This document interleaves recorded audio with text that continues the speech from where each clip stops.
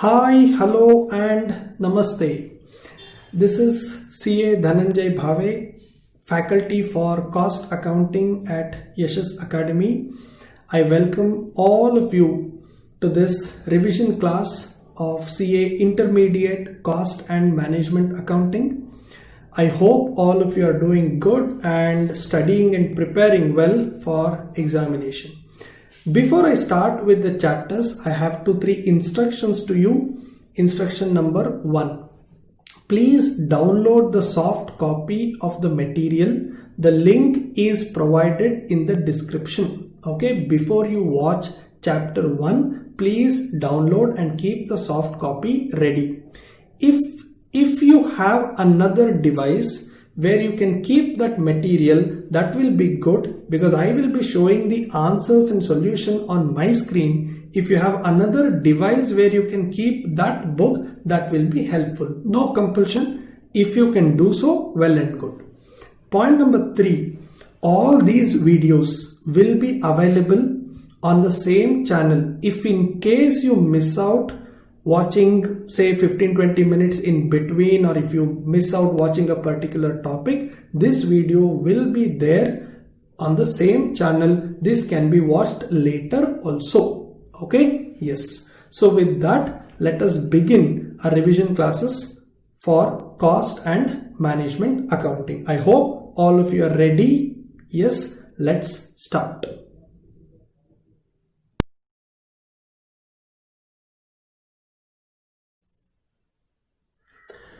Let us start with chapter 1, Introduction and Cost Sheet. The questions that you can expect in exam from this chapter is mainly cost sheet preparation. Normally a question for 10 marks would come from this chapter. They can also ask a small question for 5 marks where instead of asking you to prepare entire cost sheet, they may ask you to work out only up to cost of production. Okay, now instead of working out the entire cost sheet till sales and calculating profit, they may say, look, just calculate up to factory cost, calculate up to cost of production. So such questions will be for 5 marks, or if they ask you to prepare the entire cost sheet, then that will be for 10 marks. So cost sheet is normally prepared in this format. Now this is particulars, total and per unit. This per unit column is not necessary every time. You have to check in the question whether we have the details about quantity, about units. If you do not have number of units in the question, then you cannot fill this per unit column. What some students do in exam is they just write particulars, total and per unit, and then once they start putting the numbers, they realize that the number of units of FG is not there. And if you don't have number of units of FG produced and sold, etc., then you will not be able to fill this. So before you write in exam the format, check whether you have number of units data in the question or not. If it is not there, then it will be only particulars and total. Okay, yes. First comes the direct material, then the direct labor, and then direct expenses. All direct items together we call it as prime cost. What do you consider in direct material cost? Direct material includes opening stock of RM plus purchases minus closing stock of RM. Till this we anyway know. You also have to adjust a few items like the discount. If they say trade discount, then you deduct. Cash discount should not be, because cash discount is a pure financial item that has got nothing to do with the purchase activity. Tell me, you get cash discount only if you promise to pay, correct, promptly, on time. That means that discount is more connected with the payment and less connected with purchase. Are you following? Cash discount is a pure financial item, so we don't take, when you give cash discount to your customer also, we don't take it in cash in cost sheet. When you take cash discount also, we will not take. So it should be understood as trade discount. Then purchase returns. Obviously when purchase is taken as a plus, purchase returns will be taken as minus. Income from sale of raw material, scrap. Now when you buy 100 kg, If 10 kg out of 100 kg is not of good quality, you may return it. What if supplier says we don't have a practice of taking the raw material back? What if he says no return policy? Then what will you do with those bad materials? You will have to sell it, and when you sell it, you will earn some income. That income should be taken here. You need to be careful in examination. Just because they say sale of scrap, okay, don't directly come and put it here. You will have to see whether it is RM scrap or WIP scrap or FG scrap. Now what is the difference between all the three? If raw material is of bad quality and if you decide to sell it to a scrap dealer, that is RM scrap. In the process, when you realize that something is not of good quality or it is not meeting the standard, you decide to sell it to scrap dealer, that is WIP scrap. It is like when you buy cloth, you find it as very good cloth. When you start cutting it, you realize that it is not good. Now it is cut, but you now realize that it cannot be used. Now it is work in progress and you are selling it as scrap. That will be WIP scrap. Then what is FG scrap? You bought raw material, you did the production. At the time of packing, at the time of quality check, you realized that it cannot be sold. It is a defective production. It's a bad item. You can't sell it. Now you tried reprocessing it, but that is also not possible. Now you are selling it. Now that becomes FG scrap. You will have to check in the question whether it is RM scrap or WIP scrap or FG scrap. Only RM scrap is adjusted here. WIP and FG scrap will come later. You can see here there is sale of WIP scrap, and later you will also see sale of FG scrap. Sir, what if in exam they just say sale of scrap? Then what should I assume? Correct, this is another doubt that many students have. Then assume it as sale of RM scrap and give a note. You want to assume it as sale of WIP scrap, do so, give a note, right? In exam, if they say sale of scrap, you have to decide whether it is RM, WIP or FG. Now you have to assume one of the three. I would suggest you assume it as sale of RM scrap and give a note. Nothing wrong if you assume it as sale of WIP scrap and give a note. Accordingly, take it in the right place. That's important. Clear? Yes. Then freight inwards. Only freight inwards. See, freight paid on RM purchase should only be taken, not freight incurred on sale, because that will be considered as selling and distribution cost. That will not be included in direct material cost. Now some students have this doubt, sir, you are saying material cost. That means we should consider only cost of goods, raw material, goods. Why are you taking freight? Now please understand, this is not purchase cost, this is material cost. That is the difference. Purchase cost is the cost incurred for the raw material. Anything incidental should also be taken if you want to call it as material cost, which means material cost is equal to purchase cost of raw material plus all incidental expenses. That is why I am saying even freight should be included. Later in the chapter, in the material chapter, the next chapter, there is a detailed discussion on what to be included when I say material cost and what should not be included when I say material cost. Freight, container, loading, unloading, transit insurance, everything that is necessary to bring the raw material to your go down gate, all of that is included when you say direct material cost.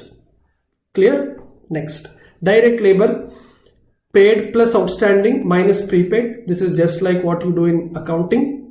And direct expenses, all of that together we call it as prime cost. Okay, let's continue. After prime cost comes factory overheads. What are the other names? Works overhead or production overhead or even manufacturing overhead. Everything that is incurred in factory, right?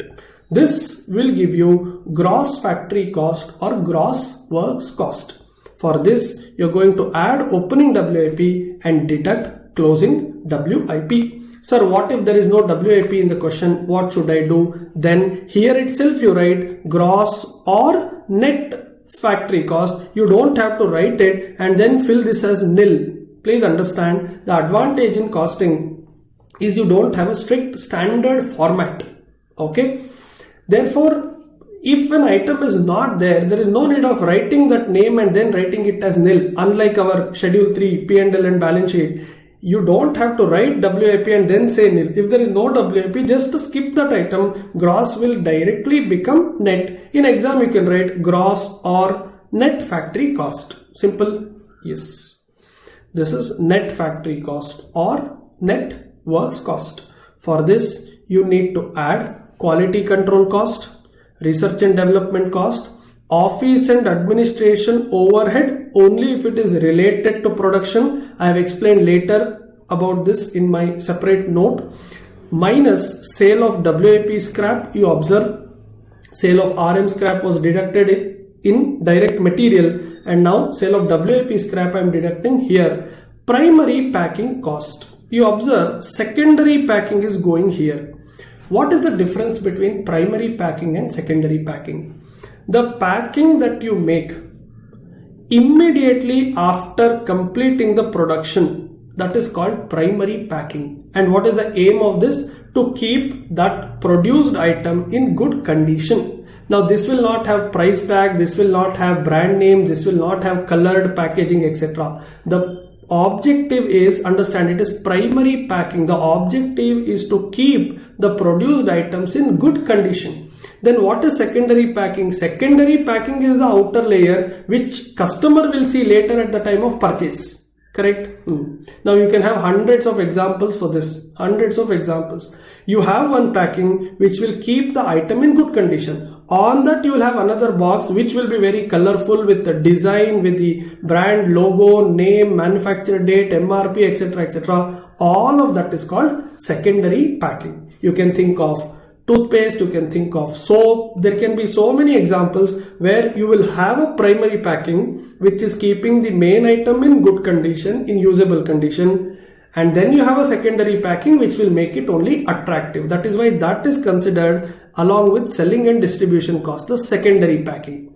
The primary packing is related to production activity, therefore I will consider it above COP, cost of production. Sir, in exam, what if they just say packing cost? Then you will have to assume it either as primary or as secondary. You assume it, give a note and accordingly treat it. If you assume it as primary packing cost, it will come above COP. If you assume it as secondary, it will come below COGS. Clear? Most of the time they will give you something like this. The packing cost was incurred to preserve the item in good condition. That means, understand, it's a primary packing. Or sometimes in exam they say packing cost incurred to attract the customers. That means it is more to do with, correct, secondary packing, right? That is selling and distribution cost. Next, once you get COP, cost of production, add opening FG and close and deduct closing FG. That will give you cost of the goods that you have sold.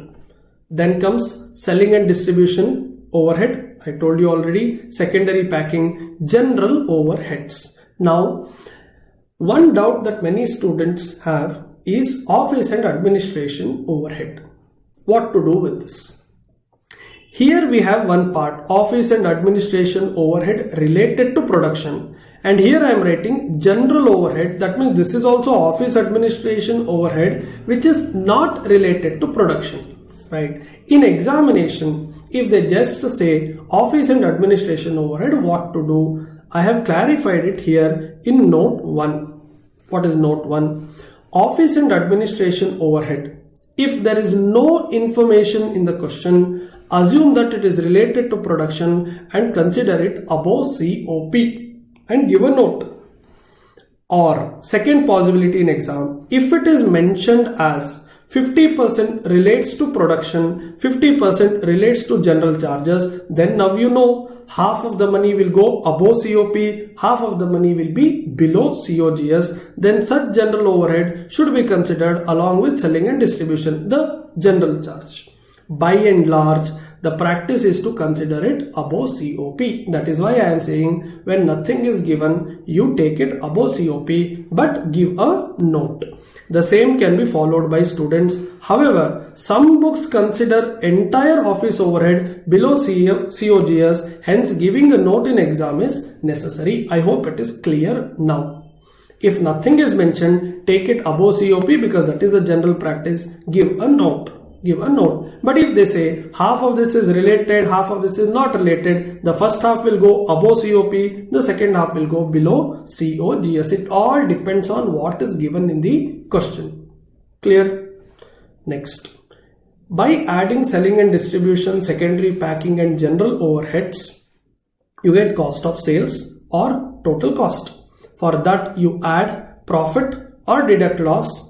Finally, sales or selling price. Sales is for total, selling price is for individual, that is per unit. So if you are preparing only particulars and amount without putting the quantity column, then write only sales, don't write selling price. Selling price is always per unit. If I say selling price per calculator, but if I am a calculator dealer for the whole month, I will call it as sales for the month. But when it is single calculator, I say selling price of the calculator. Clear to you? Right. Next. Few more things where students get doubts I have clarified in note 2, note 3 and note 4.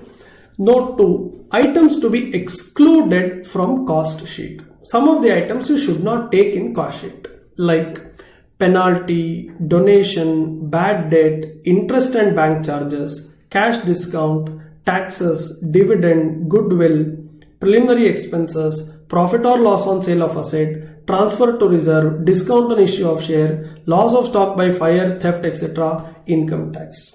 Now, why are we not considering these items? Please understand, these are not related to the product that customer will be ultimately buying from you. Let's take few examples, you'll understand. Penalty. You are running a hotel. You are selling onion dosas. Onion dosa price is 25 rupee. And tonight, suppose you are caught by police for doing some smuggling in your hotel godown. In your hotel godown, you had stored some smuggled goods. And police is asking you to pay penalty. 1 lakh rupee penalty you pay. And that day, you change your cost sheet, add penalty to office and administration overhead. Suddenly your total cost will increase, selling price will increase. Next day customer will come and he says, give me one onion dosa. He places 25 rupee because he knows that price. But then you say, no, it's not 25, from today it is 27. And then the customer asks, why should I pay 2 rupee extra? Why did you increase the price? And then how will you answer? Will you say that I was caught by police yesterday for doing smuggling, so I have paid 1 lakh rupee. In a year, I will be selling 50,000 dosas. So 1 lakh rupee by 50,000 dosa. Per dosa, I have to recover 2 rupee from all of you, my customers. Please pay 2 rupee extra to me. Will customer pay for it? No, simple. That is why you should not take it in cost sheet, because if you take an item in cost sheet, understand it will impact the selling price. That means it will impact the customer. Second one, donation. You want to donate. You as a businessman, you want to donate to some charitable trust. You donate, no. Why do you want your customer to pay? You cannot say onion dosa price will be 29 rupee, 4 rupee will go to donation. Then the customer will say, look, I am paying only for onion dosa. Donation you want to do. Within 25 you will make some profit. No, in that you donate. Donation should be from your pocket. Don't collect from me and then give it to trust and you call as your donation. Are you following? So these are the items. Like this you can observe all these items. Bad debts. One customer did not pay. So you decided to write off as bad debt. And now you want all other customers to, bear that loss, bear that burden. One customer, 5 lakh rupee, one big marriage function order you got, 5 lakh rupee worth work you did. He is not paying. You decided to write off as bad debt and then you take it in your cost sheet. What will happen from tomorrow? Your product, onion dosa, selling price will go up. Correct? And when customers ask, why are you increasing the selling price? Can you tell other customers, look, one of my customers did not pay. He did not pay. So that loss I want to recover from all of you. You please pay me 3 rupee extra, 2 rupee extra. Answer is no. So these are not the items that you can ask your customer to pay. Your income tax, you can't ask your customer to pay. Correct? You sold some old assets, because of that there is some loss. You want to debit it to P&L, you do it, but you can't take it in cost sheet. It is different. Debiting in P&L account is different. I am not talking about that. We are not learning accounts. We are learning costing. Should I take that item in cost sheet and should I increase the selling price of the product? That is the question. Goodwill written off. preliminary expense written off. These are all accounting entries. This has got nothing to do with the product that you are selling. Why should customer pay you for the loss that you incurred because there was fire in your godown yesterday and you have lost some stock? He says, sir, that is your problem, not my problem. Correct? That is why all these items are kept outside cost sheet. In examination, if they give you donation, then you don't take it in cost sheet. After the cost sheet, you give one line note saying donation is kept outside cost sheet. Donation should not be considered. Clear? Yes. Like how expenses are not taken, some incomes are also not taken, like interest, profit on sale of asset, etc. Expenses also you don't take, some incomes also you don't take.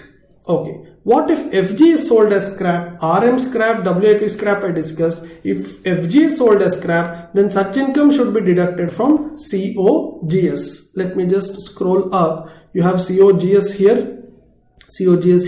After this you deduct here. After this you deduct sale of FG scrap. Sale of FG scrap. Clear? Right.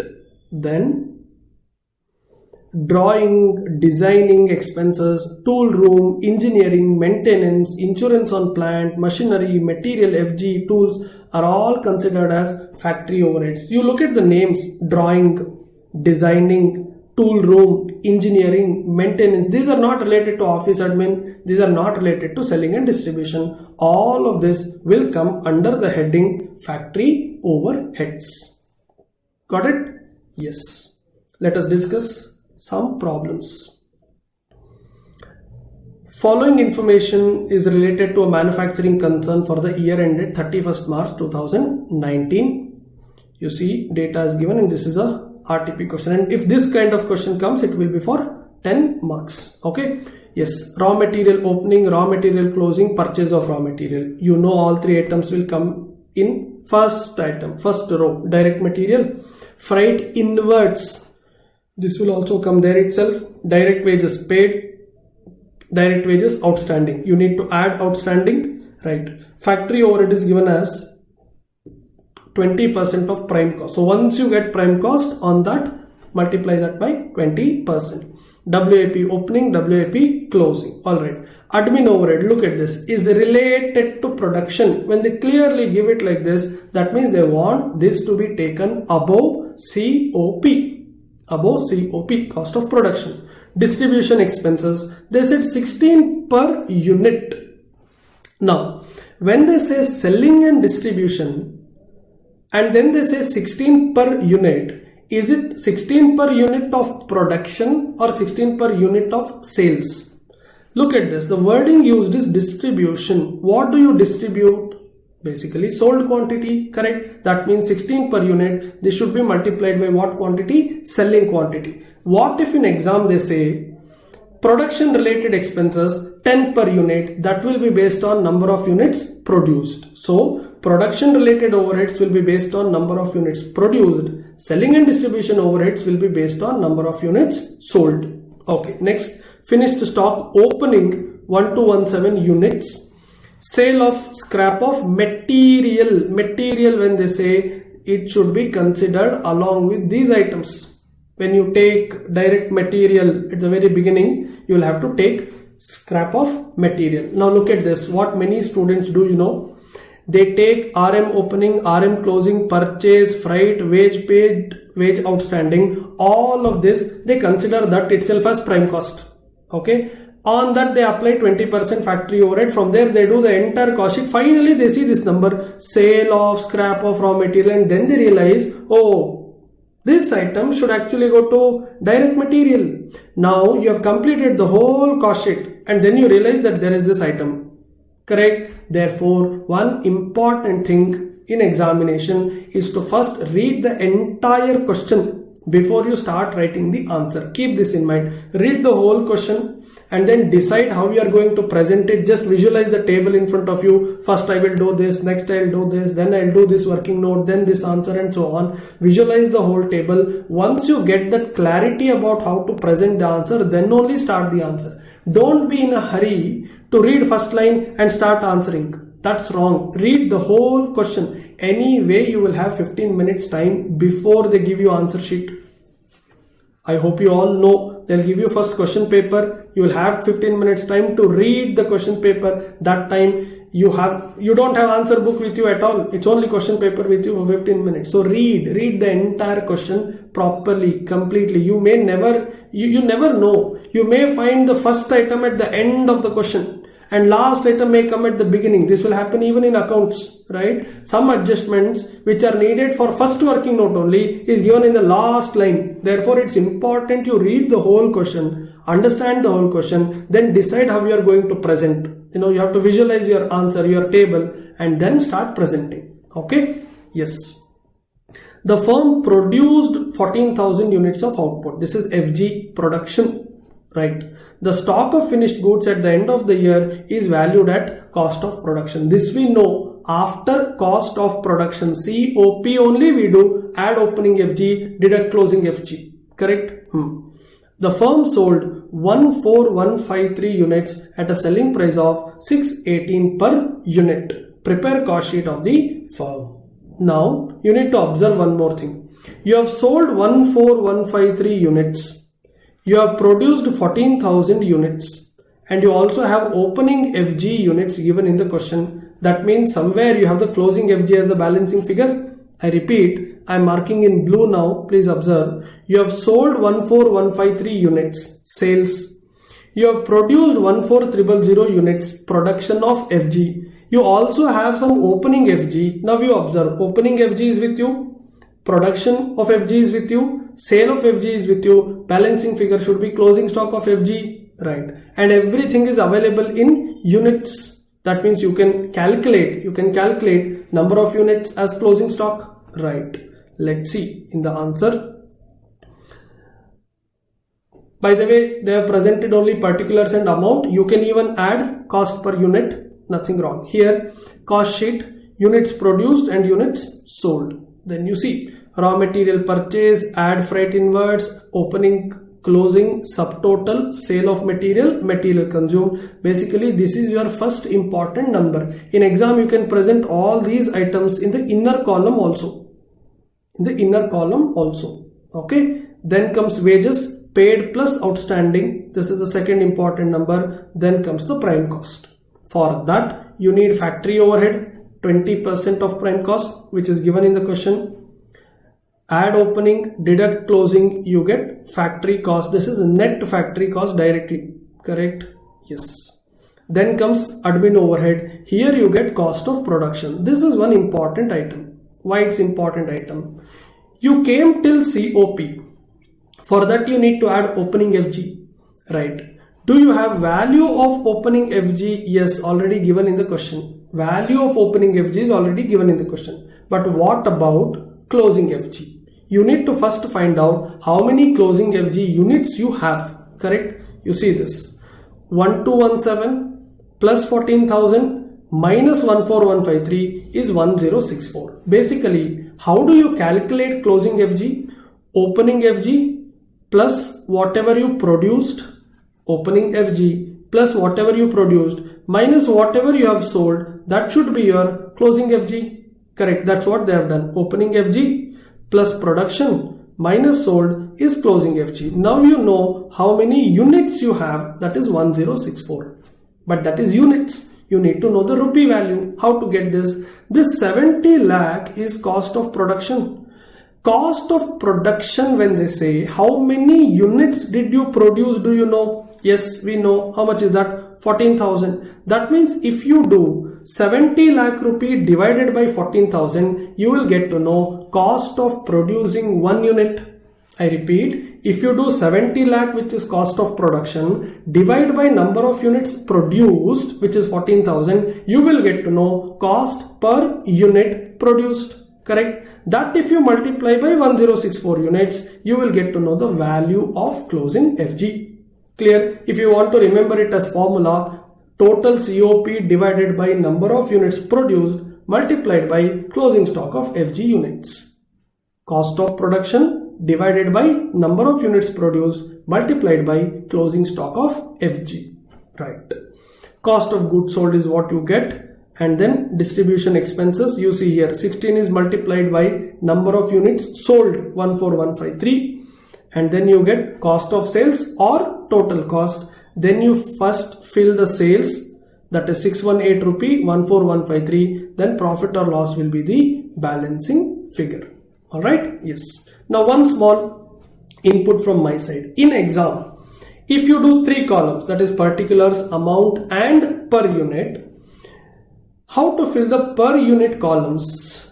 I'll just scroll up. Yes, in case if you decide to show even per unit column here, one more column, everything up to COP, that is 70 lakh, up to this will be divided by number of units produced.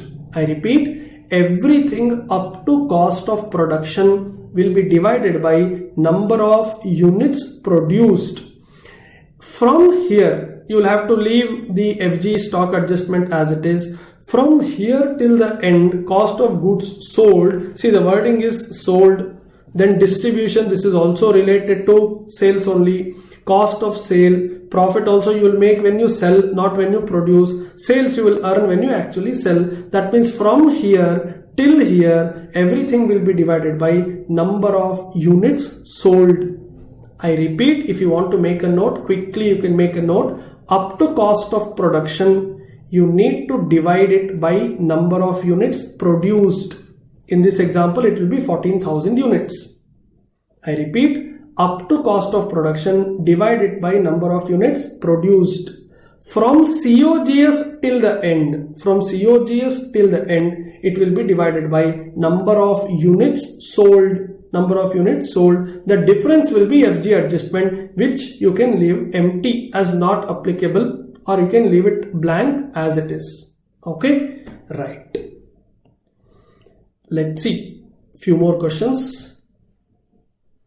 From the following data, calculate cost of production. Look at this. The question is only about cost of production. Now these kind of questions, you don't have to prepare the entire cost sheet. This can come for 5 marks. See, you have this many items, 15 items. You need to decide which are the items to be taken and which are the items that are to be ignored, right? Let me discuss one by one. Repair and maintenance paid should be taken. Insurance premium should be taken. Insurance premium on plant also, machine also, inventory, everything will be taken. Raw material purchased, opening stock, closing stock, all of this will come in direct material. Wages paid will come in direct labor. These two together will give you prime cost. Value of opening WIP, value of closing WIP. Opening WIP you will add, closing WIP you will deduct. Quality control cost, yes. R&D cost, yes. Administration cost for factory and production, yes. Others will not come because this is administration overhead not related to production. Why? Because here they said administration cost related to factory and production. This will come above COP. When they say others, that means these are the administration overheads that are not related to production. Therefore, this will not come. You will have to give a note. Next one, amount realized by selling scrap generated during the manufacturing process. That means this is sale of WIP scrap. I told you already when I discussed the format. When they say amount realized by selling scrap generated during the process, that means it's already in the process. It should be WIP scrap. Next one, packing cost necessary to preserve the goods for further processing. That means this is primary packing. Look at the wordings, necessary to preserve the goods. That means this is primary packing. This will also come above COP. Salary paid to director, marketing director will not come because marketing cost will go to selling and distribution overhead. They have shown the answer here. I have discussed anyway. You can just see this. Yeah. Material consumed, wages, prime cost, all the factory related items, and then opening closing WIP gets adjusted. Amount realized by selling scrap, primary packing cost. This is the final answer. They have given the note. Other admin overhead will not form part of COP. Salary paid to director marketing is a selling and distribution cost. If they say salary paid to director who is in charge of manufacturing or production or factory, then that will come. But when you say salary paid to director of marketing or sales, then that will not come. Clear? Yes. Now, some students have this doubt. This is not only about this chapter, as costing paper as a whole. Sir, when to write note? When to write note? See, this is the thumb rule that you can apply. If they have given something in the question and you are not using that in your answer, then give a note. I repeat, if they have given something in the question like this, other administration overhead, salary paid to marketing director. They have given something in the question, but you are not taking that in your answer, give a note. Or something is not given in the question, but you are assuming it and taking it in the main answer, give a note. Simple. I repeat, something is given in the question, but you are not going to take that in the main answer, give a note, just like how they have given the note here. Or something is not given in the question, but you have assumed it, then give a note. Something like what I told you in cost sheet format. They say office and administration overhead full stop, and they don't tell you whether it is related to production or not related to production. Now you are making an assumption that it is related to production, then give a note. So in simple, something is given in the question, I am ignoring in the main answer, give a note. Something is not given in the question, you are assuming something, give a note. That's it. Right? Sir, something is not given in the question, I am also not taking. What to do? Just ignore. If it is not given, you are not taking. What is there to write as note? Something is given, you are taking in the main answer, that will anyway come in the main answer. Why to give note? Simple. Okay? Yes. Next.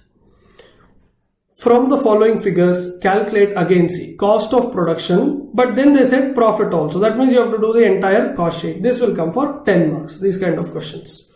Stock on 1st March, RM and FG, opening stocks are given. Next, stock on 31st March, opening and closing, RM and FG, everything is given to you. Work in progress also, opening and closing, all of this is stock. Very simple, just add, deduct as it is. All opening gets added, all closing gets deducted. Simple to remember? Yes. Then purchase of raw material, this will come direct material. Yes. Sale of finished goods, this will come at the end. Direct wages, this will come above prime cost. Yeah. Factory related expenses, you know. Office and admin, non-production, they're clearly mentioned. That means this will come below COGS. Below COGS. Selling and distribution, this you know anyway. Sale of scrap during process, that means this should be WIP scrap. I know sometimes they will just give it as sale of scrap. Then I told you what to do. You will have to make an assumption and give a note. I know in ICI few places, in RTPs or ICI study material itself, they say sale of scrap, that's it. And they don't say anything. In one answer, they take it as sale of scrap of raw material and they give a note. Another answer, they take it as sale of scrap of WIP and then they give a note. That means when they say sale of scrap, you are also free to make an assumption. But whenever you make an assumption, give a note. Alright, so here is the answer for you. Yes, material consumed, direct wages, which will give you prime cost. Factory expenses, this will be gross and then this will be net. It's not mentioned here, but you should know gross. When you adjust WIP, it is net. Less sale of scrap during process, you get COP. Add opening FG, deduct closing FG. Now you see, you have only particulars and amount column, right? This is actually not needed. You don't have units data in the question, so you don't have to worry about per unit column at all. Cost of goods sold, office admin, selling and distribution, cost of sale, profit is a balancing figure. You will first fill the sales and then come back and fill the profit or loss. Okay, yes. Now, there is one question in ICA material which I want you guys to practice. So, the same cost sheet problem, they can break one full financial year into two parts, something like this. First 3 months, next 9 months. There is one good question in ICI book. Answer is also there. You'll have to practice it. Just make a note somewhere. First 3 months, next 9 months. They say first 3 months rent was 10,000 per month. That means when you prepare the cost sheet, instead of just having particulars and amount, you will now have 3 columns. Particulars, amount for first 3 months, and then amount for next 9 months. Following? Then here you write direct material, direct labor, etc. Here you will have all the amounts. Here you will have to add one more column, the per unit column. Here also per unit column, here also.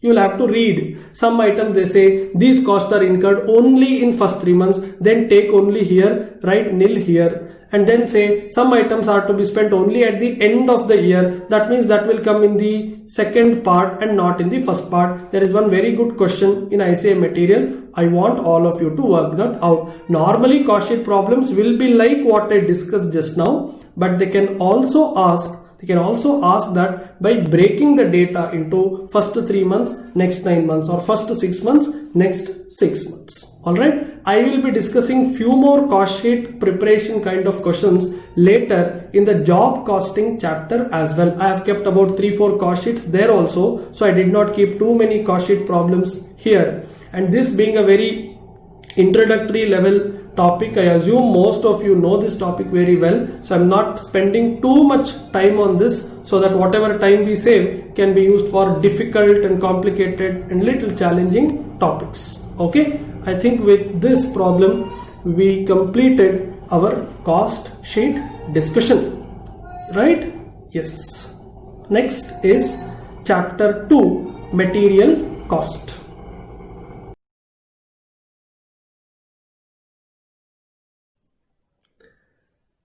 Yes, let us start material cost chapter 2. One important area from exam point of view is concept of EOQ. EOQ formula is 2AO by C, 2 into annual requirement of raw material into ordering cost, that is cost per order, and carrying cost per unit per annum. This carrying cost per unit or per kg per annum is also termed as opportunity cost, interest rate, bank rate, working capital finance, etc., etc., insurance rate. So all of that combined. So what if in exam they give you insurance 3%, storage cost 5%, interest 2%, then add all of that. Normally they will give you carrying cost as one number, say 8%. So it is easy. What if they give insurance 3%, storage 1%, interest another, opportunity cost 5%. If they give 3%, 1%, 5%, add all of that, 3 plus 1 plus 5, that total 9% will become carrying cost. Okay, holding cost, correct, that is one more term. A is annual requirement, O is ordering cost, and C is carrying cost. This you guys know very well. One important note, this is something on which many students have doubts. While working out comparison between EOQ and another option, normally in the question they will come up with an adjustment like this. If supplier is offering 5% discount, 3% discount, if you buy little more than your EOQ, he is ready to give you discount. Will you accept the discount? This is what we get, correct? Carrying cost is to be worked out on average inventory, that is 1 by 2 into whatever quantity you are buying into carrying cost per unit per annum. Many students have this doubt. Why are we not doing just quantity into CC? Why are we doing 1 by 2 into quantity into CC? Let me just draw a small graph so you can understand it.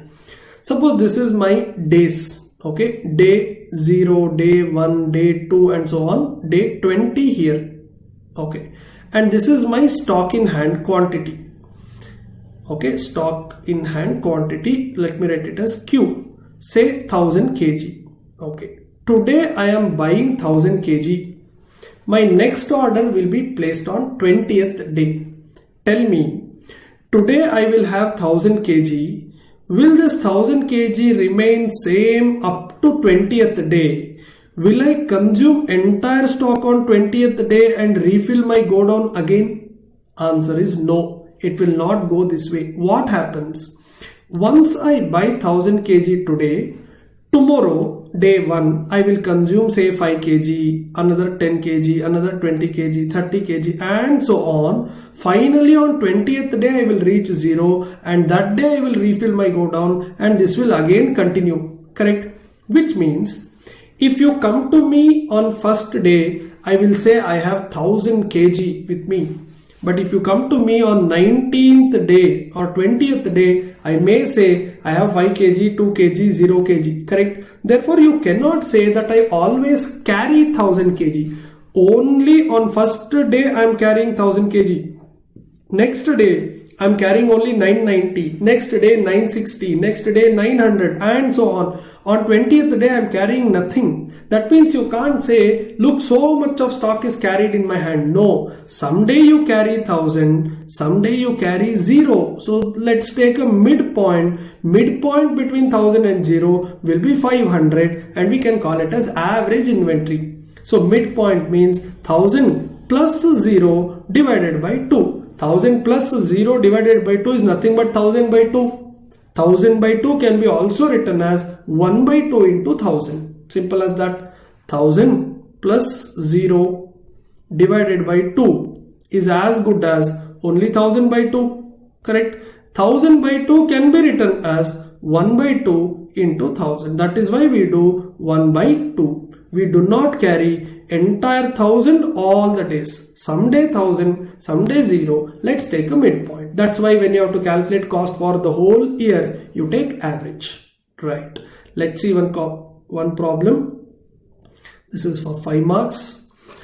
X Private Limited is manufacturing a special product which requires a component sky blue. That's what you need to buy. Now some students get confused whether EOQ is based on number of units to be sold or is it based on number of units to be purchased. Understand, EOQ is about buying. EOQ is about ordering. EOQ is about you and your supplier. It has got nothing to do with what you have to sell. Correct? That means you always have to go by what you purchase and what you consume. Correct? Which is raw material basically. Yeah. So sky blue is the component. Okay. The following particulars are available for the whole year. Annual requirement of sky blue, cost of placing an order, that means ordering cost, cost per unit and carrying cost per unit per annum, 18.75% will be applied on 640 rupees in the denominator. The company has been offered a discount of 5% on purchase of sky blue if your order size is 3000 components at a time. You have to buy 3000. Now tell me, annual requirement is 12,000 and if you want this discount to be accepted, then you have to buy 3000. That means only 4 orders in a year. That only if you accept. So now what is the question in front of you? You are required to, number 1, compute EOQ, economic order quantity. For that you have the formula and then decide whether the quantity offer can be accepted or not. You see how the answer is presented. EOQ to AO by C, very simple. Therefore I just have written here, by substituting you will get 600 units. Tell me what you will do. Square root of 2 into 12,000 into 1800, correct, divided by 18.75% of 640 rupees, right? When you substitute all that, you get 600 units, right?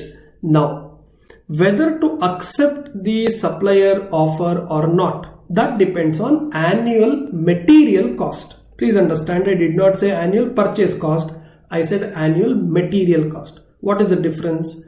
Purchase cost is only purchase of goods. Material cost includes purchase cost plus ordering cost plus carrying cost. In ICAI's answer, in this answer, suggested answer, they have presented it as 2 different tables. If EOQ is accepted or if the discount offer is accepted, you can actually present it in a single table with particulars at EOQ, at discount offer. The reason why I have kept the institute answer as it is you should understand what you know itself is presented, maybe in a different way. Don't worry about it. Okay, yeah. So next time when you see an institute's answer being little different from how you present, you just spend 1 minute time, you will get to know. It's the same thing just that instead of one table they have done two tables. You can do it as a single table, no problem. If you do single table, you will have particulars at EOQ at discount offer. First, purchase cost. Annual requirement is 12,000, and if you go by EOQ, you won't get discount 640. But if you accept discount, it will be 608, that is 640 minus the discount offered. So purchase cost will be different. Second, ordering cost. You need to find out number of orders. How to get number of orders? 12,000 units per annum is what you want to buy, and you have decided to buy 600 every time. So 12,000 divided by 600, that many times you have to buy, that many orders you will have to place, correct? Into every time you place an order, it is 1,800 rupee, that will be 36,000. But if you go by 3,000 units at a time, then it will be only 4 orders into 1,800 will be 7,200. Right. Carrying cost, I told you 1/2 into 600 units into 640 into 18.75%, which is written as 18.75 by 100, one and the same, 36,000. Here 1,171,000. Now you must observe one thing in examination, this 36,000 and 36,000 at EOQ, your ordering cost and carrying cost should be one and the same, should match. Other options it will not match. Okay, now one doubt that many students ask me is, sir, what if number of orders are coming in decimal? For example, 12,000 by 600 here, when I do, I may not get a decimal point. What if EOQ is 650? When I do 12,000 by 650, I will get a decimal number. Let me take one example. So 12,000 by 650 will give me 18.46 orders, correct? Now, practically speaking, is there anything called 18.46 orders? No, it has to be either 18 orders or 19 orders. It can't be 18.46 orders. But if you round it off to 19 orders, where the actual number is 18.46, if you round it off to 19 orders, remember your ordering cost and carrying cost in that case will not match, because you have manually changed one number.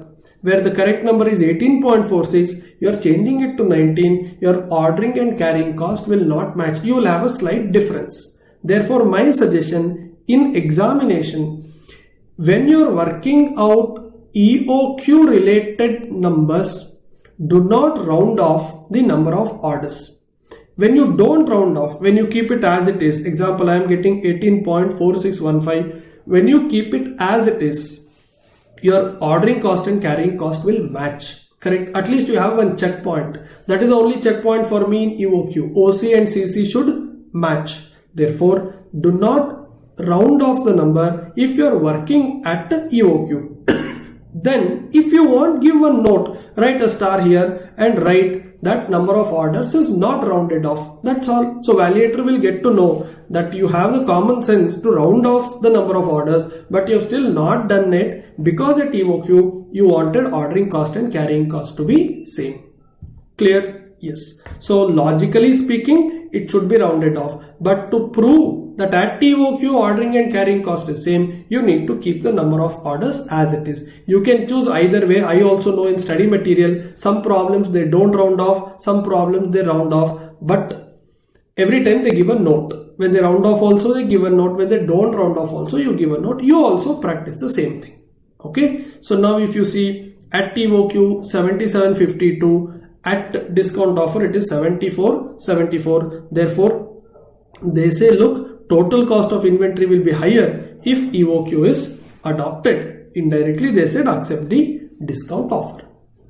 Okay, next. This EOQ concept will come once again later in this chapter, where you have to work out minimum level, maximum level, reorder level. In some places you need ROQ, reorder quantity. That time again I will discuss EOQ. Okay.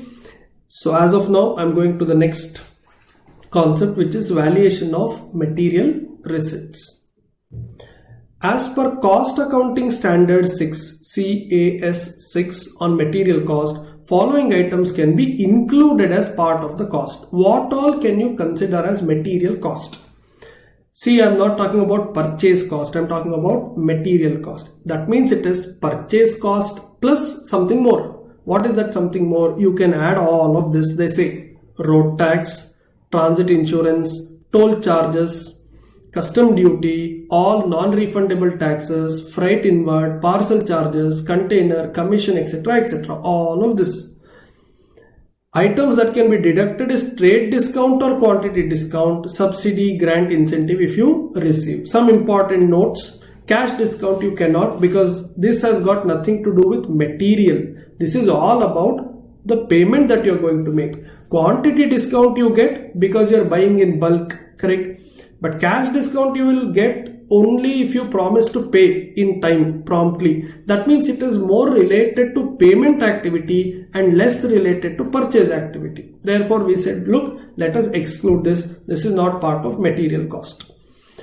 And then the tax recoverability, whichever tax you can recover later, like GST. When I pay GST to my supplier, I can take that input tax credit later, correct? That means it's not a cost, because today it is going from my pocket, tomorrow it will come back in the form of input credit. It is recoverable. But what about custom duty? If I pay custom duty today, it will never come back to me as input credit. Therefore it becomes a cost.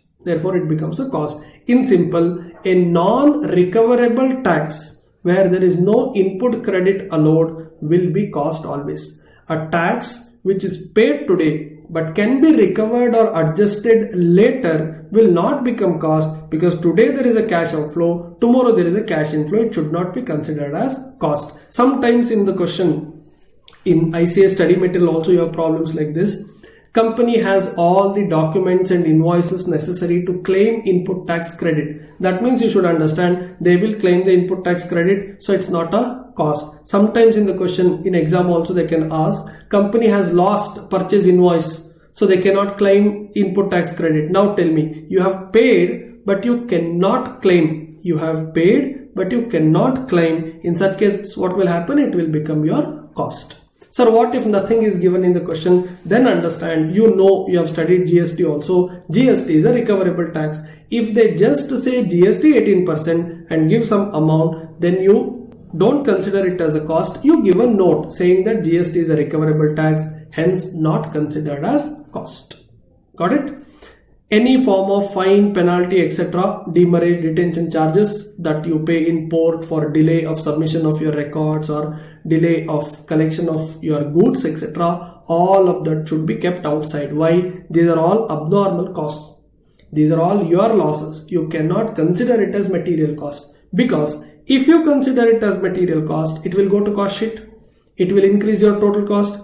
It will increase the selling price. That means you pay fine and penalty, and then you are asking your customer to bear that by asking him to pay more selling price. Correct? When you say, I will not take something in cost sheet, indirectly you are accepting that, look, this fine and penalty I have paid, but I will not take in cost sheet. I will not increase my total cost. I will not increase my selling price. The money that is gone, and that I will only, that is businessman only, will bear the loss. So wherever I say this will be charged to costing P&L, this cannot be recovered from customer, this will not go to cost sheet. That means understand, you have paid and you can't take it in cost sheet. Basically your loss. Whatever you take in cost sheet, you will add profit and recover that money from your customer. What you don't take in cost sheet is your loss forever. Even if the amount is paid by supplier, it will still be considered. Why? Suppose one supplier says that I will spend on loading charges, I will only spend on insurance, I will only pay money for transporter guy. Later he will add all of that in the invoice. So whether it is paid by supplier or by buyer, it has to be considered as a cost. Okay, let's see. Let's discuss one problem. HBL Limited produces a product M which has a quarterly demand of 20,000 units. This is what you produce and sell. Okay. Each product requires 3 kg and 4 kg of X and Y. That means understand, my focus is on X and Y. If they say EOQ, if they say cost of material, they are talking about X and Y, not about M. Yeah. Material X is supplied by local supplier and can be procured at factory any time, hence no need to keep inventory for material X. Very important. Our students ignore all this theory explanation. They will start reading the question from this table directly. Big mistake. When the line clearly says that material X is available locally and you don't have to keep inventory, that means you're not going to carry inventory with you. When you don't carry inventory with you, there is no carrying cost. There is no carrying cost. Are you following? When they say you don't have to keep stock at all, that means there is no need of calculating EOQ. There is no denominator only. There is no carrying cost at all. If you want, you go and buy. Simple. Material Y is not locally available. It requires to be purchased from other state. That means now you have to keep some stock in a specially designed truck container with a capacity of 10 tons. 1 ton is 1000 kg. So 10 ton is 10,000 kg. In 1 ton, in one truck, you can get this. Now, here you will have ordering cost, transportation cost. You have to store also, carrying cost, because supplier is not in the same state. You need to understand this when you read the question. Reading the question properly is as good as doing half solution. If you don't read the question properly, understand half of the solution is already wrong. Have patience, read question properly. Every sentence has some importance when you work out the answer. The cost and other information is given to you. Material X and Y, purchase price excluding GST, rate of GST 18%, freight per trip. See this is not per kg, this is per trip, fixed irrespective of quantity. Okay, sometimes you may fill the truck with entire 10 tons, sometimes it may be only 9 tons or 3 tons. You have to pay 28,000. Why is it not given for X? Because it is locally available and you can go and get it any point of time. Loss of material in transit, that is during transportation, again 0 because this guy is locally available. Here you have 2%. Loss in the process 4% and 5%. This star here and 1 star here, they said this should be applied on purchase quantity. The 2%, 5%, 4%, all that you do is on purchase quantity. Next, other information, company has to pay 15% per annum to bank for cash credit facility. This is used for carrying cost, right? Input credit is available on GST. That means you should not take it as cost, correct? What if, sir, this line is not given in the question? Then you give a note that it is assumed that input credit is available on GST. Hence, GST will not be taken as part of material cost. Clear? Right. Now, question is, you are required to calculate cost per kg of X and Y. Calculate EOQ for both the materials. Though question says both the materials, we need to be careful about the first material. It is locally available, you don't have to carry, they said, so we'll have to be a little careful. Let's see how to present this answer. First of all, I need to know how many kgs I need. How many kgs I need? Question says that 20,000 units per quarter is the demand for M. 4 quarters in a year, that means 80,000 units, correct? And how many kgs of X and Y you need? 3 kg and 4 kg. All this is coming from my question, right?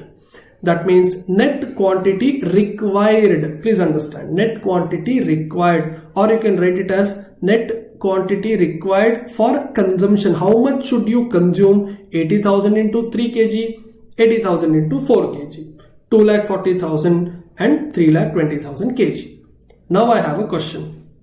Is it enough if you purchase 240,000 kg? No. Because if you purchase 240,000 kg, you will not be able to consume 240,000 kg. Why? Because whatever you purchase, on that there is some loss in transit and there is some loss in process. I will just scroll up. You see here they have given this percentages should be applied on purchase. So now understand how this working is done. There is no loss in transit for X. It is 0 in the question, so I have kept it as nil. What about loss in process? They said 4%. Now 4% is on purchase, correct? Can I apply 4% on 2,40,000? No, 2,40,000 is what you consume. Please understand what is the meaning of 4% loss in process. If you purchase 100 kg, 4 kg will go as loss in process, 96 kg can be effectively consumed. Are you following? If you purchase 100 kg, 4 kg will go as process loss, 96 kg can be consumed. So if 2,40,000 is 96, how much is 4 kg? Correct? That will be 10,000. So you will consume 2,40,000, you will lose 10,000 in process, you will have to purchase 2,50,000 kg. Got it? Let's see for material Y. Same way 3,20,000. Is there a loss in transit? Yes, they said 2%. Now tell me, if you buy 100 in that, first 2% will go as loss in transit, then you will have 98, then 5% of not 98, 5% of 100 only, because that star in the previous page clearly said that both the stars, they said that loss in transit and loss in process both are applied on purchase quantity, which means now observe these calculations. See here, 93 into 2, 93 into 5. Understand properly. If I purchase 100, if I pay 100 kg worth to my supplier, 2 kg will go in transit loss, 5 kg will go in process loss. Ultimately, I can consume 93 kg, 100 minus 2 minus 5. Are you following? 100 kg you pay for, in that 2 kg will go as transit loss. Now effectively you have 98, in that 5 kg will go as process loss. You can get only 93 for consumption. Therefore you see 3,20,000 is 93. How much is 2? That is 2%. 6881. Same way 3,20,000 is 93. How much is 5? 17,204. Now if you add all this, you get 344,085. Rather, if I explain it in reverse order, this is how it can be understood. 344,085 kg is what you will purchase.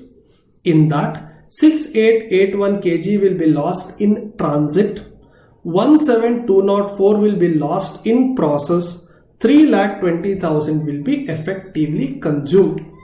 I hope it is clear now. Right?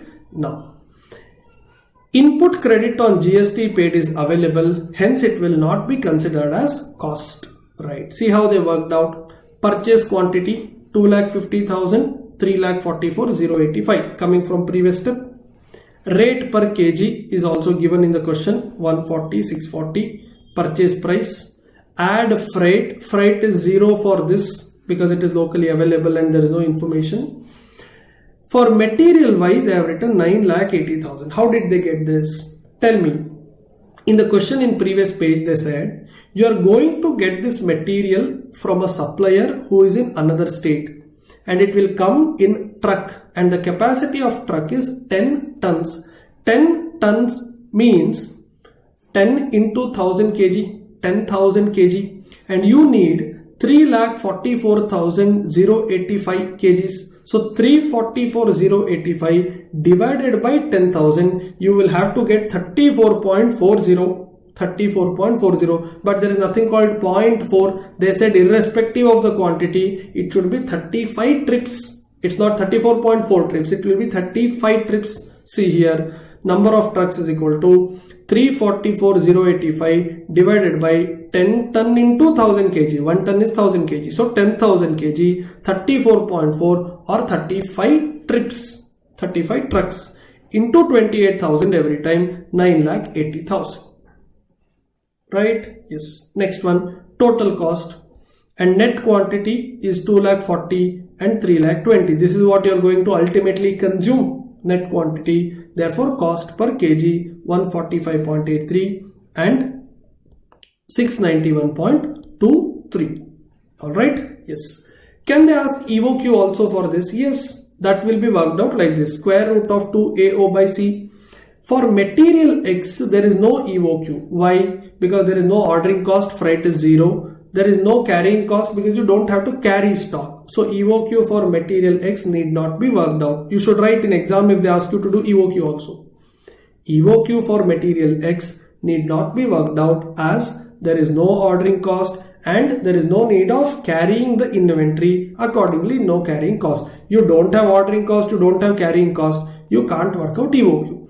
What about material Y? You can do that. Square root of 2 into annual purchase quantity 344085 into ordering cost, that is 28,000. Every time you order it will come in a truck, correct, per order. That should be divided by carrying cost, and carrying cost is given in the previous page, the percentage that should be applied on rate per kg, which is 640 rupee. You can get EOQ for material Y but not for material X. I hope it is clear now. Right. Next concept which they can ask for 5 marks is inventory turnover ratio. Very straight, simple. Cost of goods sold. Inventory turnover ratio is equal to cost of goods sold or sales. How to get cost of goods sold? Sales minus GP if they give, or opening stock plus purchase minus closing stock, depending upon the data given in the question. Okay. Divided by average inventory, for which they should give me opening stock and closing stock, and then I'll divide by 2. If they don't give, then I'll go by only closing inventory, depending upon the data in the question. What is the use of inventory turnover ratio? It measures the speed of movement of stock. Higher the inventory turnover ratio, faster will be the movement of stock. Faster movement means you will carry the stock for very less period. When you carry stock for very less period with you in your godown, the amount of money that you block in the form of stock is less. So you will have lesser working capital investment. When you carry it for less time, your carrying cost also will come down. When you carry very less stock for very less time, there is no blockage of money, there is no loss of interest. Right. There is a small problem. Calculate inventory turnover ratio, opening stock, purchase and closing stock, material A and B. Cost of goods sold, as I told you, opening stock plus purchase minus closing stock divided by average inventory. Average inventory is 8,000, that is 10 and 6,000 midpoint. 8.5 times. What's the meaning of 8.5 times? In a year, 8.5 times my inventory will move, come in and go out 8.5 times in a year.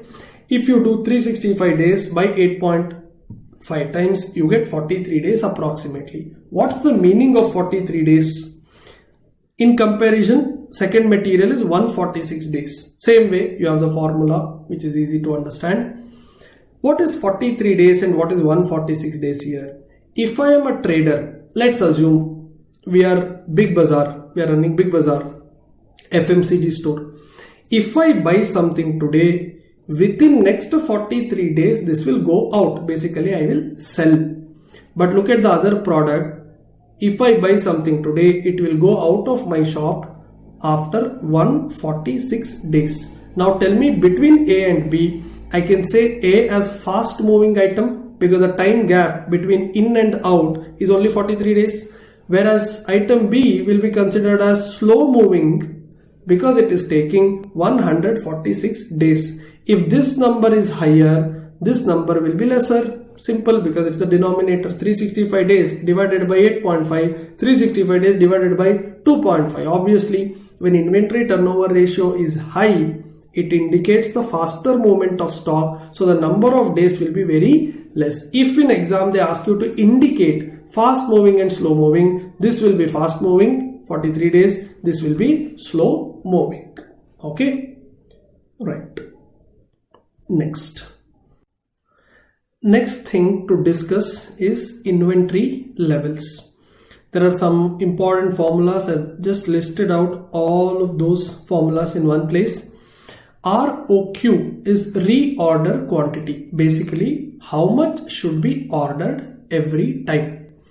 Name itself tells you reorder quantity. Next time when you place an order, how much should you order? That's the point. Now, if ROQ is given in the question, see here, if it is given in the question, then consider it as it is. Some questions they say ROQ 5000 kg, ROQ 3000 kg, take it as it is. What if they don't give? Then you work out EOQ and consider that. Basically, Economic order quantity is also reorder quantity, but at EOQ, your ordering cost and carrying cost will be minimum and equal. That is the only thing that is served extra in EOQ. Ordering quantity, whether reordering quantity or economic ordering quantity, is all about how much should I order every time. If you can bring ordering cost and carrying cost to a minimum level where both of them are equal and the total annual material cost is less, you call it as EOQ. Is it clear? So now in exam there are three possibilities. One, they give you ROQ, take it as it is. Second, they don't give you ROQ but give you details to work out EOQ, then work out EOQ and take that. What is third possibility? In some questions they may say ROQ is 200 kg less than EOQ. In that case, you first work out EOQ. Whatever you get minus 200 kg will be ROQ. Clear? I quickly repeat. If they give ROQ, take it as it is. If they don't give, work out EOQ, take that as ROQ. If they give that ROQ is 200 kg less than EOQ, first work out EOQ minus 200 kg will be your ROQ. Okay? Next. Minimum level, maximum level, reorder level. Minimum level is a level below which you don't want to go. But it's okay once in a while if you go below minimum level also. It is not equal to 0. Don't understand it incorrectly like minimum as 0. No. Minimum level is an ideal level below which you don't want to go. One day if you go also no problem. Suppose if I set 100 kg as minimum level, someday it may be 9 kg, someday it may be 10 kg. It's okay if I set 10 kg below that. If I set 100 kg below that, it's okay. It should never be understood as a dead end. Minimum level is not dead end. You can come below that also. You can come below that also. But is that preferable? Is that ideal? The answer is no. Maybe once in a month, someday you consume little extra stock. Therefore, your stock level has gone below minimum level. It's okay. It should never go below 0. Below 0 means what? You need stock, but you don't have stock. And that is called stock out situation. When you need stock and you don't have stock, that is stock out situation. When minimum level is 10 kg, if you go below 10, it's okay. No. If you go below 0, it's not okay. That's the problem, right? Maximum level, again, a level above which you don't want to go. Someday, if there is a great offer, huge discount, you buy little extra, little above maximum level also, it's okay. But then you normally don't want to keep. You don't want to buy more than maximum level. Reorder level is the level at which you will place the order. Please understand, there is a difference between ROQ and ROL. Some students get confused here. ROQ is how much you will buy every time. ROL is when will you buy that. For example, if I say in my company, the moment my inventory level reaches 300 kg, I will place an order for 100 kg. That means 300 kg is the level at which next order is placed. That means this is ROL. And that order is placed for 100 kg. That is ROQ. Basically, when will you place an order is ROL. How much will be that order? That is ROQ. Okay. Average level, you anyway know minimum plus maximum by 2. Now here, this minimum, maximum and ROL, you have to remember the formula. There is no other option. But the easy way to remember these formulas is, see here, everywhere you are multiplying same into same.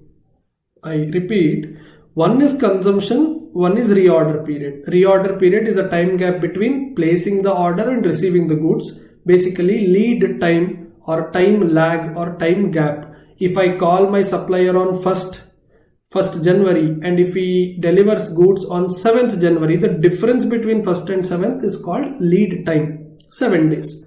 Lead time or reorder period or time lag. Now you see, average is multiplied with average, minimum is multiplied with minimum, maximum is multiplied with maximum. So it's easy to remember. So ROL, see this, ROL is maximum into maximum, minimum is ROL minus average into average, maximum ROL plus ROQ minus minimum into minimum. So wherever you take minimum consumption, multiply that with minimum reorder period. Maximum consumption, maximum reorder. Average, average. Average is also called as normal consumption. Okay.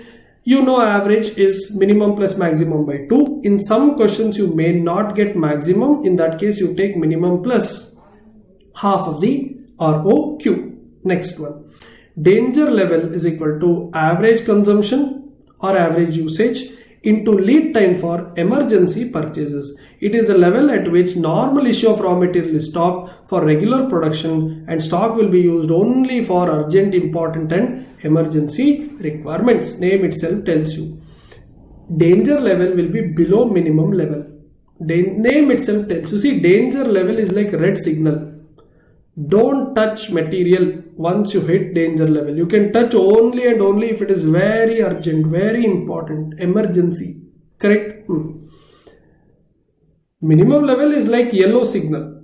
If you go now in Bangalore, this is the rule that we follow, correct? When it is yellow, whether to go or not is very subjective. If it is red, we all know we should not go. If it is green, we all know we can go. If it is yellow, it is very subjective. Half of Bangalore population thinks that yellow means green. The other half thinks yellow means red. Minimum level is something like that. Can I go below that? It's okay. Can I go all the time? No, that's not okay. But danger level is like red signal. You should not go unless it is urgent, important, emergency. Basically, unless you are a driver of ambulance, red means you should not go. Simple. Correct? Buffer stock. Some quantity of stock is always kept as buffer. Name itself tells you, to meet contingencies. Normally this buffer stock is kept in some other godown, not in your regular godown. Suppose if there is a fire in the regular godown and entire stock is lost, what will you do tomorrow? For tomorrow's production you need some stock. That some extra stock you will keep it in some other place. Maybe a kilometer away from the main godown. You will take a building, rent a building, a small building, only for keeping buffer stock there. At least raw material is anyway gone. At least production will not be stopped the next day. If there is a fire also, the next day you can continue using your buffer stock. Right.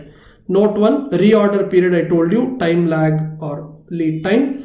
Consumption can be replaced with word usage. Some books use the word average usage. Average is also called as normal. This you know. In summary, now how do I remember all this? ROL means when to order. ROQ or EOQ, how much to order. I told you already. Maximum level, up to what level can we keep the stock. Minimum, at least how much should we keep or we want to keep. Average level, normally how much we are going to keep. Danger level, how much to keep for emergency needs. Buffer stock, how much to keep to meet a sudden demand. Okay. Right. There are some problems. Ronak Limited is the manufacturer of monitors of PC. A monitor requires 4 units of part M. The following are the details of its operation during 2018. Average monthly market demand of what you are selling, that is monitors. Correct? Monitor ordering cost, carrying cost, cost of one part. One part is this part M. Normal usage, minimum usage, maximum usage, lead time. Everything is given to you. Now these kind of questions can come for 10 marks. Compute EOQ.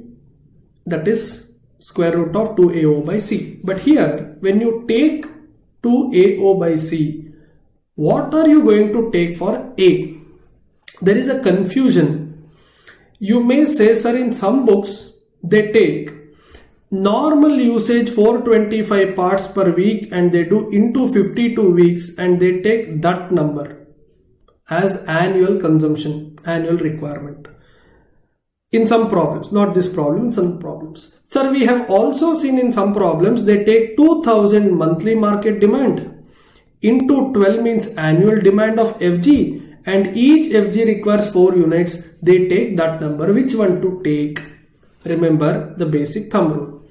If they give you FG units to be sold like this 2000 monthly, and if they also give you how many kgs or spare parts are required to make 1 unit, then don't go by this, go by number of units into 12 into 4.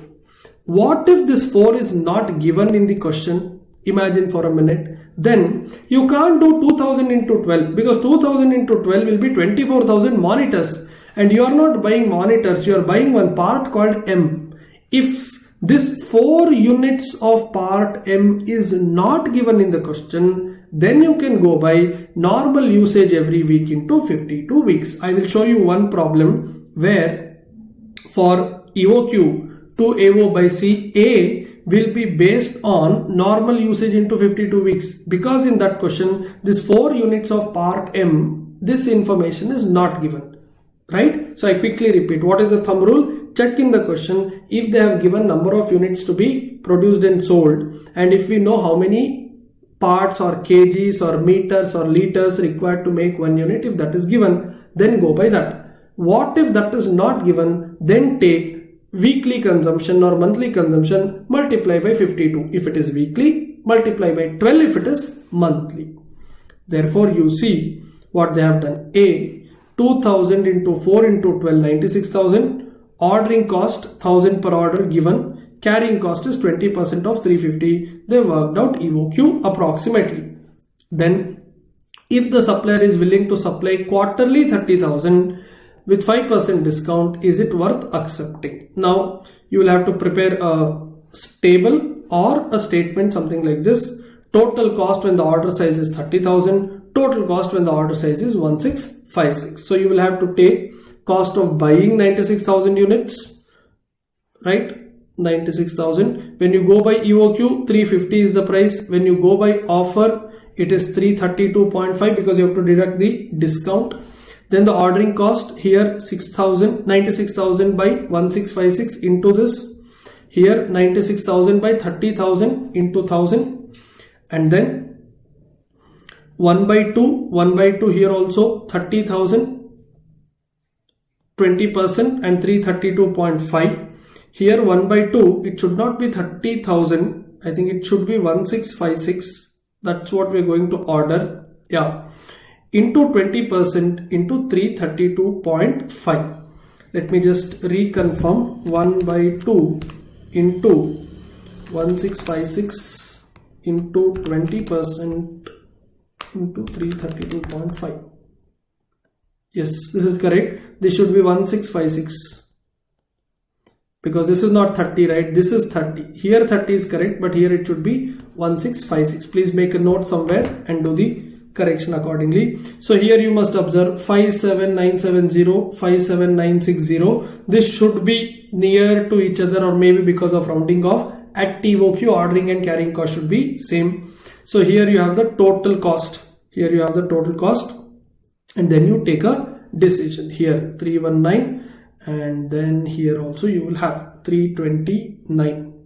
Yes. All right. Okay. Then they have taken the decision. Since the total cost, etc., etc. This you know, this is a basic EOQ problem. Then ROL maximum and minimum level. You have the formula maximum into maximum, ROL plus ROQ, minimum into minimum, ROL minus normal into normal. I told you normal can be written as average also. Okay, these are the formulas you have to remember. Every chapter will have few things like this. May not be all, but majority of the topics have 4 or 5 formulas at least. Only marginal costing and standard costing has little too many things to remember. Otherwise, it's only 4 or 5 things to remember in every chapter. Okay, let's see. Next problem. Here you have 5 marks question, ROQ, ROL, maximum, minimum, average. So 5 formulas, 5 numbers, 5 marks right away. SJ Private Limited manufactures 20,000 units of a product per month. This is their FG. Cost of placing an order. Ordering cost is given. Purchase price is given. Reorder period 5 to 7 weeks. Lead time is given. Consumption varies from 200 to 300 kg per week. Average is also given. Carrying cost is given. Now ROQ they want you to calculate. That means ROQ is not given. What do you mean by you calculating ROQ? It is EOQ. For EOQ, you need square root of 2AO by C. A you need. Observe here. What we did in the previous problem, we took number of monitors, previous problem I'm saying, number of monitors into 12 months, into 4 we did because that was available. But see here, they said you have to manufacture 20,000 units of a product per month.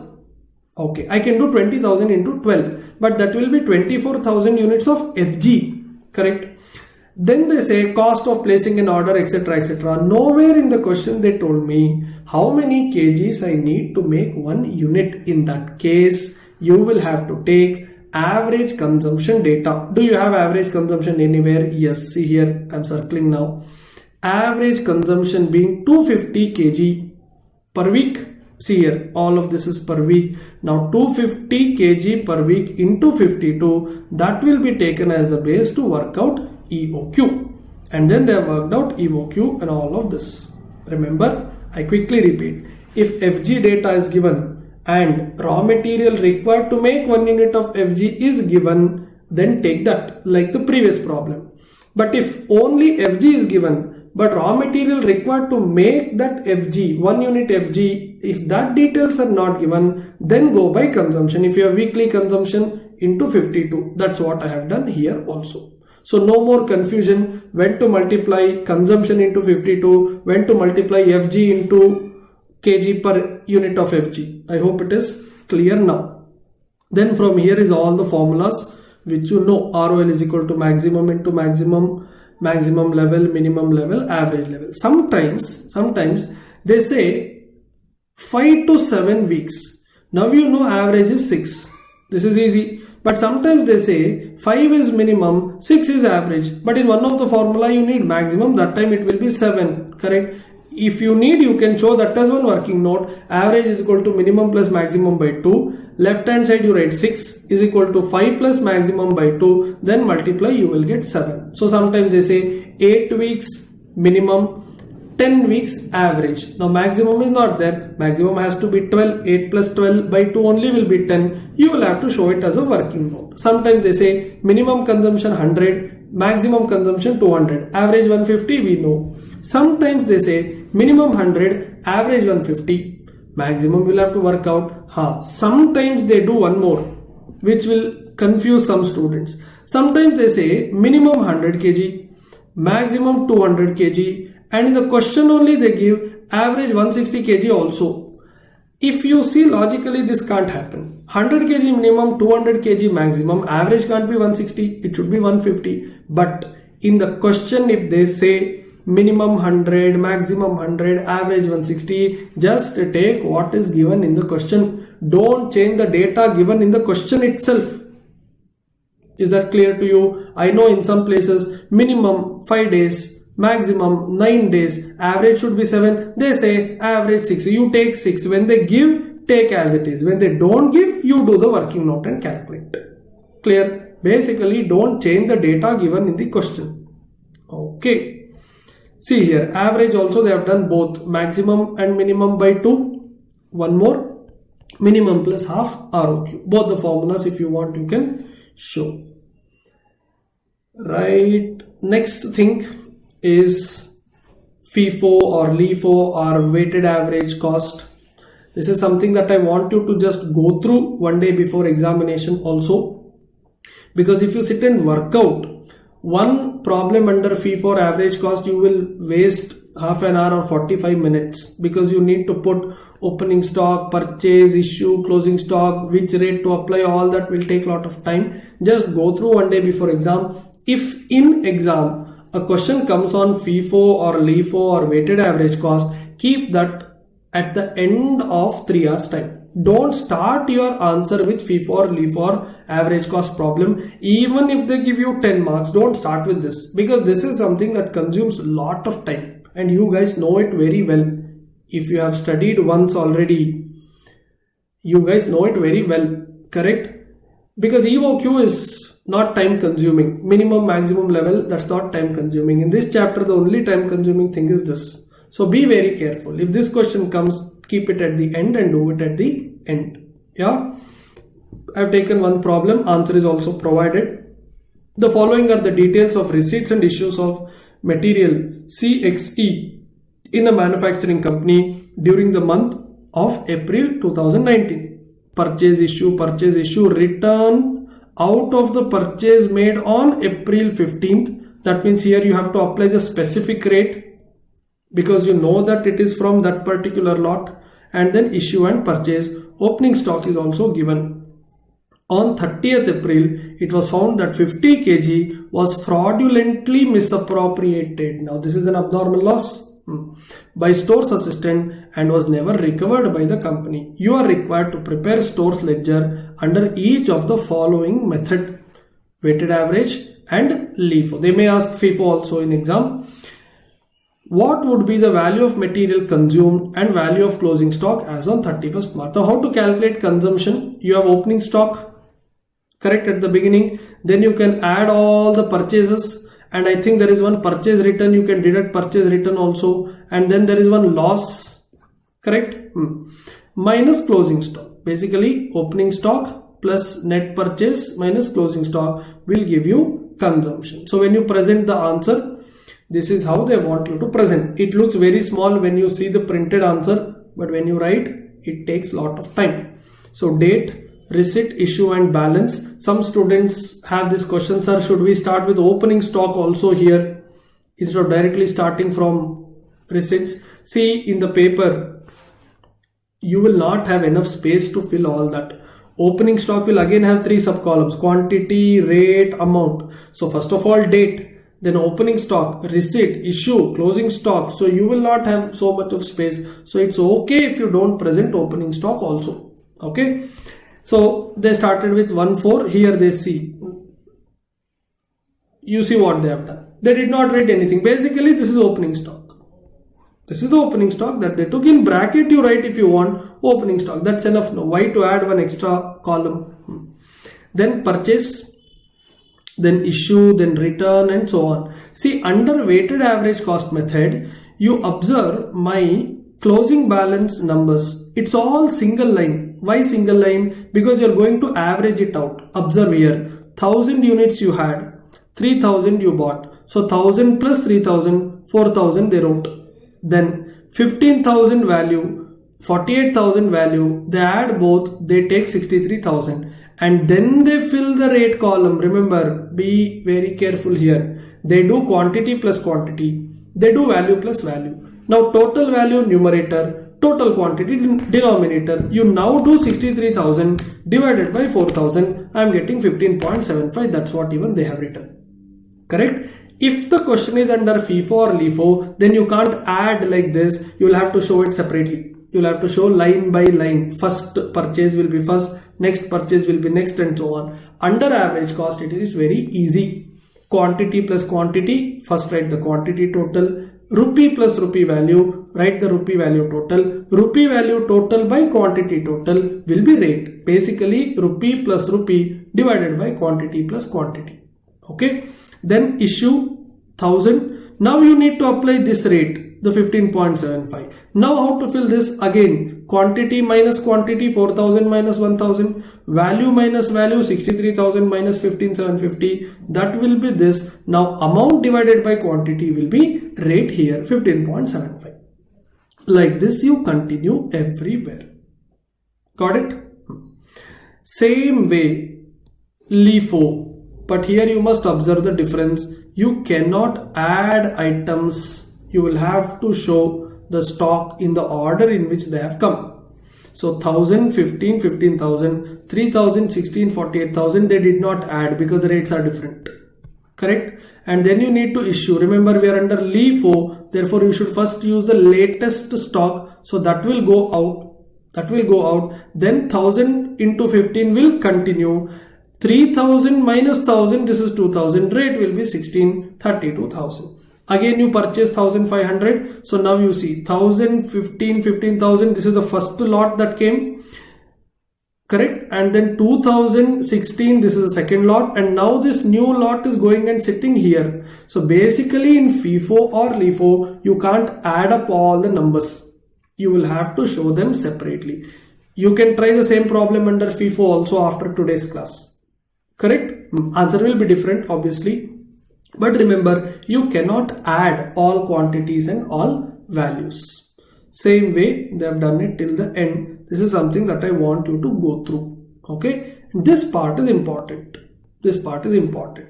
Value of material consumed and closing stock. How to calculate weighted average and LIFO. This is coming from your weighted average table. This is coming from your LIFO table. First they said opening stock. This is anyway given. Then purchases. They just copied both the purchases available. 83,500, 98,500. If I just scroll up, you will get to see here. Observe. Wherever you have the purchases, 48,000, 27,000, 8,500, all of that they have added. This is basically a subtotal.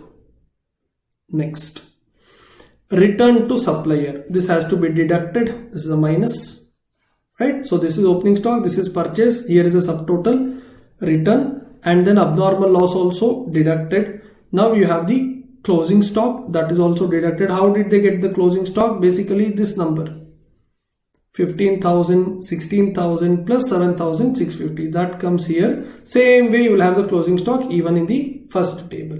Now you will get the consumption amount. So basically opening stock, I am marking in blue now, you observe opening stock, then the purchase minus the return, basically net purchase, then the loss minus closing stock. You know this, opening stock plus purchase minus closing stock. Opening stock, plus purchase minus closing stock. Plus purchase minus closing stock. If there is purchase return, deduct that also. If there is loss, deduct that also. This will ultimately give you consumption. What you can try at home, do the same problem under FIFO method also. Okay, but it will take time. Keep that in mind. Again I repeat, if this question comes in examination, attend it only at the end because it is going to take a lot of time. One thing that some students do, a mistake is, let me just scroll up. Here, yes, they say return to supplier April 25. Okay.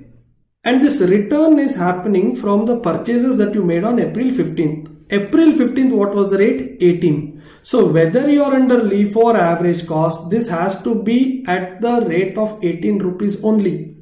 This has to be at the rate of 18 rupees only because this is specifically identified that it is from the lot of April 15. You see here, April 25, they have taken 18 rupees. And here also April 25 they have taken 18 rupees. Irrespective of whether you are under LIFO, FIFO, weighted average cost, if there is a specific return given at a particular rate, then you have to take that rate only. Okay, yes. Now don't get this doubt, sir, what if that stock is already consumed, that rate won't be there? No, if you have already consumed, how can you return? If they are saying that you are returning, that means the stock is still with you. And if you are returning a specific stock for which you know the specific rate, forget whether you are under FIFO or LIFO or weighted average cost, apply the same rate. Clear? Yes. Then one more doubt that some students get is, sir, they said there is 50 kg loss on 30th April. 50 kg loss on 30th April. Which rate to apply? You observe. 30th April, 50 kg loss. Which rate did they apply? The rate that is ongoing on that rate, on that particular date. Basically, instead of losing it, if it was consumed, which rate you would apply? 16.48, apply that rate. Simple. Instead of losing it, instead of theft or loss, etc., etc., if it was consumed like every day, which rate you would apply? 16.48, then apply that rate. Here you see for this 50 what they did.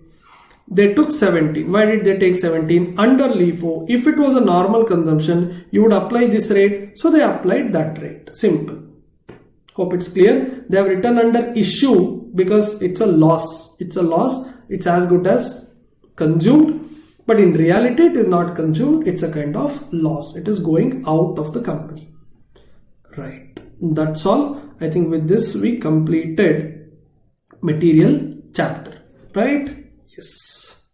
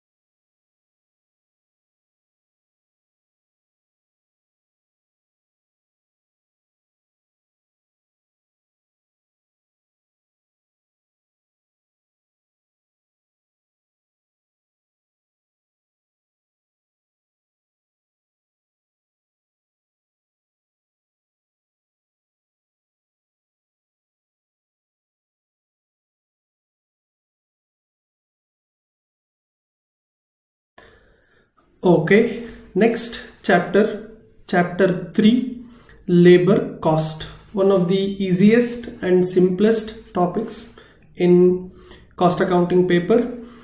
First important area is measurement of labor turnover. This labor turnover as a concept, what is labor turnover, why labor turnover occurs, what are the effects of labor turnover, all of this is theory part which I have covered in separate videos.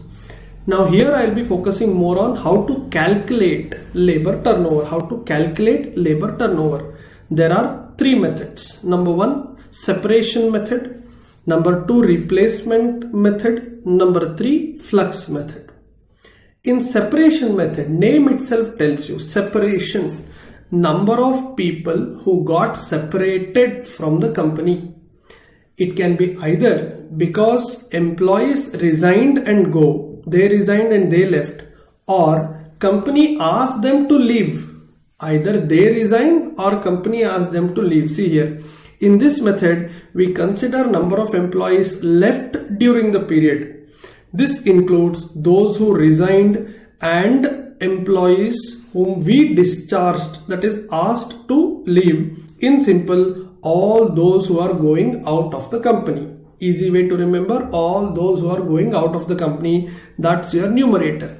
Divided by denominator is average number of workers. This will be based on, in your accounting terms, opening balance, closing balance. Yeah, correct. But when you write, it should be number of employees at the beginning of the period plus number of employees at the end of the period divided by 2. If they give month, then first day, last day of the month. If they give year, first and last day of the year into 100. So the answer will be in percentage terms. Right. Second one is replacement method. Here, observe the wording used, replacement. Somebody was there before and that employee has left, or we asked him to leave. Now there is a vacancy created and now you are replacing the old candidate with a new candidate. Now that is called replacement. Some students go wrong in exam. In examination, if question comes on employee turnover ratio and if they say company decided to open a new branch for which they are hiring 10 employees, don't consider those 10 employees under replacement method. To replace, somebody should be there before. Please understand, assistant manager was there, he resigned, we hired another guy. This is replacement. There was no post called assistant manager at all. We created a new post called assistant manager because there was too much of work for manager. We said let us have one assistant manager. We created a new job, new position, new post, and for that we hired one employee. That is not replacement. To replace, something should be there before. Someone should be there before. Correct? Yes. See here. Replacements are made to fill the vacancy created by separation. However, number of separation need not be equal to number of replacement. Why? If 5 employees are leaving the company, doesn't mean you have to hire 5. Correct? You may hire more than 5 now. You may hire less than 5. 5 experienced employees leave. Then you may have to hire 7 new employees. Correct? So separation need not be equal to replacement. It is important to note new employees hired on account of expansion should not be considered because in real sense they are not replacements. I already told you. Same formula, change the numerator, denominator remains same into 100. Last one is flux method. Here you consider everything. Look at this, separation, replacement plus new joinees. Obviously answer under third method will be much more than answer under first and second method, because here you are taking separation also, you are taking replacement also, new joinees also. Some books for replacement and new joinees together they use the word accession. If you want, you just make a note, accession, ACCESSION, accession. So basically they write the formula as number of separation plus number of accession divided by average workers. Accession means replacement plus new joinees. Basically all those who are coming in is called accession as per some books. Okay, so don't get confused if they use the word accession. Next, what is equivalent employee turnover rate? Sometimes they'll give you data in month. For example, the immediate next problem that I'll be working out is for the month of December. That means what you get by using the formulas is monthly ETR, monthly employee turnover rate. And what if they want you to calculate annualized or equivalent turnover rate? Then you have to just multiply by 12. If this is the rate, 5% is the rate for 1 month, for 12 months it should be 5 into 12, or 5% for 31 days. How much is it for 365 days? Cross multiplication, and that is called as annualized or equivalent employee turnover rate. If the base data is on weekly basis, for annualizing you multiply by 52. If base data is for a month, for annualizing you multiply by 12. If base data is for a quarter, annualizing means multiply by 4. Simple. Just convert the weekly, monthly, quarterly, half yearly data for the whole year. That is called annualizing or equivalent employee turnover rate. Clear? See here, the very first problem that I'll be discussing is for a month, that is December, and that is why in the question you observe they have asked calculate employee turnover rate and equivalent annual employee turnover rate by applying these three methods, and this was asked for 10 marks in May 2018. Let me read the question. The information regarding number of employees on roll in a shopping mall for the month of December. So this is monthly problem, correct? Based on monthly data. Number of employees on 1st December, number of employees on last December. This will help you to calculate average. If you do 900 plus 1100 divided by 2, you will get average, and that will go to the denominator in all three formulas, right?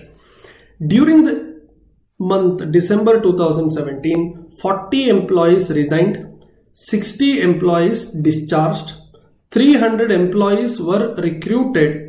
Out of these 300, 220 were recruited for expansion. That means this expansion number will come only in flux method, and the rest were recruited due to exit of employees. That means this is replacement. Are you following?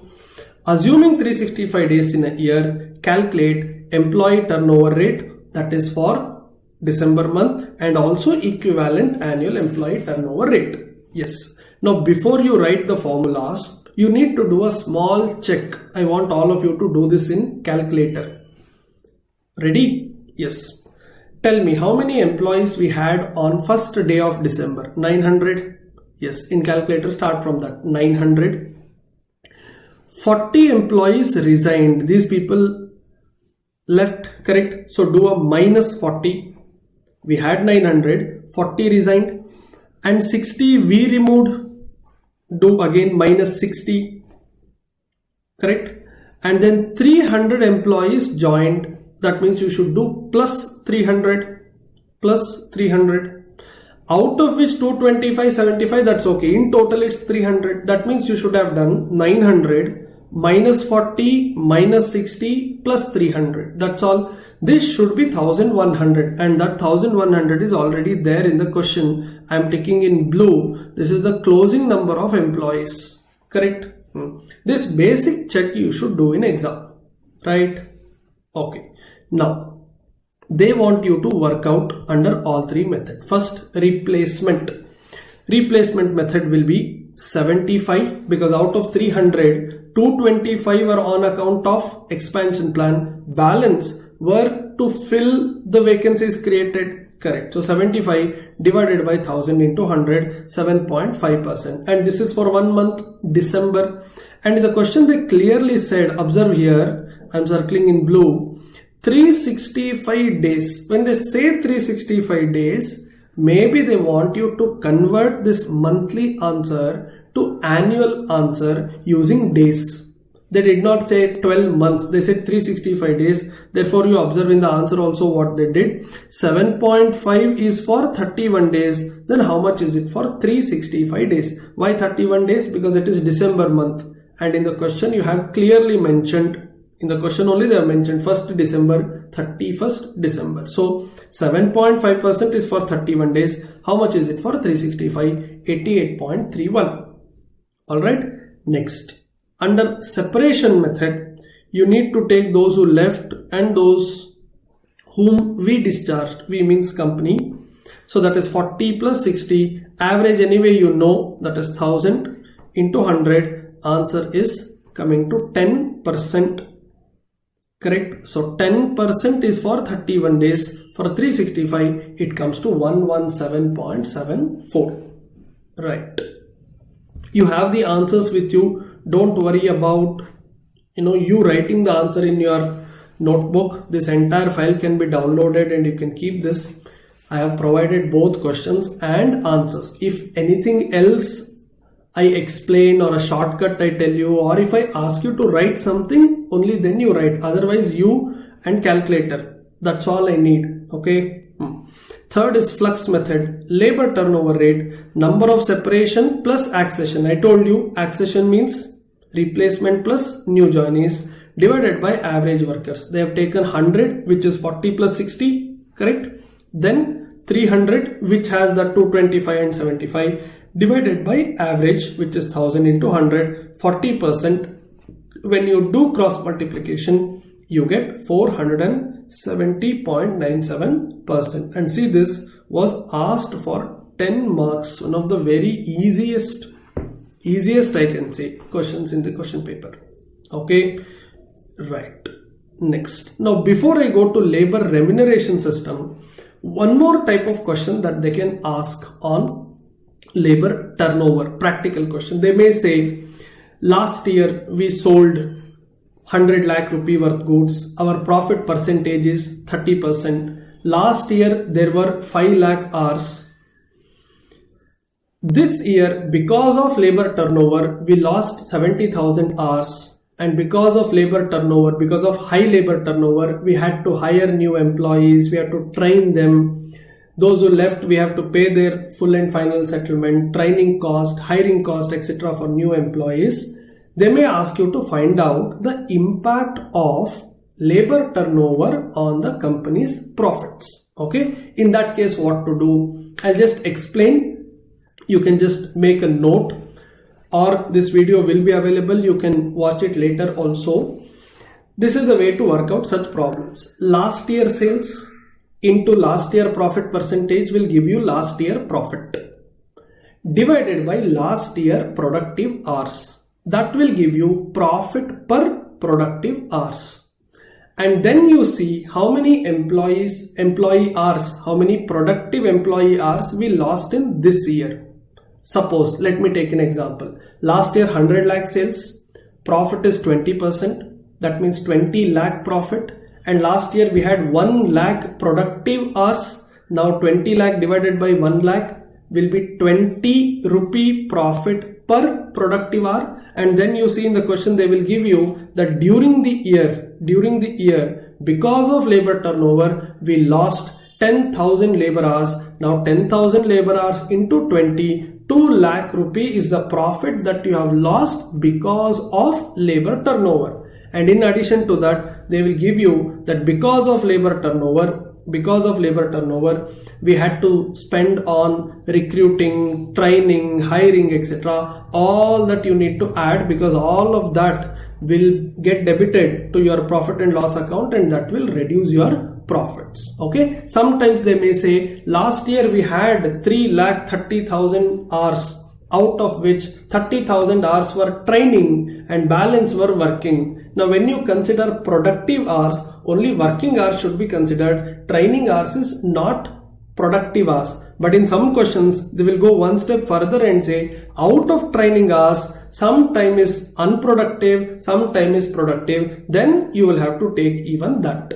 Okay, so basically this is how you will have to work out. I'll just write here total hours, break that into training hours and working hours. Working hours are always productive, that we know. In training, if they give you unproductive training and productive training, or sometimes they say on the job training. What do you mean by on the job training? When training is given to the employee when he is working. Now the advantage of on the job training is you are giving training also and there is some productivity also. Goods are getting produced. Now in that case you will have to consider the total of these two, productive training hours and working hours. This will be considered as total productive hours. Clear? Yes. So these are the two type of questions that they can ask under labor turnover concept. Next, labor remuneration system. This is one topic, one concept where students should be careful about using old practice manuals. I get this message from many students. Sir, can we practice old practice manuals? IPCC, PCC practice manuals can be used for revision. You can use it except labor chapter and contract costing chapter, because these are the two topics where we have a lot of changes compared to IPCC syllabus and intermediate syllabus. We have only Halsey and Rowan system now in intermediate syllabus. But in our IPCC or PCC, if you see old question papers before 2018, if you see any question paper, you will have lot of other names: Merrick system, Taylor system, Gantt task system, Emerson system. There are a lot of other systems. But now our syllabus is only Halsey and Rowan. Time rate and piece rate are basic things, so I'm not considering them as some formulas to remember. But other than time and piece rate, we have only Halsey plan and Rowan plan. Clear? Yes. What is remuneration? Anything that you pay for the work done. Now remuneration includes bonus, commission, other perquisites that you give. It is not only basic wage, it is basic wage plus everything else that you give to the employee. Remuneration will be paid on the basis of either work done, you call it as piece rate system, or time spent, you call it as time rate system, or quantity of output produced. Apart from this, employees may be paid increased allowance, bonus, etc. in order to improve efficiency. You may tell the employee that, look, if you complete the work in less than allotted time, you will get some bonus. Or you may say, if you produce more units in given time, then you will get some extra bonus. That's what you do in Halsey and Rowan system, correct? You say if you save some time, 50% of what you save to the company will come back to you. That's what Halsey says. Right? Now, let's see. Simple time rate system. TW means total wages, time taken into hourly rate, HR. Total wage under piece rate will be units produced into rate per unit. Halsey system and Rowan system. Here, it's not a very complicated formula to remember. First, let's understand one thing. TT into HR, this is constant. TT into HR, this is constant in both places, correct? Time taken into hourly rate. That means one thing is for sure, employee will get paid for the work that he has done. Whether he is inefficient, efficient, fast, slow, doesn't matter. He has spent 8 hours in the factory. That means he will be paid for the work done by him. He will get something more. That is this plus. What is the plus that he is going to get? If he saves some time only, look at this again. What is there inside the bracket is same for both. Time saved into hourly rate, time saved into hourly rate. In Halsey system, you will share half of it, 50%. In Rowan system, you will share it proportionately, time taken by standard time. So in simple, how to remember the formula? Basic, that is TT into HR. Bonus will be plus. Under Halsey, 50% of time saved into hourly rate. Under Rowan plan, it is not fixed 50%, it is time taken by standard rate into time saved into hourly rate. Now sometimes they can even ask you this question: when will the bonus under Halsey system and bonus under Rowan system be same?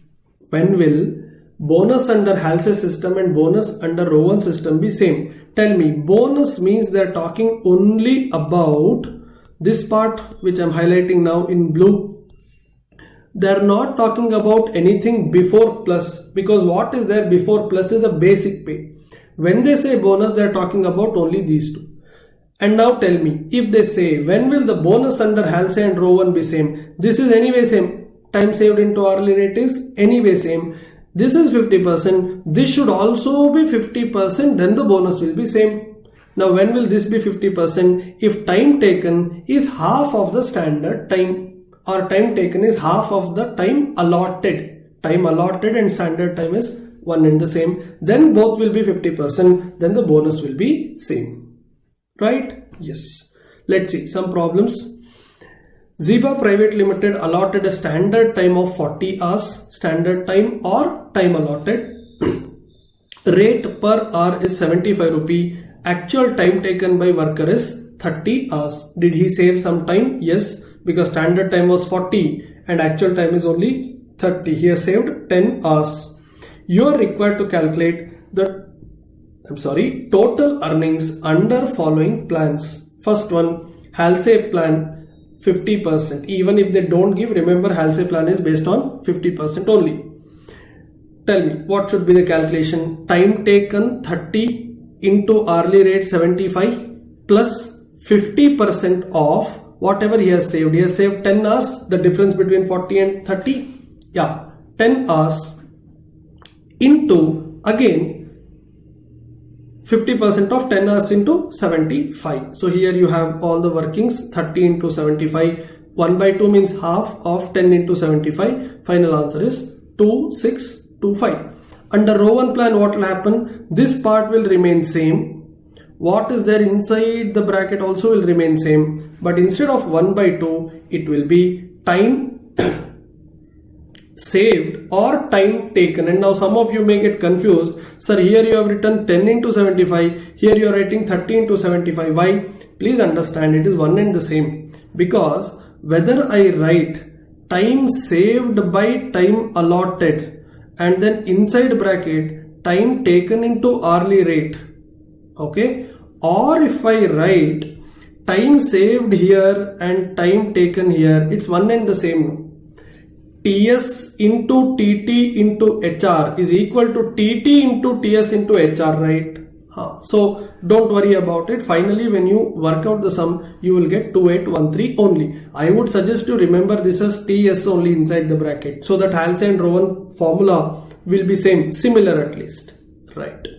Next, time wage system. When they say time wage, that means you are going to just pay him based on the time taken. 30 into 75, 2250. Here the only thing that they did not ask is piece rate system. Why they did not ask? Because piece rate system can be worked out only when they give me rate per unit. In this question they have not given. Sometimes to confuse you in exam, they will give you fourth sub question, work out under piece rate system also. When they say piece rate system, you can write there that piece rate can be worked out only when the rate per unit is given. In the absence of information, salary will be paid based on standard time. So instead of 30 into 75, you write 40 into 75, write that answer and come. Because you are not wrong here. When they say work out under piece rate system, they should give me rate per piece, rate per unit. And if they are not giving, then the only option I have is to work out or pay salary based on standard time. You give this note and then show 40 into 75. Clear? Yes. Next. A worker takes 15 hours to complete a piece of work for which time allotted is 20 hours. His wage rate is 5 per hour. Following additional information is also given. Material cost, factory overhead. Calculate factory cost of the work. Now when they say factory cost of the work, we have studied this in cost sheet. You need material, you need labor, that will give you prime cost. For that you have to add factory overhead, then you will get factory cost. That means I need material. Do I have material cost? Yes, it is 50 given here. I am ticking now in blue, right? Then I need labor, that I need to work out based on the method given in the question, row 1 and Halsey, right? That will give me prime cost. Then I need to add factory overhead. Straight away they have given factory overhead is 100% of wage. Simple. whatever wage you get, same number because it is 100%. So then prime cost plus factory overhead will be factory cost. Now this answer that I have copied here, okay, is based on how institute gives the suggested answers. Okay, you can change the order of working note, not a problem. Some students would prefer to write it as particulars, then row 1 plan, then Halsey plan, material 50-50, labor they will write the calculation in the table. You want to do it inside the table only, the entire answer, no problem. There is no standard format. As long as the validator can understand how you have worked out, that's more than enough. So don't worry too much about which is their first working note, which is your first working note. Something is in table, but you are presenting it in line. Something that you did in table, they are doing it line by line. It's all okay. It is not schedule 3. We don't have an act. Okay, don't worry. You have that flexibility. As long as the reader can understand what you have presented, that is more than enough. I hope it is clear to you. Yes. And in my material, I have kept the answers as given by ICAI suggested answer as it is, without me making any corrections, any changes. When you work out, presentation may vary. Don't worry about it. Final answer should be same and working note should be understandable. It need not be same. Alright. So what they did, row 1 plan and Halsey plan, first they calculated wages. So what they said, TT into HR 75 and then bonus calculation and then 75 plus 18.75. They said total labor cost. Look, this is going here in their main answer. Okay. Then Halsey plan, again TT into HR plus 50% of TS into HR or time rate or hourly rate, one and the same, 87.5. This is going here. And then they prepared a table, material 50-50, labor, this is coming from the working note above, and then the prime cost, factory overhead is 100% of wage, whatever is the number here, same number, that will give you factory cost. Got it? Yes. Let's see. Next. This was from RTP, previous year. ADV Private Limited manufactures a product which requires skill and precision in work to get quality products. The company has been experiencing high labor cost due to slow speed of work. Now this is just an introduction, I can say build up to the main story or the main question. They have realized that the labor cost is more because employees are working very, very slow. The management of the company wants to reduce the labor cost but without compromising the quality. Okay, it wants to introduce a bonus scheme, but it is indifferent between Halsey and row 1 scheme. Now, management wanted to implement a new labor cost policy, labor rate policy. But they have not decided, indifferent, they don't know which one to choose. They are confused between Halsey and row 1. That's why they have come to you asking for your help.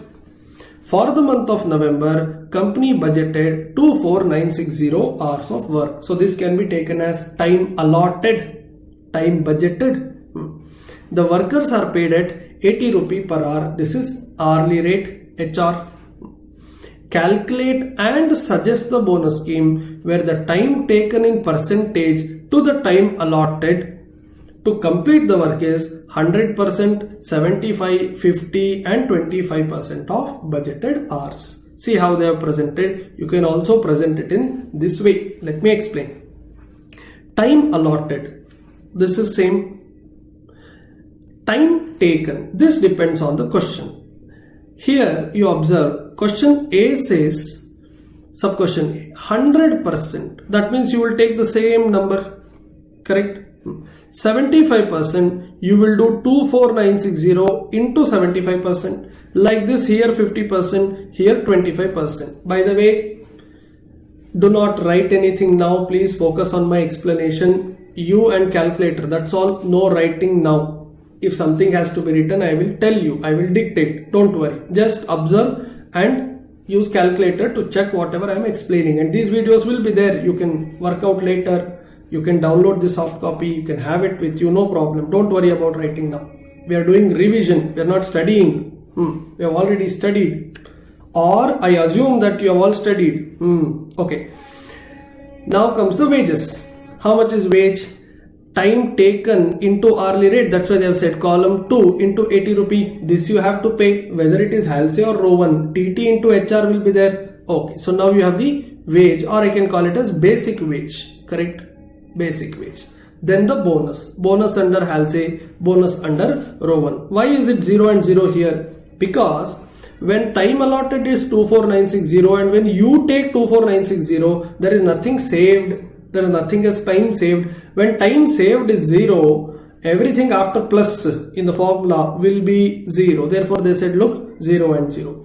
But when you take 75% of time, now the difference between 24960 and 18720 will become time saved. Correct? And then you have a bonus, you have the formula. Using that formula, they have got 249,600, 374,400. This is under Halsey, this is under Rowan. Here you can see they have given the formula for you. 50% of this time taken by time allotted into TS into HR. Only bonus, only bonus. So like this, you will have to work out all the bonus numbers and then total wages. How to calculate total wages? Here in column 3, you have basic wage. Here it is. Yeah. And then in column 4, you have bonus under Halsey. So 3 plus 4. This will be 3 plus 5 because anyway TT into HR will remain same. Only bonus part will change. Right. So now here they have copied all the answers, total answers, as you can see. And then they worked out earning per hour from labor's perspective. If you earn 1,996,800 by working for 24960, how much will be your per hour rate? Halsey and Rowan is giving you same number, 80 and 80. Why? When the time taken is equal to time allotted, there is no time saved. That means there is no bonus. So basic answer will be only TT into HR. Correct? When both are TT into HR, Halsey and Rowan will give you same answer. That is why 80 will be 80. You can see here also 120 is equal to 120. Why is this same, by the way? Because in this your time taken is 50% of time allotted. When time taken is 50% of the time allotted, Halsey anyway considers 50 into TS into HR, 50% into TS into HR, whereas Rowan will now take 50 by 100, 50%, half of the time. So bonus will also be same. Correct? Now TT into HR, basic pay is anyway same, bonus is also same. Obviously the answer has to be same, 120, 120. Correct. And then other numbers 93 and 100, 200 and 140. Now you have the basic workings ready. You need to take a decision and that is explained here. That is explained here. Now why the answer is so big? Because what is good in 75% may not be good at 25%. You observe, I am marking in green. This is 93 versus 100. Halsey is giving low salary, earning per hour, low salary to worker, whereas Rowan is giving more. But when it is 25%, it is other way around. So now company has to decide whether they are around 75 or whether they are around 25. What if they are at 100% efficiency, 100% time taken, Halsey or Rowan, no problem. What if it is 50? Again Halsey, Rowan, no problem. If you are around 75, then one is 93, one is 100. One is less, one is more. But if you are 25, this is more and this is less. Now company will have to take a decision, because when they gave a question like this saying under these 4 circumstances you work out, company is not clear what is going to happen with them. They are still thinking. They are still thinking, what if our employees take 100% of time? What if they take only 75%? What if they take only 50? That means they are not sure. They are not sure. So based on this table, they will decide whether they are around 75, then which one to choose. Whether they are around 25, which one to choose. That is why your explanation here is more. Okay, you can read this explanation later as well. I have showed you how they will come to conclusion. Explanation is provided to you. Alright. Okay, next. A job can be executed either through workman A or workman B, 2 employees. Mr. A will take 32 hours to complete the job, while Mr. B will take 30 hours to complete the job. Standard time is 40 hours. That means both will save some time. Correct. The hourly wage rate is same for both the workers. When they say hourly rate is same, that means HR, hourly rate is same. In addition, workman A is entitled to receive bonus under HALSE, while B is paid bonus under row 1. Now you must observe, hourly rate is same, but bonus is different. Okay. Do we know how much is hourly rate? We don't know. We only know that one employee will take 32 hours, another employee will take 30 hours, and total time allotted is 40. We know that they will save something. We don't know how much is their hourly rate, but they gave us one information. The hourly rate is same. That means if you take 5 rupee for Mr. A, it is 5 for Mr. B also. But we don't know whether it is 5 or 7 or 25. But we know that it is same. Correct? Whereas bonus for A you are paying under HALSE system, for B you are paying under row 1 system. The works overhead, means factory overhead, are absorbed on the job at 7.5 rupee per hour. Overheads are estimated on labor hour basis. Per hour of labor you will be spending 7.5 rupees of factory overheads. That's what they are saying. The factory cost of the job, factory cost is the last answer, correct?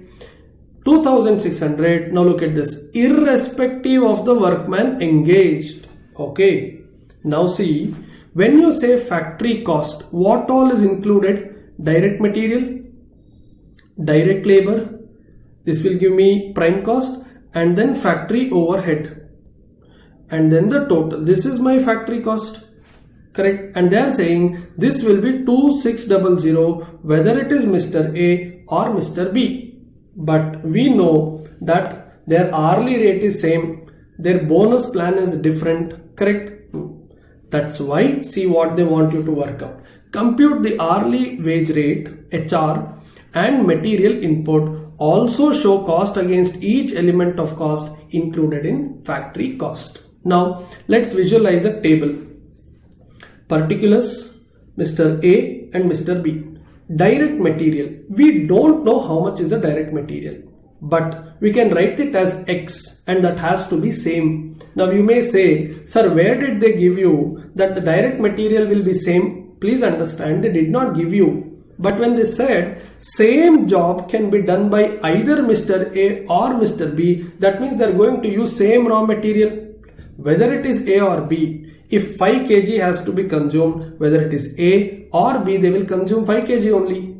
We have to assume there is no other information. They did not say Mr. A will consume 20% more raw material than B. They know where in the question they provided this. That means I have to write one note that it is assumed that the material cost for either A or B remains same. So in my table, particulars, column, first column for Mr. A, next column for Mr. B. Material, here also X, here also X. Then labor, how many hours Mr. A is going to take? 32 hours.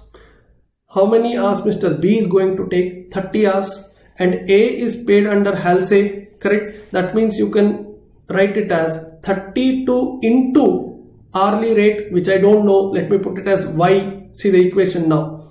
You have X and X for material. Now the labor will be 32Y plus 50% of time saved. How much is time saved? See, they have done the workings here. 8 hours for A and 10 hours for B. So 8 time saved 8 into hourly rate, which is Y. So now you observe my equation once again. I repeat, material will be X and X for both A and B. Labor for Mr. A, it will be 32 into Y plus 50% of 8 into Y. Correct? Whereas for Mr. B, it will be 30 into Y plus 30 by 40 into 10 into Y. Correct? See what they have done. Same way, bonus calculation in an equation form. And then you need factory overheads. How to calculate factory overheads? They have given in the question factory overhead will be 7.5 per labor hour worked. Therefore, for Mr. A, it will be 32 hours into 7.5. For Mr. B, it will be 30 hours into 7.5.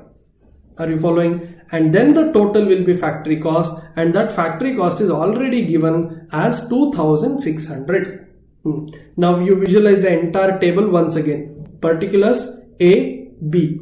Material cost X, labor cost 32Y plus 50% of 8Y.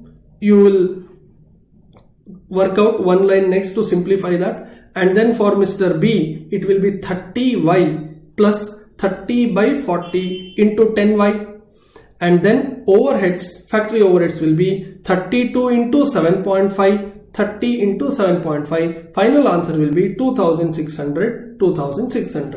Now when you write, you will get an equation, simultaneous equation. X plus sum Y plus overhead is equal to factory cost. Now you move the overhead that side, you will get X plus sum Y, correct, is equal to a number. Same way for Mr. B. Now you will have to solve the equation. Finally you will get the value of X and value of Y. You see the equation, they have shown it here.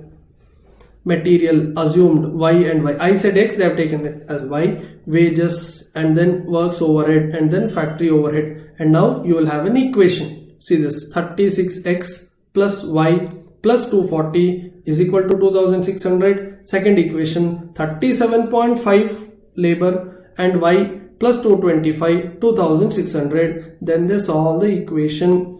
You will get X as 10 rupee per hour, and that is labor. They have done Y and X. I told you as X and Y. You can do it either way, no problem.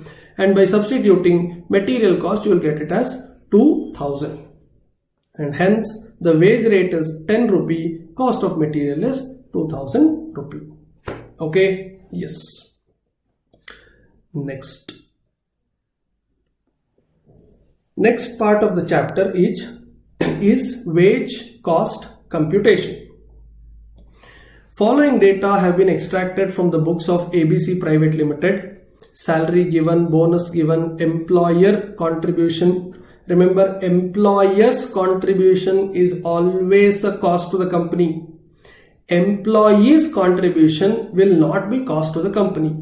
Hope you are following. Employer's contribution is always cost to the company. Employee's contribution will not be. Okay. Total cost at employees welfare activity, some annual day function, sports day function, etc. in the company. Total leave permitted during the year. That means this many leaves are allowed. He can take, and we have to pay salary. Number of employees given, normal idle time 70 hours. See, the wording used is normal idle time. That means this will definitely go as waste. You can't do anything about it. Normal, expected. Abnormal idle time due to failure of power supply. Now this is your fault. Your fault means company's fault. You cannot ask your customer to pay for this part, but you can definitely ask your customer to pay for this part. I explained this even in my theory videos. Any normal cost is part and parcel of the activity. Any normal loss, normal wastage, normal idle time, we can ask our customer to pay for it. Anything abnormal, we cannot ask our customer to pay for it. That will be our cost, our loss. We have to charge it to our profit and loss account. You cannot charge it to cost sheet, and thereby you cannot ask your customer to pay for it. Okay. Working days per annum, 310 days of 8 hours. Now when they say 310, you have to understand out of 365 days, they might have taken out Sundays and some government holidays. Right. You are required to calculate three things. Annual cost of each employee, employee cost per hour, per productive hour, cost of abnormal time per employee. This was asked in question paper. Now see what they have done. Annual cost, how will you calculate? Everything that is paid, everything that is going from company's pocket to employee's pocket. Salary, bonus, contribution. By the way, this is not employees. Please make a correction. This is employer contribution. because employee's contribution cannot be company's cost, correct? Because it is his money going to his PF account. When will it be considered as cost? If it is company's money and then it is going to employee's PF account, then that becomes company's cost. Yeah, so it should be corrected as employer contribution and employee welfare. Now all of this is given per employee. Only the staff welfare was given in total, and they had given me number of employees, so I divided that by 175 employees. I got per employee, so this is the cost per employee, 507780. When you calculate cost, you don't have to worry about normal idle time, abnormal idle time, permitted leave, holiday, etc., etc. It's only from rupee perspective. Now in second answer, they want you to calculate cost per hour. See now, effective working hours, effective, they have used the word 310 into 8, 2480 hours. In that, he is not going to come for 30 days and we still have to pay salary, because in the question they said permitted leave.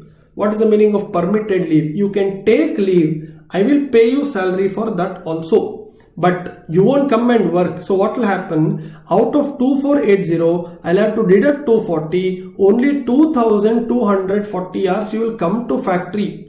And I need to calculate rate based on 2240, because if I consider my cost sheet based on 2480, will you come and work for 2480? No, you will come and work for only 2240. Now if I consider 2480, my rate will be less, because denominator is high, rate will be less. I will charge less amount to all my customers, correct? By taking labor cost in the cost sheet, I will charge less to them. But later at the end of the year, I realized that you did not come for 240 hours, which is permitted leave as per the government rules. And now I have paid you salary, but I did not charge it to customer. And is it because of company's fault? No, it is permitted by government. Therefore, what I have to do? I have to inflate the rate. How will you inflate the rate? Numerator is 507,780. 507,780 should be now divided. That's the point. You will divide by what? If you divide by 2480, you will get one number. But if you divide by 2240, a lower denominator, your rate per hour will be higher. Rate per hour will be higher means you will recover working days salary also, even leave day salary also. And leave day salary you have to recover from customers, because this is part and parcel. In the country, you have laws, regulations, and they say that you have to compulsorily give 30 days of holiday. What can I do as a businessman? Customer should be ready to bear this, correct? That means we should charge for 2240. But don't stop there. Will this man effectively work for 2240? No. In that there is some normal loss, and that will be 70 hours. That means I can get the work done by him for only 2170 hours. So whatever I am spending, I have to recover on an average in 2170 hours. That's what they have done here, and 234. Correct? Here they have made a small assumption. What is that small assumption? It is assumed that 300 working days are without taking leave permitted into consideration. They said, look, from 365 it has come down to 310. That difference which you have, 55, don't think that this 30 is included in 55. We said that is extra. So out of 365, some government holidays, Sundays are gone, 310. In that additional 30 we are deducting. What is the alternate way? See here, alternate solution is you can assume that the difference between 365 and 310, total days and actual days, that 55 includes this 30 also. Then your answer will be something like this, 2480. From there directly deduct normal idle time. This extra step is not needed. And in my opinion, this is a better assumption than this. Please go by this in examination. Okay, because we all know there are 52 Sundays. So 365 minus 52 will be little more than 310. In that government holiday, if you deduct, I think you will get 310. Roughly I am saying. In that, government says you should allow employee to take some sick leave, casual leave, etc., for which you have to pay salary. Therefore, I am saying that this is a better assumption than the second assumption that they have shown. What about idle time? Normal idle time is anyway covered here. When I deducted 70, I inflated the rate. What about abnormal idle time? Now I have calculated cost per hour. You need to multiply cost per labor hour by abnormal idle time hours. You see here 234 rupee per hour into such 50 hours of abnormal idle time, 11700. Now you may ask, sir, what to do with 11700? Are we going to take this in the cost sheet? Answer is no. This 11700 is because of what? It's because of abnormal idle time. Can you ask your customer to pay for it? Answer is no. Answer is no. You cannot ask your customer to pay. That means this will straight away go to your costing P&L account as your loss. Your costing P&L account debit side, it will go as your loss. You cannot ask your customer to pay for it.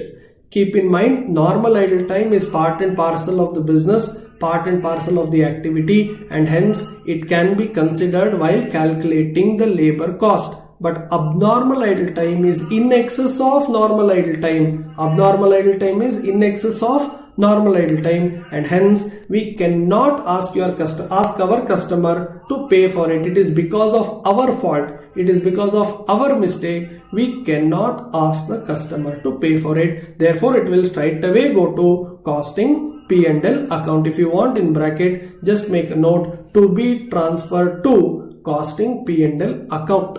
I repeat, to be transferred to costing P&L account. Make a note, to be transferred to costing P&L account. Okay.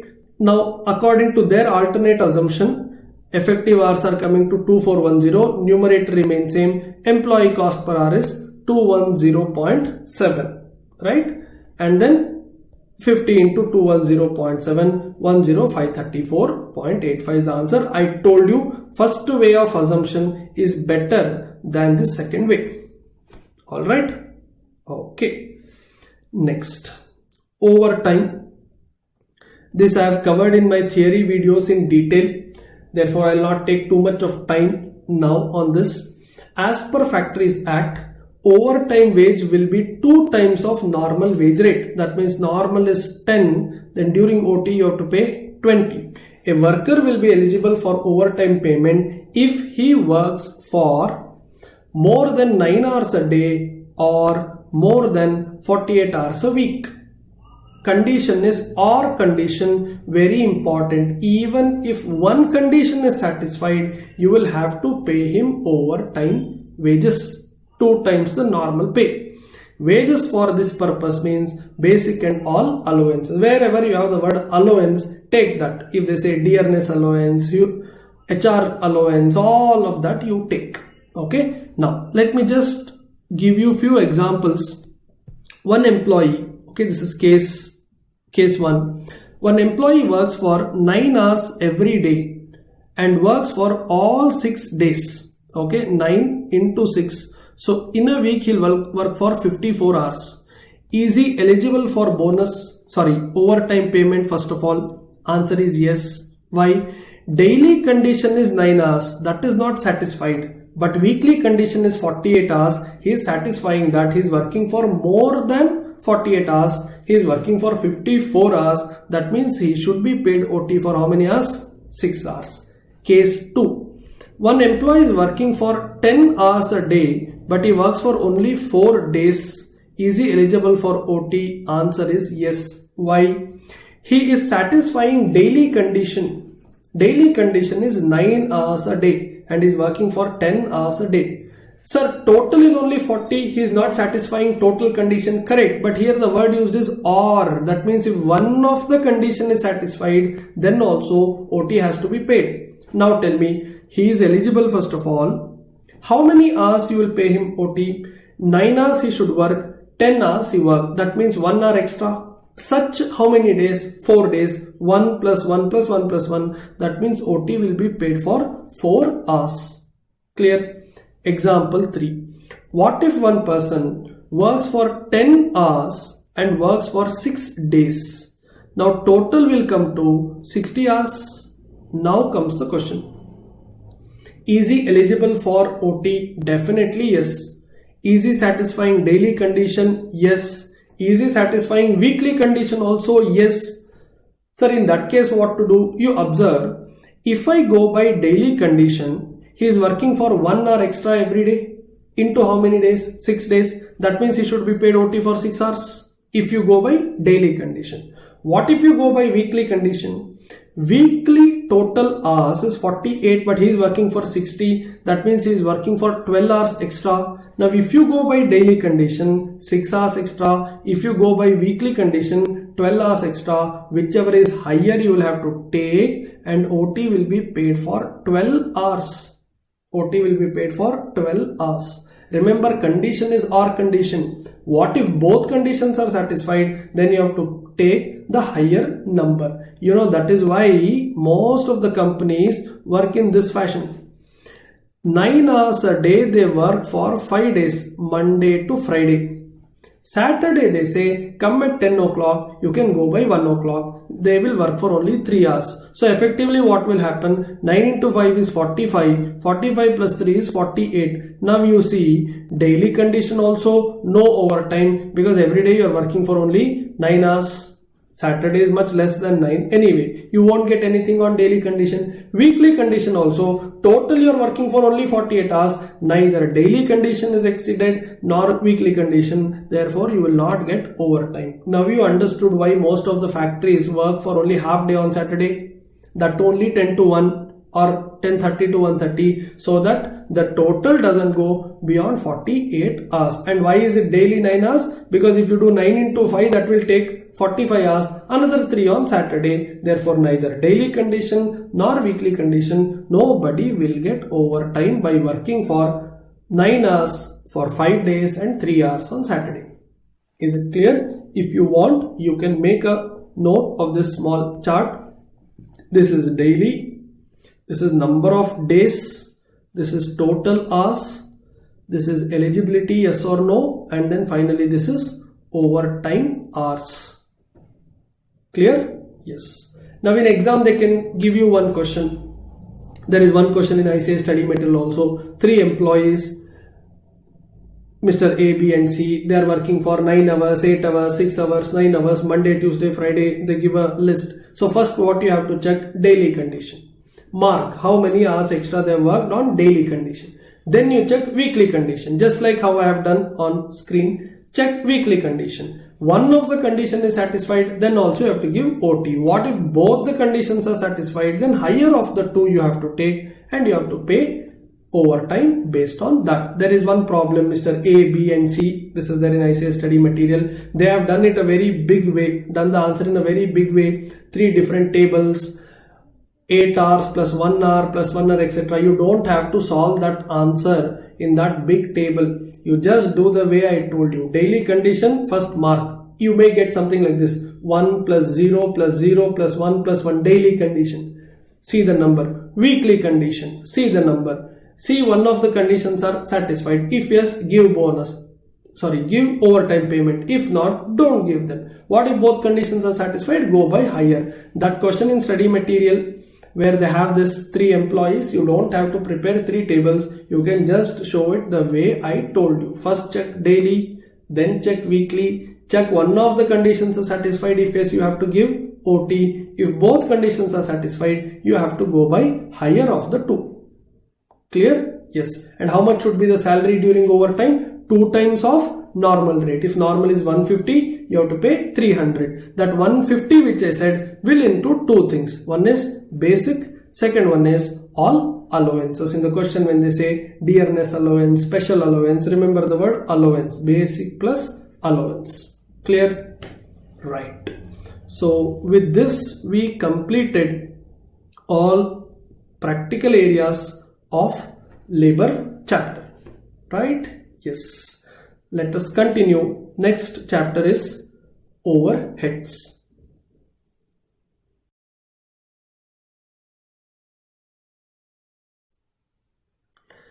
Okay, chapter 4, overheads.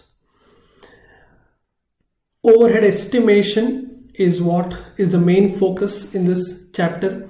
There are multiple ways. I have discussed these different methods in my theory video sessions. I'll be quickly taking you through summary of those things again, and then we will focus more on the problems in today's session.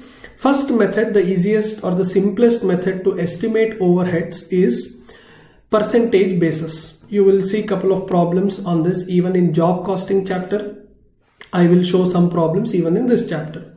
When no other method is possible, when no other information or data is available, then you can estimate factory overhead as a percentage of direct wage. That is, if factory overhead is 60 rupees, 60, direct wage is 100 rupees, then you will do 60 by 100 into 100, 60 by 100 into 100, which will be 60%. Then factory overheads will be considered as 60% of direct wages. Later, when you are preparing cost sheet for a future period, for a future job or future order, future customer's requirement, you will calculate direct wages. Any direct expenditure, understand, direct material, direct labor, direct expense, all prime cost items are easy to estimate. Why so?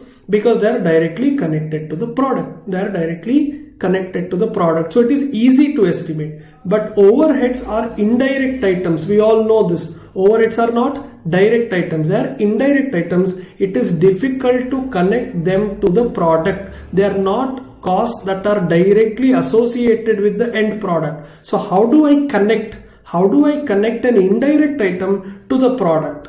That is called estimating the overhead. So the easiest way is to connect overhead with the product using percentage basis. Under percentage basis, factory overhead is estimated as a percentage of wage.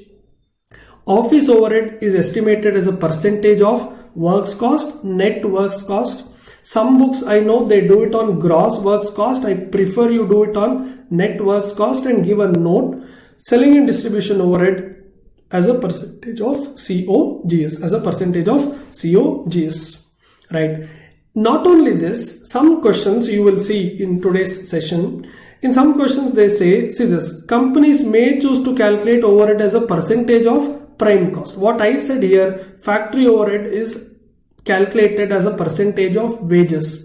What if in the question only they say that factory overheads are estimated as 20% of prime cost? Then understand factory overhead is equal to 20% of prime cost. Simple. So you don't say that prime cost is a wrong method. When in the question they say something is a percentage of something, you go by that. What if nothing is given? Then remember this table. Factory as a percentage of wages, office as a percentage of works cost, and selling distribution as a percentage of COGS. The easiest and the simplest method. Second one is to do it on hourly rate, that is either machine hour rate or labor hour rate. Here we will not connect overhead to another cost using a percentage. We will try and calculate overhead cost on time basis, that is hourly basis. See this.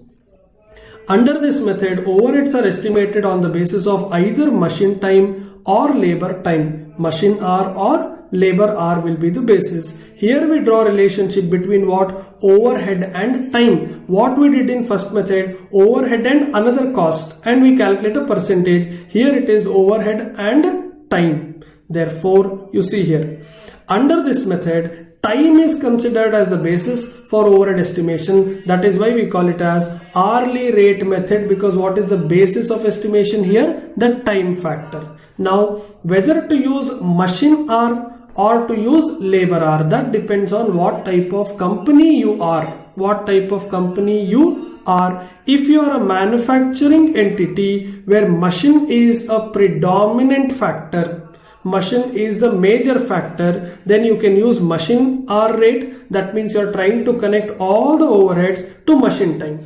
What if your company is into service industry where labor or employee is more important than machine? See here, I am using the word main driving factor. Here I am using the word predominant factor. Nowhere I said only factor. Correct? You cannot say that ours is a manufacturing entity which is run by 100% machines.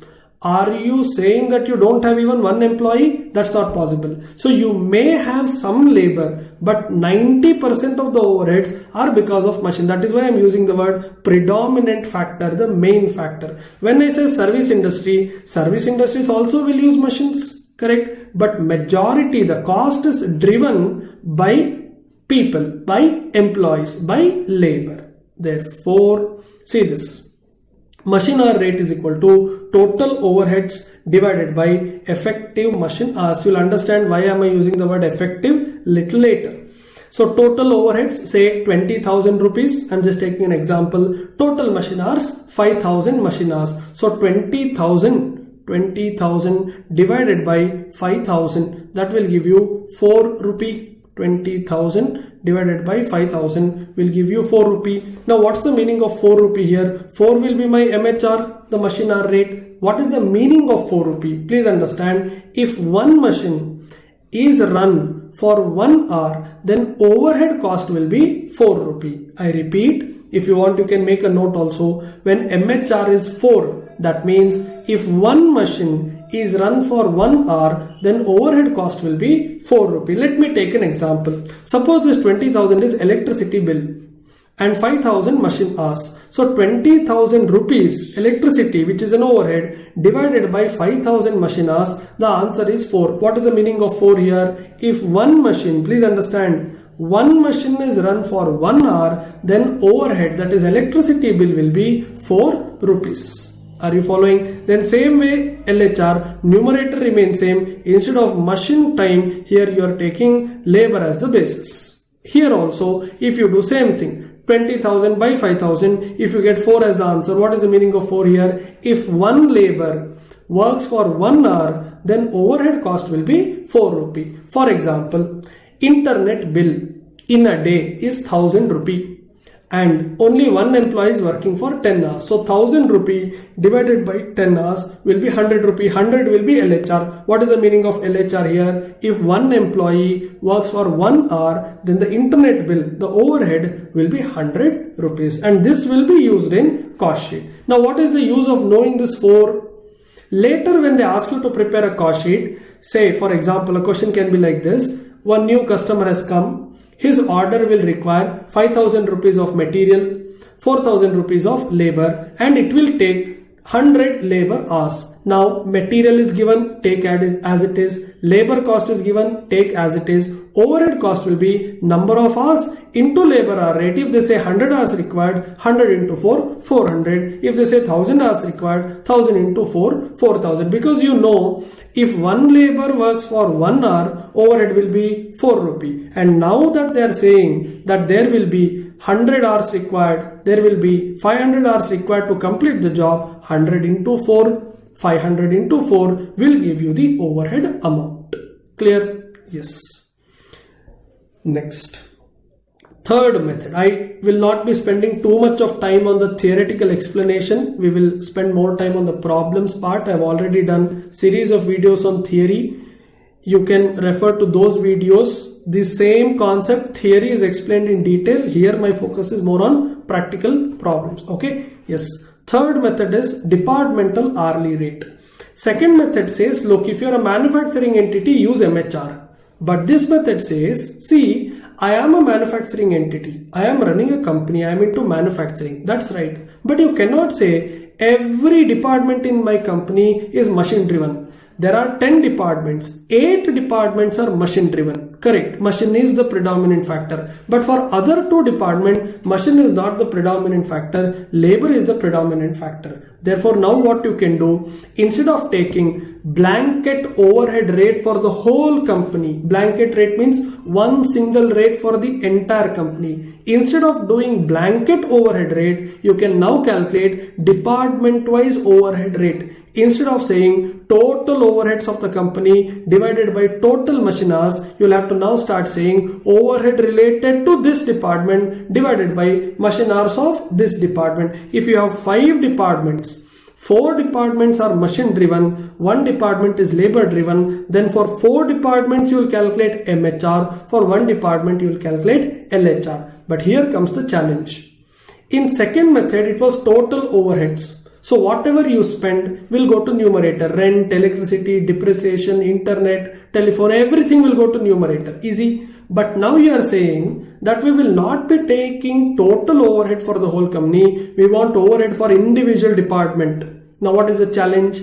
Rent that you pay is not for one department. Rent that you are paying is for the whole building. In that building there are 10 departments. Now this rent has to be apportioned between all these 10 departments. For that you need a logical base, correct? Maybe area occupied by them, right? Like this, every expenditure has to be distributed between all the departments. That's the big challenge here. On that we have a lot of problems.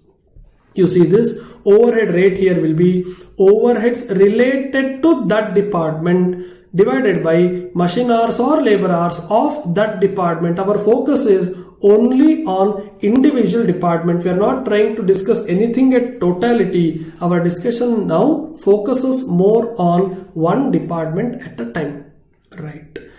Now we need to learn something called as primary and secondary distribution. What is primary distribution? See, if a company has 10 departments, we will be spending few items only for some specific departments, like repair of machineries used in department 2, repairs of machine used in department 7, special equipment maintenance cost only in department 8. Now these are the costs that are specifically related to a particular department. Should I distribute it to all department? No, these are specifically allocated, correct? But when I pay rent is for the whole building. Now should rent be distributed between all 10 departments? The answer is yes. Now look at the difference here.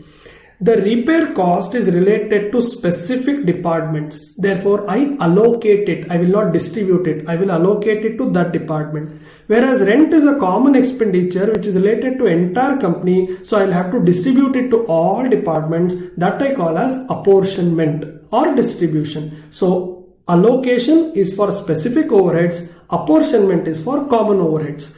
Allocation plus apportionment together is called as primary distribution. Clear? Then what is secondary distribution? You can read these theories later. I want to focus more on the problems area. That's why I am not reading line by line.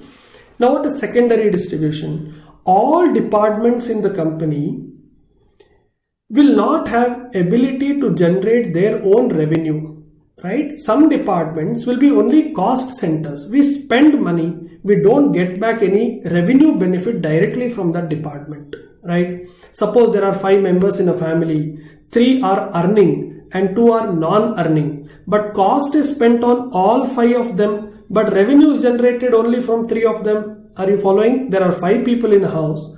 For all of them you have expenses, but only 3 of them are earning. Now those 3 people in that family, like 3 departments in a company, they should earn so much that they can recover their own cost, also share the burden of other 2 non-earning departments, right? That means the non-earning departments, which I call as service departments, their cost should be absorbed or transferred back by production department. Now what is production department? Production department is the one which has cost also, revenue also. It's like the earning member of the family. What is service department? These are the support departments where you have only cost. They do not have revenue generating capacity. So what will happen to the cost incurred in service departments? That should be taken over or transferred back to whom? Production departments. This is called secondary distribution. Are you following? Primary distribution is allocating specific cost and apportioning common cost. This is primary distribution. What is secondary distribution? Transferring back or charging back the service department overheads to production departments, right? Let's see some questions. Let's focus more on the problems now, right? The Union Limited has the following details for 31st March 2019. production departments, service departments, machine shop and packing, general plant and store. As you can see, these are the departments which are called production departments. They have the capacity to generate revenue also. Now service departments are those where they can only support the main activity, they cannot generate their own revenue, right? Allocated overheads. When they use the word allocated, understand these are specific overheads. This is not apportioned. What is the meaning of allocation? Specific cost to specific department is allocation, right? These are all allocated already. Total, you can ignore this. All these items are allocated. Do you have to do anything? Nothing. Just copy. That's all. Where is your work then? Overheads to be apportioned. Now these are the common items, and these items are to be distributed or apportioned between all these departments: machine shop, packing, general plant and stores. How to do it? Let's see. The following data were compiled by means of the factory survey made in the previous year. They have given few more details to you. All 4 departments, the same thing that is there in first table. They have given some details: floor space, radiator section, number of employees, investment on asset, horsepower or HP hours. Now you need to identify how to apportion these cost items using the logical basis that are given in this table. Let me take some simple examples first. Rent. Now this rent of 72,000 should be apportioned or distributed between all 4 departments. You need to search, I'm circling now, out of all this, which is the most logical basis. Which is the most logical basis? I think floor space is a logical base. So 72,000 will be distributed in the ratio 2,000, 800, 400 and 1,600. Are you following? Like this, like this. For every item here, you need to find out the most suitable logical base. Now some of you may have this doubt, sir, what if there is no logical base given at all? Then I'll just scroll up. The explanation is given here. Give me a minute. See this. For every overhead to be apportioned, we need to identify a logical base. Correct? This I told you. If there is no clear data related to such base in the question, then the overhead should be apportioned on direct wage basis. For that you give a note. Now some of you may argue, sir, we can do it on equal ratio. Correct? But it is better to do it on direct wage ratio, because direct wage represents the amount of effort, the number of employees who are working in these departments. Basically, if more people are working, more resources, more time, more energy and more money is spent there. Therefore, instead of doing it in equal ratio, it is better to do it in direct wage ratio. But you will have to give a note. Most of the times, logical base will be available. If the base is not available, then you can take direct wage basis. You search in the question whether we have the logical base. If not, only then direct wage basis, you will have to give a note. Clear? Now see how they have solved this answer.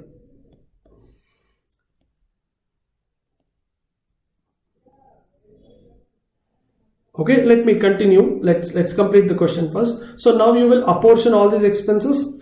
Expenses charged to the stores department are to be distributed to other departments by following percentage: machine shop, packing and general plant. Now you must observe, out of 4 departments that I had, 2 were service departments. Which were those 2 service departments? General plant, I'm circling, and stores. Now I said the cost of service department should be taken back by or absorbed or transferred by machine shop and packing, that is production departments. I repeat, cost of service department should be transferred back to whom? The production departments. In this question, which are the service departments? Plant and stores, general plant and stores. Who should absorb this cost? Machine shop and packing. Correct. But sometimes it may so happen that one service department may take the service of another service department. I repeat what I am saying. Why did you set up service departments? To help the production departments. I repeat, why did you set up service departments? To support the production departments. But it may so happen that one service department is serving all departments including other service departments. Let us take an example. Accounts department, if you take it as service department, and then canteen, okay, as another service department. Now accounts department employees, which is service department, they will also go and use the facility of canteen. That means canteen service department is providing service to accounts, which is also a service department. Are you following? Why did you set up canteen? To provide tea, coffee, food free of cost to all the employees. Now when I say all the employees, that includes the employees of other service departments, right? Now, it is easy when the service department is giving service only to production departments. But if one service department is giving service to other service department also, then you'll have to use certain methods. Either you can do it using repeated distribution method. What is repeated distribution method? Keep distributing from, let us take this example, machine shop, packing, plant and store. From plant, you transfer to whom? Machine shop also, packing also, stores also. Now what will happen? Plant will be closed. The amount in the plant will get closed. Now stores will have some amount. That stores amount you will transfer to machine shop, packing and something to plant also, because this service department is giving service to that service department. That is giving service back to this service department. So you'll have to keep repeating this. Let me take another example. P1, P2, S1, S2. S1 cost. S1 means service department. P means production departments. Yes. S1 cost will go to P1, P2 and S2. Now S1 is closed. S2 will go to P1, P2 and S1 also. Again S1 which was closed, you reopened it. That S1 will go to P1, P2, S2. That S2 will now again go to P1, P2 and S1, and this will continue. That is why wording is repeated distribution. Repeated distribution. You keep repeating distribution like this till you get at least single digit in service department. Please understand what is our target. At the end of our table, at the end of our answer, service department should not have any cost. Entire service department cost should be transferred back to production department. That means suppose if I have 5,000, 4,000, P1, P2, 2,000, 2,000, S1, S2. What is my target? This S1, S2 cost should go back to P1 and P2. Correct? But the problem is S1 when it goes to P1 and P2, something will go to S2 also. And S2 when you transfer, it is going to P1, P2 and S1 also. This will repeat. So I quickly repeat again. S1 will go to P1, P2, S2. You closed S1, then you have S2 now. S2 will go to P1, P2 and S1. Again that gets opened. That you will transfer to P1, P2 and S2, and you keep doing it till you get single digit at least. Some books say do it till you get 0, but that will be 10, 11 rows. That will take a lot of time. So at least till you get single digit like 3 rupee, 4 rupee in both the departments, you do. At the end, what is our aim? Overheads should be there only in production departments, because only those departments have the ability to generate the revenue, and hence only they should bear all the cost. If there is anything incurred in service department, that has to be transferred back. Right. Now when I say anything incurred, there is one important point.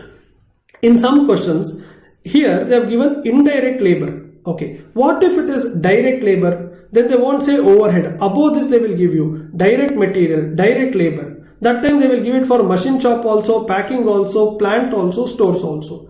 Our focus is overhead. That means if direct material, direct labor, direct expenses are given, then that should not be taken, because our focus is overheads only. Correct. But if you do not take direct material and direct labor of service departments, then it will be completely ignored. When you completely ignore it, you know the problem? You are spending something in service department which will never get transferred back to production department. I will repeat what I am saying. If direct material, direct labor, direct expenses are given for all 4 departments in this example, And question says prepare an overhead primary and secondary distribution summary. Should I take direct material, direct labor and direct expenses? For machine shop and packing, which is production department, answer is no, you should not take. Why I should not take? Because these are prime cost items, these are direct items. Okay, so I can write 0 and 0 in machine shop and packing. Alright. What about plant and stores? Can I write 0 and 0 there also? No. If you write 0 and 0 there also, what are you saying effectively? Material cost, direct material, direct labor, direct expense in service department, I am fully ignoring it. And if you ignore it, what will happen to transferring back? You will only transfer the overheads of S1 and S2 back to P1 and P2. Who will bear direct material, direct labor, direct expense of service department? You can't say, sir, they will only bear. They don't have the ability to generate their revenue. Which means anything and everything incurred in service department should be taken when you prepare overhead table. I repeat, if you want to make a note, please make a note. Anything and everything incurred in service department should be transferred back to production department. If there is direct material in service department, take it. Direct labor in service department, take it. You have to take it. You cannot say these are prime cost item. For production departments, don't take direct material, direct labor, direct expenses. Take only overheads. But for service department, take everything. Take everything. Now some of you may have this doubt, sir, why will a service department consume direct material? Now think about this. We are running a company. We have a factory. We make tea and coffee powders, okay, processing, packing and selling. Now we have a canteen. Now canteen in our factory is a service department. In that canteen, we will have to serve tea and coffee to our employees. Are we going to buy tea, coffee, powder from outside? No. We will go to our own godown, our own warehouse and take tea, coffee, powder and use it in canteen. Now don't you think when there is a stores in charge, the godown in charge, the warehouse in charge, he will record it as tea powder or coffee powder consumed. According to him, it's a direct material because your business itself is tea, coffee powder making. Correct. But who is using that tea powder and coffee powder? It is used by canteen, and canteen is a service department. So effectively what happened? A service department is consuming your direct material. Are you following? A service department is consuming your direct material. I will take one more example. We are running a book publishing company. Now paper is our direct material. Yes. We have accounts department. Accounts department is a service department. In accounts department, to generate sales invoice, purchase invoice, we want paper. Are we going to buy printing and stationery from outside when our company itself is into book publishing? No, we will go to our godown and take the paper bundle from there and start using it in accounts department. Now see what is happening. In one side, you are recording a direct material consumption, paper. But on the other side, you are saying it is accounts department, which is a service department. That means a service department is consuming a direct material. Right? Can you now say, anyway it is service department, no, let's leave it? No, you can't leave it. Anything and everything incurred in a service department should be considered for transferring back to production departments. I hope it is now clear why there can be direct material and direct labor in service department also. Right? Yes. Here, look at this. They are saying expenses charged to the stores department, this is the service department, are to be distributed to other departments. When they say other departments, it will go to all three departments. When I say all three, two are production departments and one is a service department. Correct. In following percentage, machine shop 50%, packing 20%, plant 30%. General plant overheads, this is another service department, will be distributed on the basis of number of employees. Even this will go to all three departments. Out of three, one is a service department. Correct? Now look what is happening. Cost of one service department will be its own cost plus something that will come from another service department. I repeat, cost of one service department, say S1, cost of S1 will be its own cost plus something that is coming from S2. Correct. What about S2? Cost of S2 will be its own cost plus something that is coming from S1. Now look at this. Suppose I am S1 and you are S2. My cost will be my cost plus something that will come from you. And you, S2, for you, it will be your cost plus something that comes from me. That means when you put it as an equation, S1 is equal to my own rupee plus some percentage that is coming from you. And when you put equation for yourself, it is your own rupee plus some percentage that is coming from me. Let me put it this way. X is equal to, one example, X is equal to 10,000 plus 20% that is coming from Y. Whereas Y is equal to its own 20,000 plus some 10% coming from X. Now you have a simultaneous equation. X is equal to 10,000 plus 0.2 Y.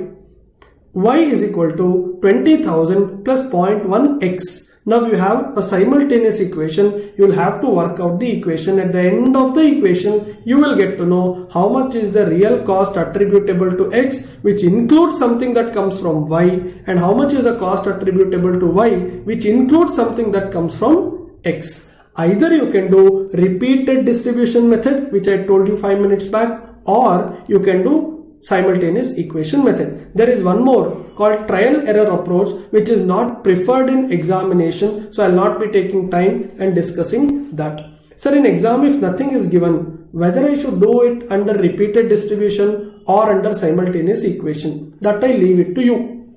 I know some students don't like this simultaneous equation because there is this equation and they get confused. You can do it under repeated distribution method only when the question is silent. But if question clearly says that it has to be done under equation method only, then you don't have a choice. You have to do it as per the question. Better prepare under both the methods and go. You never know, sometimes they will ask you to do it under a particular method. That time you can't give a note and say, I will do it under another method. That's not possible. And all of you know that your repeated distribution method will always take time. Equation is easier. Okay, see here. Prepare an overhead distribution statement with supporting schedules to show computation and basis of distribution. This is only primary distribution. Allocation, apportionment. You also have to present the basis in your main answer. Determine the service department cost distribution by, look at this, simultaneous equation method. They have clearly said, now you have to do the equation only, right? I have one question for you. What if S1 is to be transferred only to P1 and P2 and S2 is to be transferred only to P1 and P2? Do you have to think about repeated distribution or simultaneous equation? No, not at all. S1 will go to P1 and P2. S1 is closed. S2 you take, transfer to P1 and P2. S2 is closed. Over. No repeated distribution, no simultaneous equation, not even trial error. You don't have to talk about it at all. So then when will the simultaneous equation or repeated distribution method come into picture? When something from S1 has to go to S2, something from S2 has to come to S1. Clear? Right. I have one more doubt. My doubt means your doubt, which I will be answering. Sir, what if S1 is going to P1, P2 and S2? S1 is going to P1, P2 and S2, whereas S2 is going only to P1 and P2. Did you understand my question? S1 will go to P1, P2, S2, but S2 will go only to P1 and P2. Should I do repeated distribution? Should I do simultaneous equation? Not necessary. Not necessary. In that case, take the bigger department first. Take S1. Transfer it to P1, P2 and S2. S1 is closed. Now S2 will have its own cost plus something that has come from S1. Transfer that full amount only to P1 and P2. S1 will not get opened. S2 is anyway closed. Now it will be 0 and 0. That means you have to understand three possible variety of question.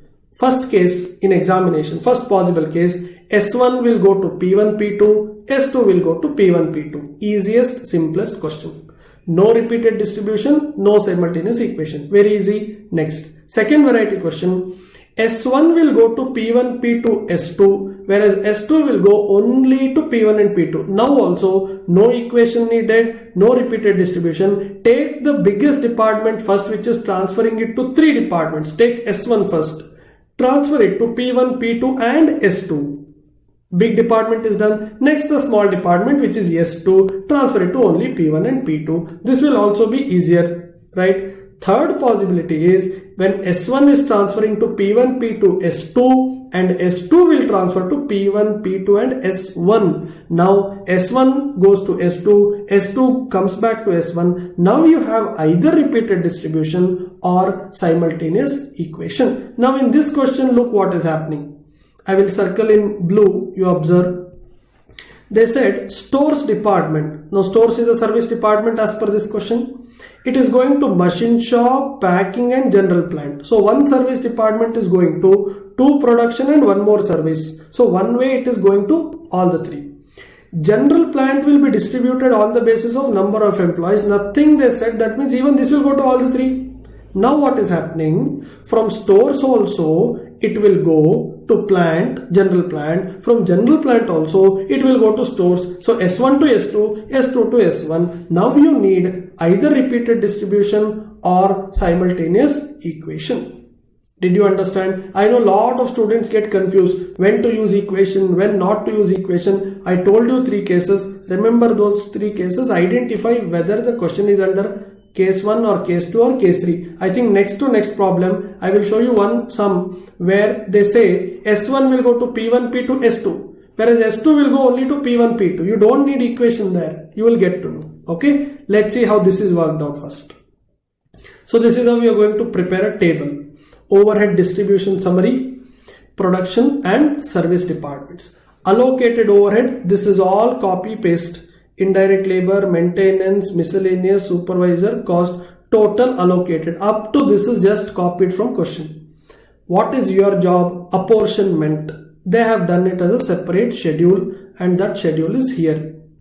This is how you should also present in the exam. Write all the overheads, okay, which are to be apportioned, and then you write basis of apportionment properly.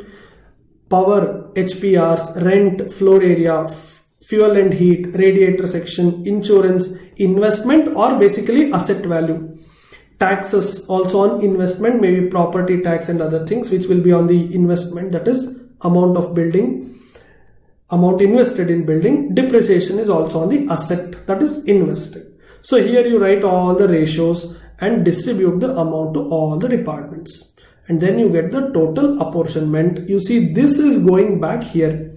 184, 350, 70125 here and here. Now you got the total overheads. But look at this, what is happening. You have overheads in all 4 departments. And what did we discuss 10-15 minutes back? Overheads of service departments should be transferred back to production departments. You should not keep it there. That means next job is to transfer service department overheads to production department, and that is called as what? Secondary distribution. Correct? Primary is allocation and apportionment. That's what we did. Secondary is to transfer service department overheads to production departments. Let's see. They said equation.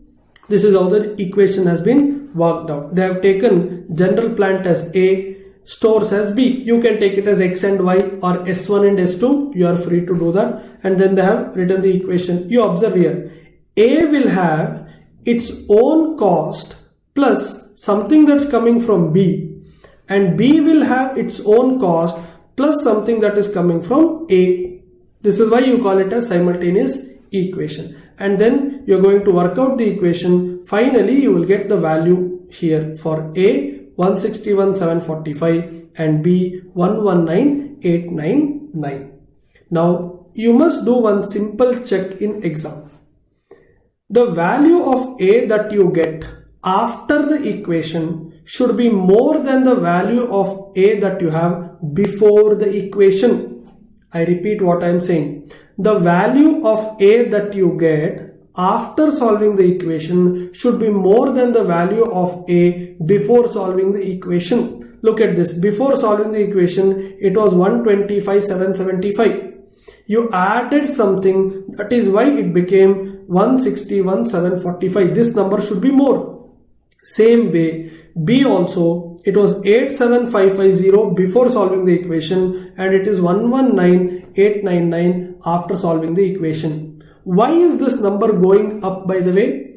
Understand, A will have its own 125,775 plus it will get something more. When you do plus, at least 1 rupee more you will get.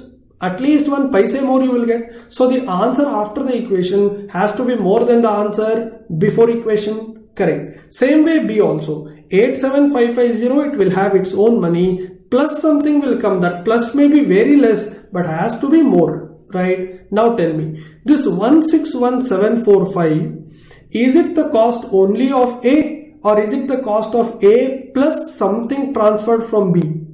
It is A plus something transferred from B already.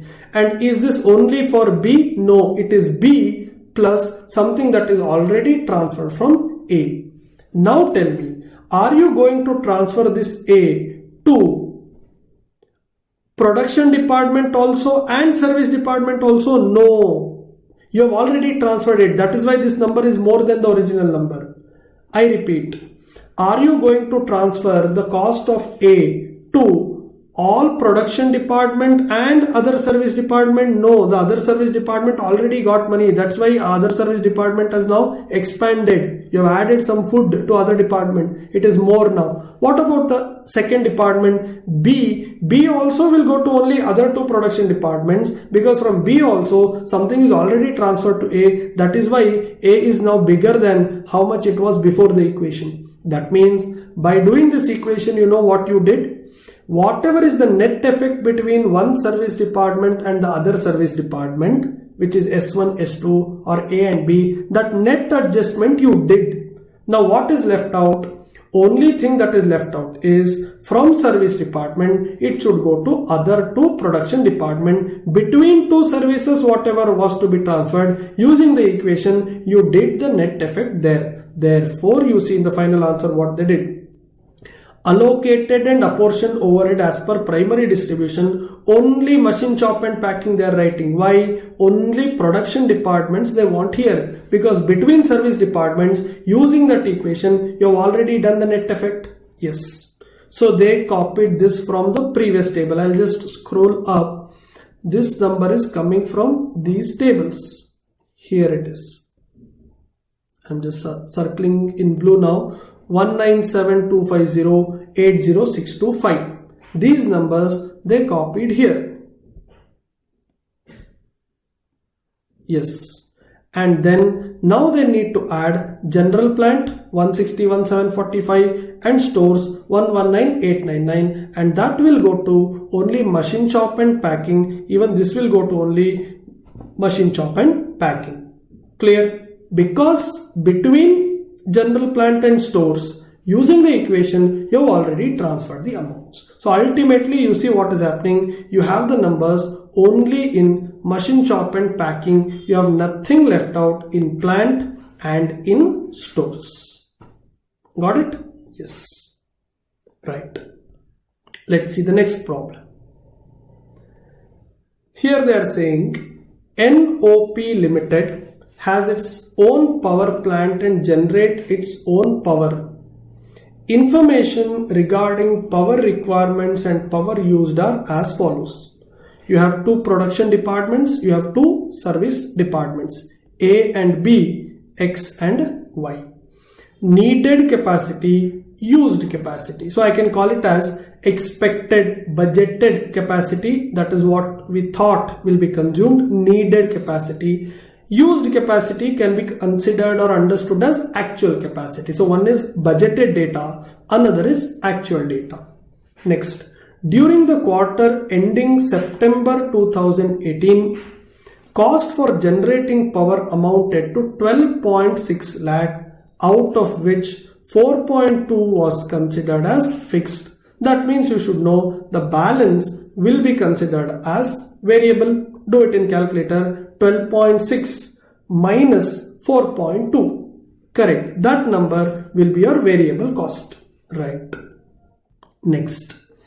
Service department X render service to A, B and Y. Remember, Y is a service department. Y is also a service department. Here they are saying cost of X should go to A, B and Y in the ratio 6, 4 and 2. Whereas department Y will render service only to A and B in this ratio. Now observe, you don't need repeated distribution, you don't need simultaneous equation. Why? From X it will go to A, B and Y. From Y it will go only to A and B. When will the equation or repeated distribution is necessary? When X goes to A, B, Y and Y goes to A, B, X. Are you following? Now tell me which department you will take first. You will take the bigger department. Which is the bigger department? X. From that you will transfer to A, B and Y. And then whatever you have got in Y, you will transfer only to A and B. I hope it's clear now. The direct labor hours for A and B 67,500, 48,750 respectively. Why did they give you labor hours? Maybe at the end of the answer they want you to show labor hour rate, LHR. For that numerator will be overhead, which you will work out, divided by labor hours, that is given already in the question. Okay, first one, prepare overhead distribution sheet. Then calculate factory overhead per labor hour for department A and B. That's what I told you just now. Now first thing to be done is overhead distribution sheet. First of all, before I talk about distribution, do I know how much is the overhead? Yes, how much is the overhead? 12.6 lakh, correct? But out of that, something is fixed and balance is variable. Now how do I apportion fixed overhead? How do I apportion variable overhead? Please understand, fixed overheads are decided in advance. Fixed overheads are known in advance. Fixed overheads can be predicted. Fixed overheads are based on budgeted capacity. Why am I saying so? You can predict your rent for the next month because you have already signed a rent agreement. You can predict the salary of employee for the next month because you have already given a joining letter which has a payslip for which you both have agreed, employer and employee. That means fixed expenses can be budgeted, fixed expenses can be estimated, correct? But actual expenses will depend on your actual activity. My food consumption for the next month, food consumption cost for the next month depends on how much of food I consume, correct? But rent of my house remains same irrespective of whether I consume food 3 times a day or 4 times a day or only twice a day, correct? Which means, understand this and register this concept in mind. Fixed overhead is estimated on the basis of budgeted capacity, whereas actual overheads will be based on, or variable overheads will be based on actual capacity. I repeat, fixed overhead is based on budgeted capacity, variable overhead will be based on actual capacity. So out of 12.6 lakh, this 4.2 lakh which is fixed will be apportioned on the basis of budgeted capacity or needed capacity. In exam they can give target, budget, forecast, estimation, right? And the balance, which is 12.6 minus 4.2, that will be apportioned on the basis of actual, that is used capacity. See the answer, what they have done. They first said overhead distribution sheet, item, basis, total, production and service. Variable overhead, which is 12.6 minus 4.2, 8,40,000. They are doing it based on used capacity, which is nothing but actual capacity. They are distributed in the ratio, right? Next, fixed overhead, which is 4,20,000, that they distributed in budgeted capacity, needed capacity ratio. So you have the number and then they did the total. I'm focusing only on this. Okay, yeah, only this part. Now you have the overhead in A, B, X and Y, correct? Now X and Y are service departments. You need to transfer the cost of X and Y to A and B. Which one to transfer first? The bigger. Therefore they took service department X. They are transferring to A, B and Y. So by doing this, what will happen? This will become 0. This will become 0. And this amount, 2,70,000 you observe here, is getting transferred to A, B and Y. Later, service department Y they took and that they transferred to A and B 4:1 ratio. You already have 1,80,000 plus now another 45,000 is getting added. This 2,25,000 will go in the ratio 4:1. Now we have the total overheads only in production department. The other two service departments will have 0 and 0. Clear? Right. They have asked one more question. They wanted you to calculate labor hour rate. So first copy this here, 675, 585. Then you need to divide it by labor hours, because what is the formula for LHR? Total overheads divided by total labor hours. So total overheads you calculated, labor hours were given in the question. So if you divide 675,000 by 67,500, you get the factory overhead rate per hour. Factory overhead rate per hour. Got it? Yes. Next. V Limited manufactures luggage trolleys for airports. The factory in which the company undertakes all of its production has two production departments, fabrication and assembly, two service departments, stores and maintenance. Two production, two service. The following information have been extracted from the company's budget for the year. Okay. What are they saying? Allocated overhead. That means this is already allocated. You just have to copy paste. Fabrication, assembly, stores and maintenance. Up to this is just copy from question and paste in your answer. What is our task then? Other overheads. This you need to distribute or apportion. Factory rent, factory building, insurance, plant machinery insurance, plant machinery depreciation, subsidy. This has to be apportioned between all four departments. For that, they have to give a logical base. Correct. Before that, they also gave you direct cost data, because the first table is only overheads. Allocated overheads, common overheads. Now they said we will give you even prime cost data, that is direct cost data, fabrication and assembly. Remember, these are two production departments. Yeah, material, labor, material and labor. Okay. Next.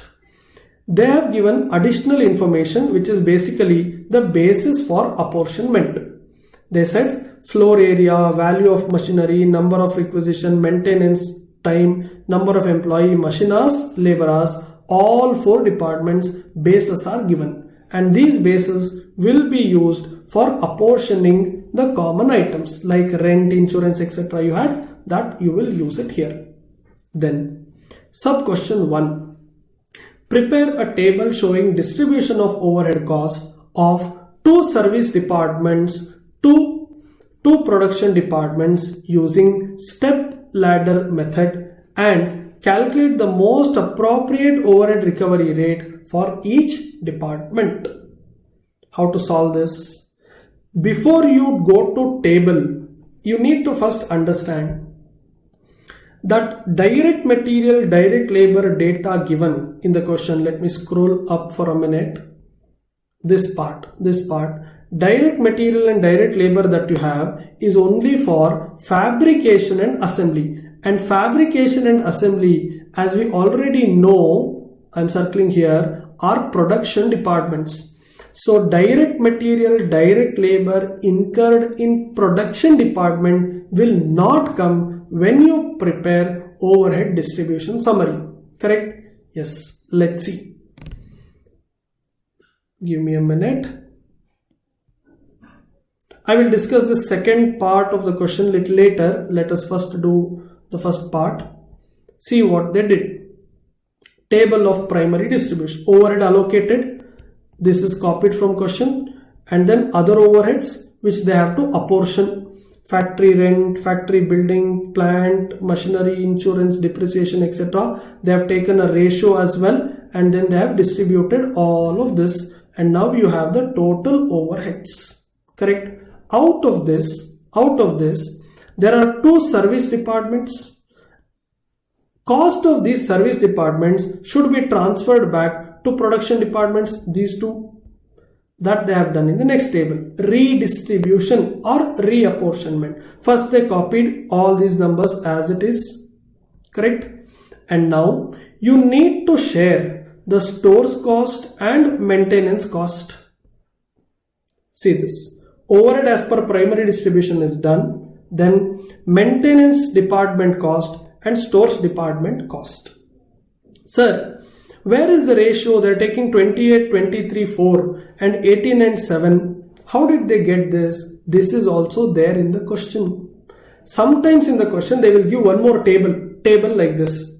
From maintenance department to fabrication, assembly and stores, it will be 30%, 40%, 30% or 3:4:3 ratio. From stores department to fabrication and assembly, it will be again 50-50 or 40-60, some ratio they will give. But in this question they did not give it as a separate table.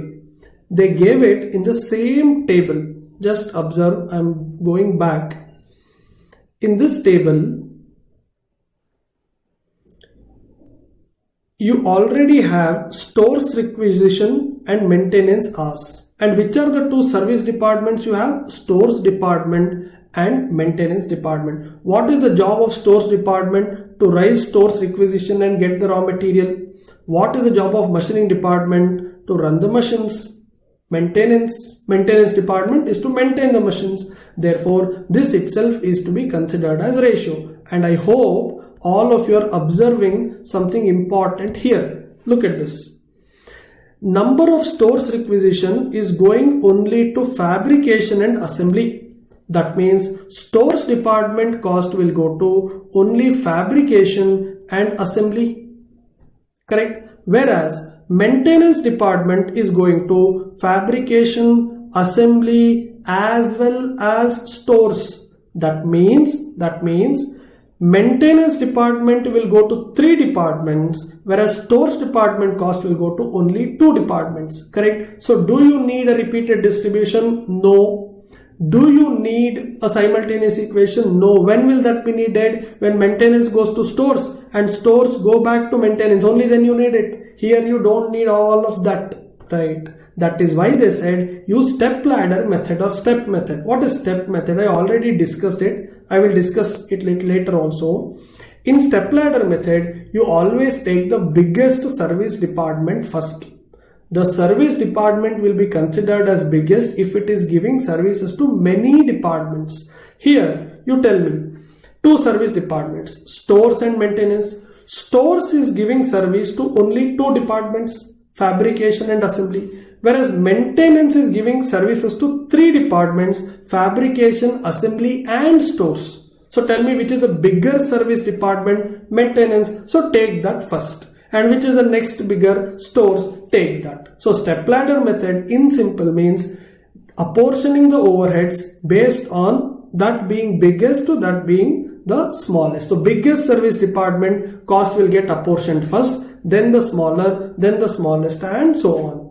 That is called step ladder. Name itself tells you step ladder. You keep coming down. Take the biggest service department, next and so on. Here you have only 2. So first biggest is maintenance, next will be stores.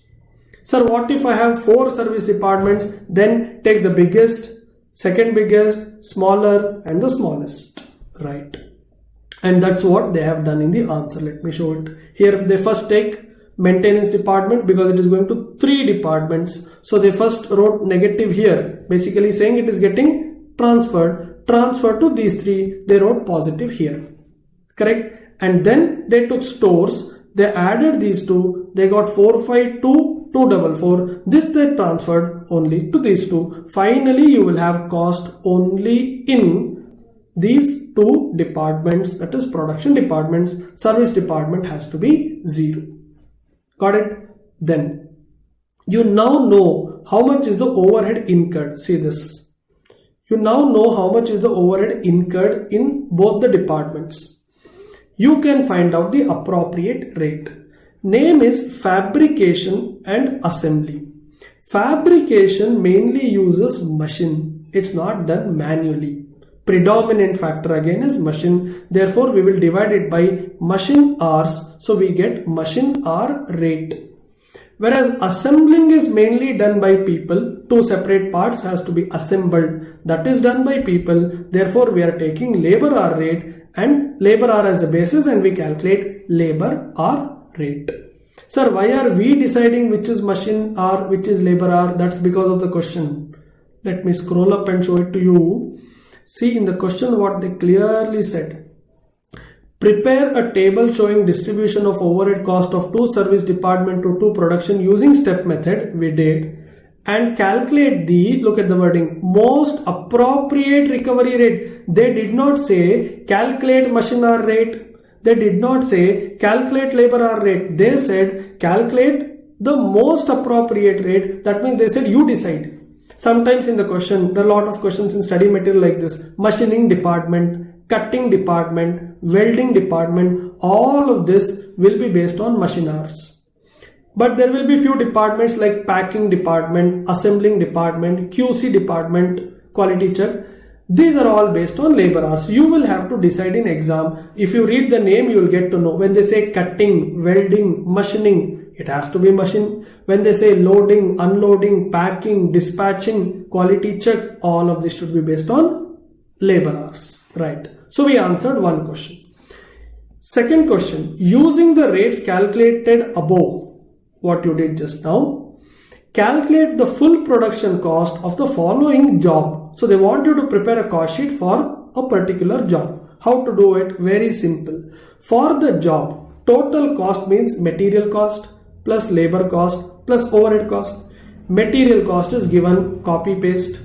Labor cost is also given, 240 labor into 50 rupee.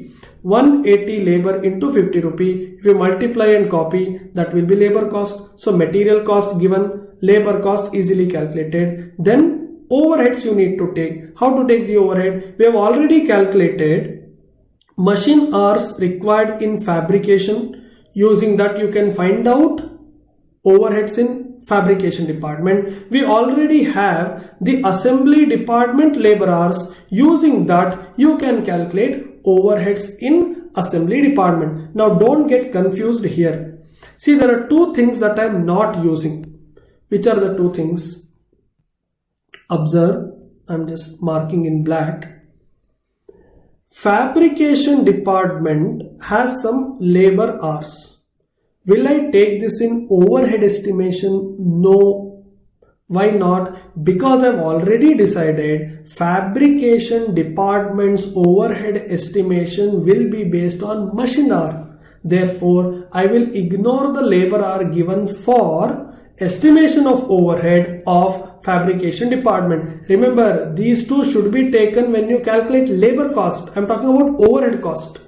Clear? Then next department for which I need to estimate overhead is assembly department. I've already decided that the assembly department overhead will be based on labor hour. That means the machine hours required in assembly department will be ignored by me. I will use assembly department labor hours that is available here. This one, 180. So basically I will take machine hours of fabrication and labor hours for assembly. You see what is done in the answer as well. Here it is. Direct material given as it is. Labor, I told you, take the 50 rupee rate, which is also given in the question. Then overhead, you observe fabrication, they are doing it using MHR. Assembly, they are doing it using LHR. When this is MHR, this has to be machine hours. When this is LHR, this has to be labor hours. And then when they put the overheads, you have material, you have labor, you have the overhead. The total will be the total cost. This is one big question. I would suggest all of you to practice this during your last week of revision also, because this will cover lot of concepts. Lot of concepts are covered here. Okay? Yes. Next one is step ladder method of service distribution. This I told you. How to use this? You will take the biggest or the largest service department first and distribute it to other departments. And then you take the next one, then you take the next one, and you keep doing it.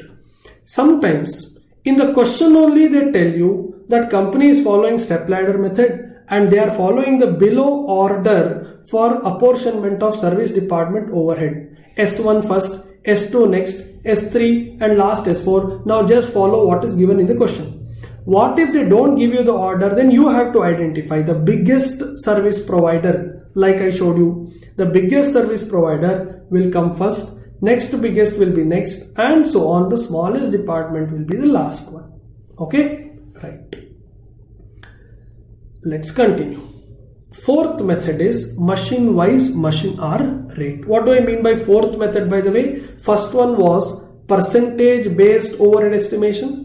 Second one was either machine hour rate or labor hour rate. Third method was for each department separately machine hour rate or labor hour rate. And now we are saying no, don't calculate machine hour rate for the whole department. Calculate machine hour rate for every single machine. That's why my heading is machine wise machine hour rate. Under this method, we need to calculate MHR for each machine separately and not for the department as a whole. So there are two types of machine hours, either direct or comprehensive. Direct or basic, one thing, comprehensive. In comprehensive, we need to consider not only overhead, we need to consider everything that is related to a machine, and ICAI follows the approach of comprehensive MHR. Therefore, we will also have to work out under comprehensive MHR. Now, some of you may be thinking, what is the use of doing machine wise machine hour rate? Please understand, one machining department may have 7 machines, and those 7 machines are designed differently. The area occupied by them is different. The repair maintenance cost for each machine is different. Depreciation is different because useful life is different. Power consumption is different. If you take one rate for the whole department, and in different machines, if you are making different products, you will end up overcharging to all of them and undercharging few of them. Most of them overcharging, few will be undercharging. And that is not correct. Suppose if in one company, suppose printing press, I took this example even in my theory video discussion. You can watch that if you want theory background of this. Here my focus is practical problems. In one printing press, if I have 5 different machines in which I am printing different products, one machine only to print book, another machine only to print invitation card, another machine only to print banners. Now these machines will be big and small, different size, different useful life, different power consumption. Now if you take the entire department rate and calculate, what will happen? The higher electricity which gets consumed by, which is consumed by banner printing machine, will also get apportioned to other machines which are consuming very less power. By doing that, what will happen? You will kind of averaging out the whole cost. By doing that, you are unnecessarily increasing the cost and price of those products which is using a smaller machine, and you will be unnecessarily reducing the price of those machines which are consuming more power, because it is getting averaged out. Correct? It is like 3 members in a family. One is eating more, another guy is eating less, and last guy is eating very, very less. And if you say, I will do total food cost and divide by 3, all 3 should share the cost, then the one who is eating very less will feel that he is taking more sharing, more cost sharing, and the one who is eating a lot will be very happy. Though I am eating more, I am sharing as much as the other 2 who are eating very less. And is that correct? The answer is no. Therefore, what you have to do, for each person you have to calculate the food cost. For each machine you have to calculate the overheads. That's why we call it as machine wise machine hour rate. Let's see. Ajit Limited, they have 15 different type of machine. Overhead expenses, factory rent. This is not one machine, factory, entire factory's rent. 1,80,000. Floor area is 1 lakh square feet of the entire factory, remember. And now we are going to talk per machine, not even per department. We will be talking per machine. Heat and gas 60,000, supervisor 1,50,000. Okay. Wages of the operator is 200 per day of 8 hours. Please understand, 200 rupee per day, and they are going to work for 8 hours. That means if you do 200 by 8, you will get 25 rupee per hour. Operators attend 1 machine when it is under setup and 2 machines when they are under operation. What does it mean? If I am an operator I can handle only one machine at a time when it is under setup. That means entire 25 rupee that you are paying me. How did I get 25? 200 rupee by 8 hours. Entire 25 rupee that you are paying me should be absorbed by single machine, because during setup I can handle only one machine. So entire 25 will go to single machine. Clear? But if the machine is running, I can handle two machines at a time. That means 25 rupee will be shared between two machines. 12.5 will go to one machine. 12.5 will go to another machine. Clear? Yes. In respect of machine B, one of the above 15 machines, the following particulars are given. Cost of the machine, life, scrap value, you will calculate depreciation. Annual expenses on special equipment attached to this machine is given. Estimated operation time, machine is occupying 5000 square feet of floor area. This is to calculate the rent which is attributable to this machine. Power will cost you 5 while it is in operation. Very important. Only when it is in operation you will pay 5 rupee. Okay. What is that they want you to work out? Estimate the comprehensive machine hour rate for machine B. Also compute. This part we will discuss little later. Let us first do machine hour rate. How to calculate machine hour rate? You need total overheads related to that machine, not total overheads for the department. Total overheads related to that machine. How to calculate? Anything that is given for the machine, you will take as it is. Anything that is given for the whole department, you will find out how much is related to this machine. Like factory rent, for example. 1,80,000 rupees is spent, and that is for the entire machining department, which is 1 lakh square feet. This machine is occupying only 5,000 square feet area. So 1,80,000 by 1 lakh into 5,000 square feet, you will get the cost. Heat and gas, this is for the entire machining department, and there are 15 machines, divide. Supervisor also you have to share. Depreciation, anyway this machine original cost minus scrap value by useful life. Annual expenses on special equipment, total is coming to 52,000, and fixed cost per hour is 4,000 hours. 4,000 is given in the question, so 13 rupee. Sir, two cost items they did not take.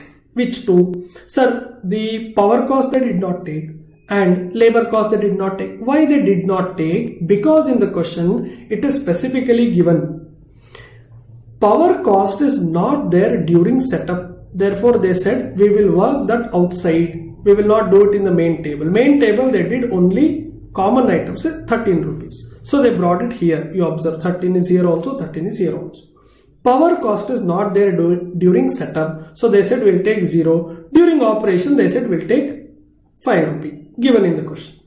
Wages also, entire 25 rupee will be taken during setup, because one employee can handle only one machine during setup and you are paying him 25 rupee per hour. But if it is running, if it is operational, then one employee can handle two machines. So 25 will be shared between two machines. So divide by two machines, that will be 12.5.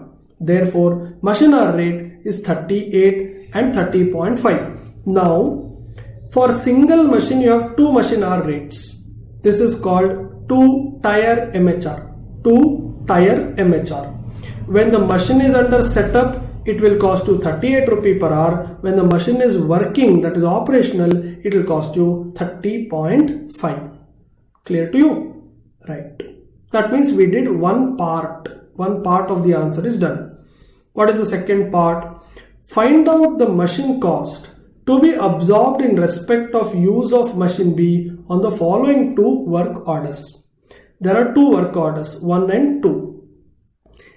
Setup time required is 15 and 30. Machine operation time is 100 and 190. It is easy now. I know, using my previous answer, I know how much is the overhead per hour when the machine is under setup. And I also know how much is the overhead per machine hour when it is operating.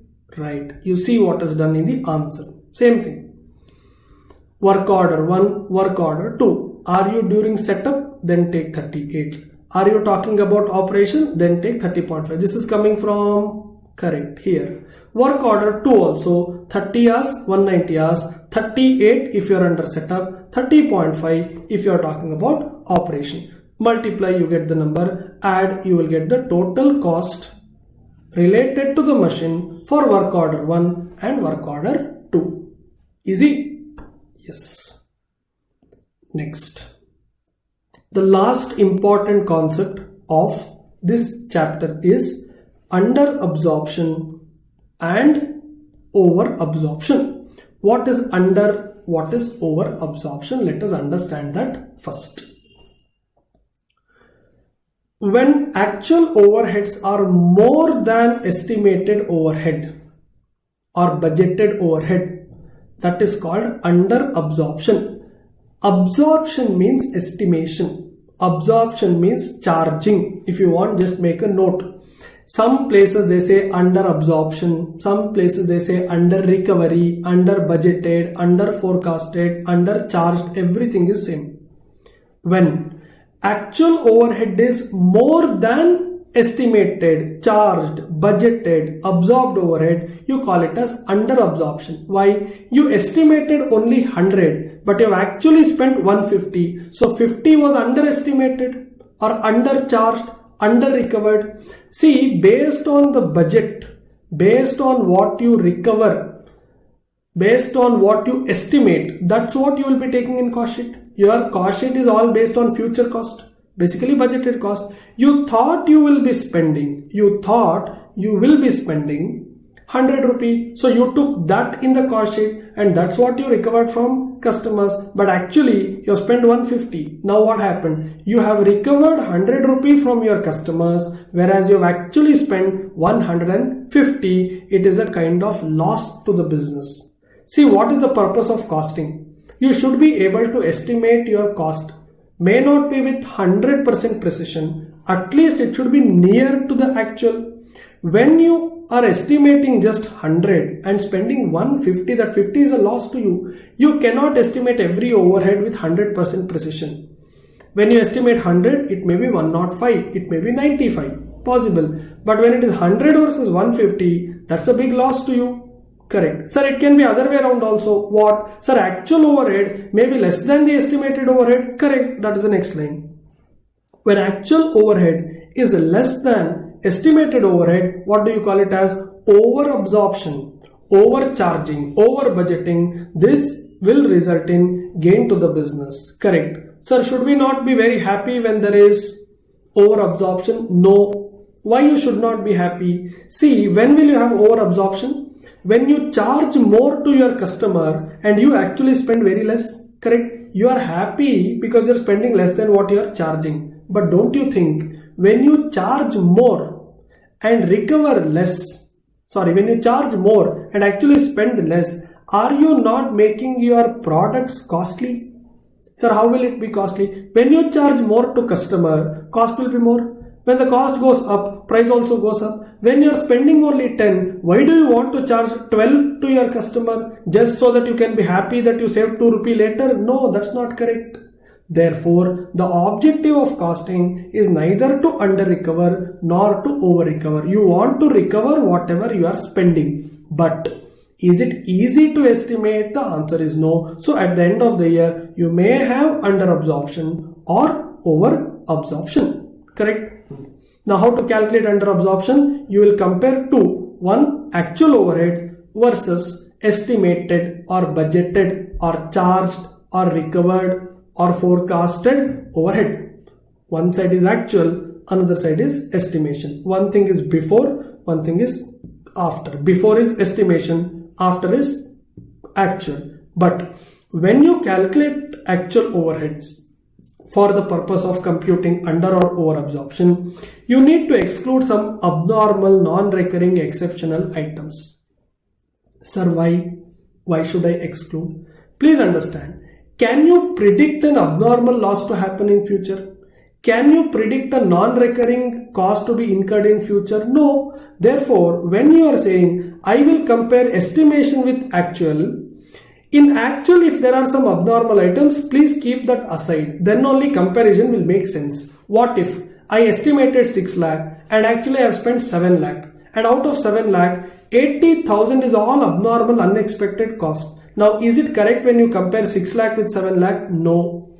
Out of 7 lakh, there is 80,000 worth abnormal, exceptional, non-recurring items. Take that, keep that outside. So now it is 6 lakh 20,000. Now it makes sense if you compare 6 lakh estimation with 6 lakh 20,000 actual, because both are normal expenses. Estimated is also normal overhead, actual is also normal overhead. So basically in the question, if they say something like this, loss of stock by fire, can you estimate this to happen?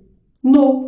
Accident, writing off old obsolete items, penalty paid to court, etc., etc., losses due to labor strike, you can never predict these items. Therefore, when you want to compare actual overhead with estimated or predicted overhead, ensure that your actual overhead contains only normal cost. Any abnormality like what is listed here should be kept out. Okay? Yes. Now you understood how to calculate under absorption. Let's see how to treat this.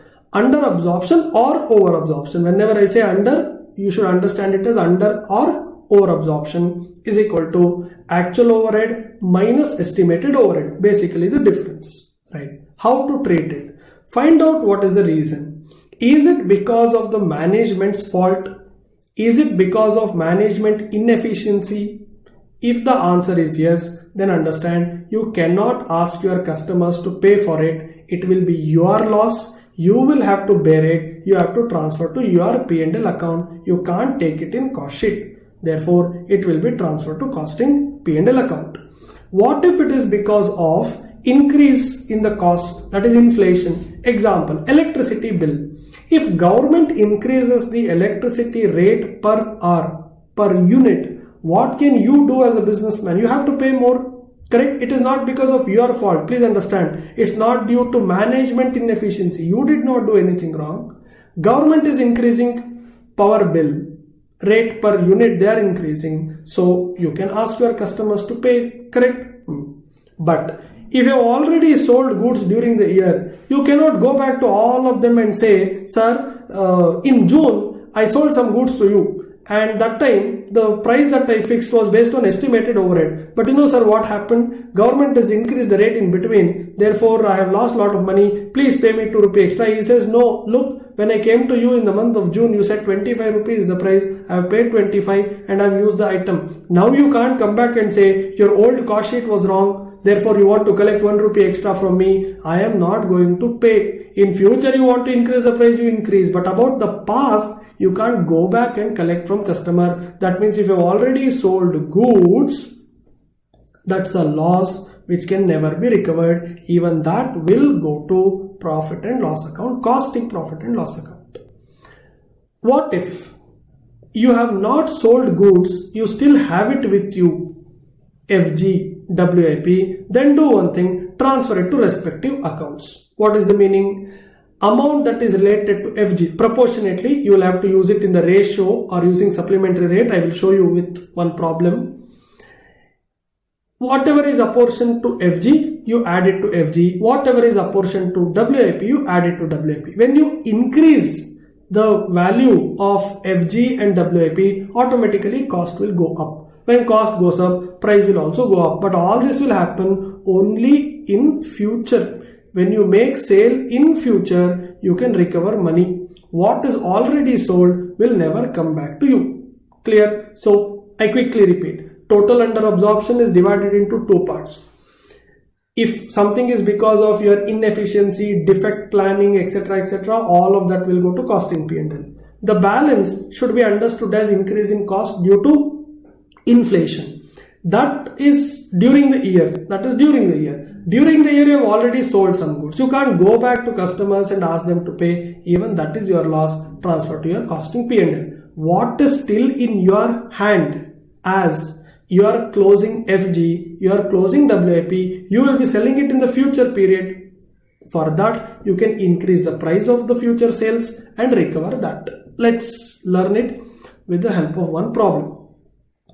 ABC Limited manufactures a single product and absorbs production overhead at a predetermined rate of 10 per machine hour. That means the company is following MHR method of overhead absorption, and they will be estimating overheads as 10 rupee per machine hour.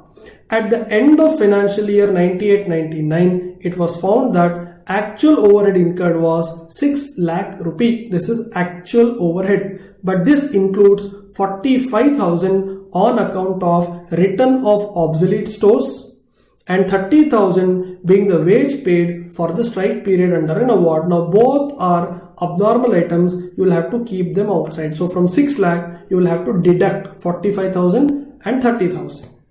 Production and sales data is also given to you. Production FG 20,000, WIP 8,000 units, but they are only 50% complete. That means you should consider them as 4,000 units because finished goods are 100% done. But WIP, though you have 8,000, they are as good as only 4,000 units. How did I get 4,000? 80,000 units which are half complete, 50%, are as good as 4,000 units which are fully complete. Correct? Yes. Sales, you have sold 18,000 units. Here itself there is a clue for you to observe. 20,000 units you produced, only 18,000 you have sold. That means you still have 2,000 FG with you. And you still have work in progress. Now don't say, sir, what if work in progress is sold? You can never sell work in progress. Nobody will buy work in progress. That means you have 2,000 FG stock in hand and 4,000 equivalent WIP stock in hand. Yes. The actual machine hours worked during the period is 48,000. It has been found that 1/3 of the under absorption was due to lack of production planning and the rest was attributable to normal increase in cost. Rest is attributable to normal increase in cost. That means that is inflation, right? You are required to show the accounting treatment of under absorption of production overheads. Answer is given here.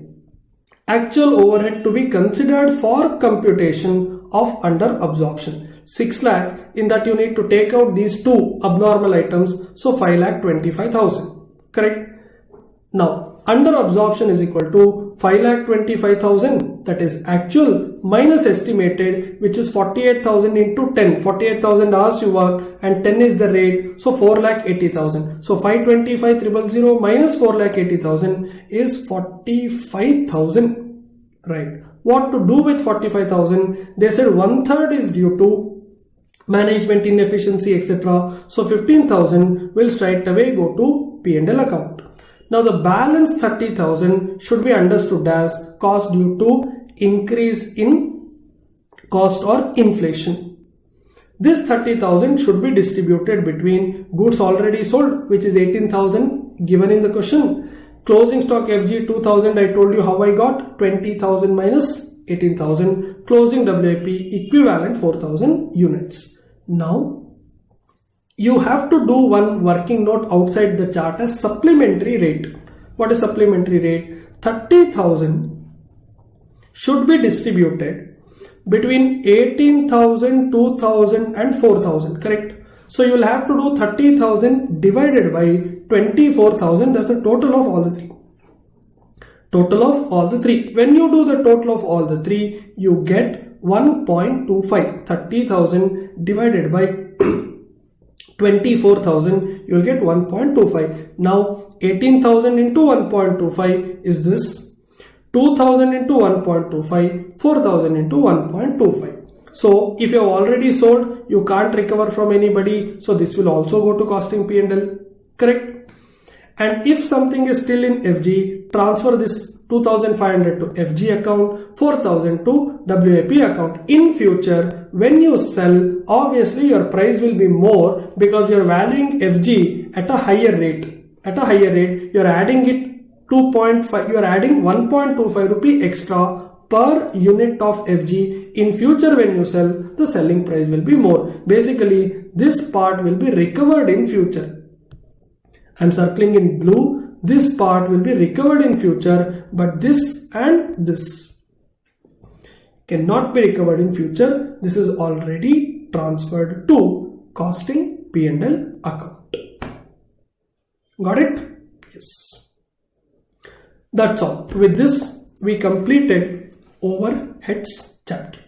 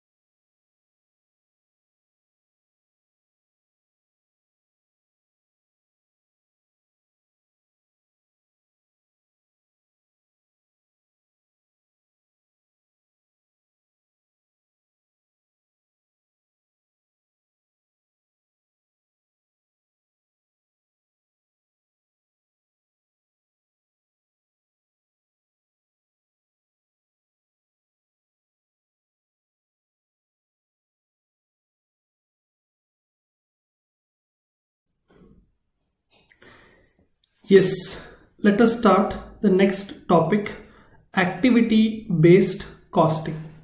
I consider this topic as an extension of overhead chapter. This chapter is an extension of overhead chapter. Why so? The main focus in overhead chapter was estimation of overhead. For that, first we said percentage method, then we said machine hour rate or labor hour rate, and then we said department wise machine hour or labor hour rate, then we said machine wise machine hour rate. So basically there also the focus was on estimation of overheads. Even activity based costing focuses on estimation of overheads only. In overhead chapter, our focus was time based estimation. Why am I saying time based? What is that we calculated? Machine hour rate, labor hour rate, department wise machine hour rate. Everywhere the focus was calculating rate per hour. Correct? Rate on the basis of hour. That is rate on the basis of time. That means in overhead chapter we have learned how to estimate overhead on the basis of time. Activity based costing says, look, don't estimate overhead on the basis of time. Estimate it on the basis of activity performed. What do I mean by this? In overhead chapter, our calculation would be something like this. Overhead rate is equal to total overhead divided by total machine hours or labor hours, correct? But here it says, see, don't check time. Don't estimate based on time, estimate it based on work or activity. So here in activity based costing, overhead will not be on time, it will be on activity. So the formula there was overhead rate per hour, here it will be overhead rate per activity. So overhead amount will go to the numerator divided by activity, that will go to the denominator. Now what is the difference between hours and activity? Please understand, two employees A and B, both of them are working in customer support department, customer service department. Both of them are working for 8 hours a day. That means in previous chapter, overhead will be estimated based on 8 hours, telephone bill, internet bill, printing stationery, tea coffee expenses, transportation. Every overhead related to these employees will be based on labor hour, that is 8 and 8. But activity based costing says, look, don't estimate overhead based on time. See what is the activity performed by Mr. A and Mr. B during this time. For example, what is the main role, main activity that they do? Customer service department is there to receive customer calls, customer complaints, customer queries, correct? That means the main activity they perform is phone calls, talking to customers. Therefore they say activity based costing says don't estimate overhead based on 8 and 8, which is hours, which is time. Find out in a day how many phone calls they make. Suppose Mr. A is making 100 phone calls and Mr. B is making 140 phone calls, then you will have to do total overheads, say 1000 rupee, to be divided by 100 phone calls. Now 1000 overhead because of A divided by 100 phone calls, that means overhead rate will be 10. What is this? Is it 10 per labor hour or 10 per phone call? It will be 10 per phone call. This is what I meant when I said that the overhead will be estimated not on the basis of time but on the basis of activity or work performed. Clear? If you are talking about packing department, it's not on the basis of number of hours they work, it's on the basis of number of boxes they pack.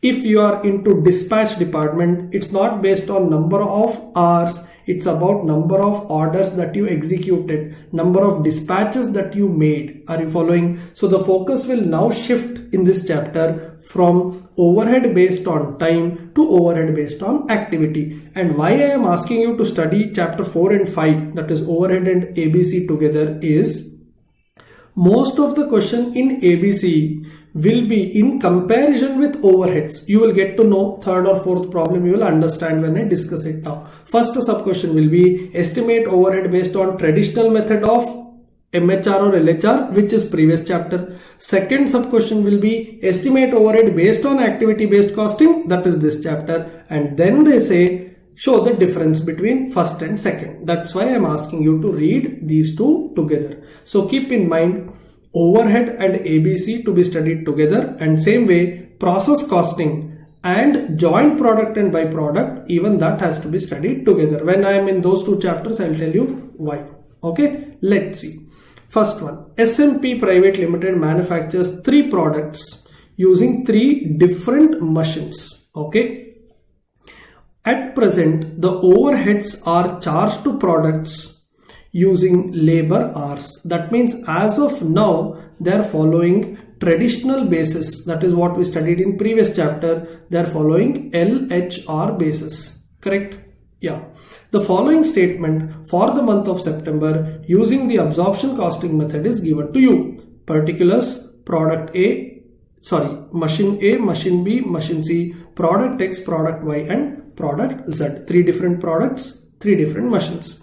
Production, material, labor, overhead, total cost and selling price. All the basic details are given to you. Next, following additional information is available relating to overhead cost drivers. What is cost drivers? In simple, activity. Cost driver means activity. What is driving the cost?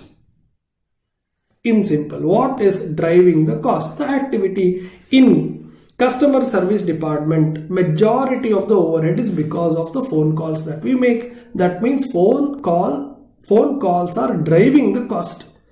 Phone call is the activity. Making phone call is the activity that is driving the cost. Therefore, number of phone calls is nothing but number of cost drivers. Cost driver volume. We call it as cost driver volume. Number of machines set up, number of customer order, number of customers. These are the cost drivers. Product X, Y and Z and also the total. Actual production and budgeted production for the month is same. Workers are paid at a standard salary rate. Of the total overhead cost, 30% is related to machine setup, 30% is related to customer order processing and balance is related to customer complaint management. Here, they did not give you complete information. What am I saying? See, they said out of total overhead 30, 30 and balance, which is 40. So 30, 30, 40 that they have given. But how much is total overhead? That is not given. How to calculate? See this.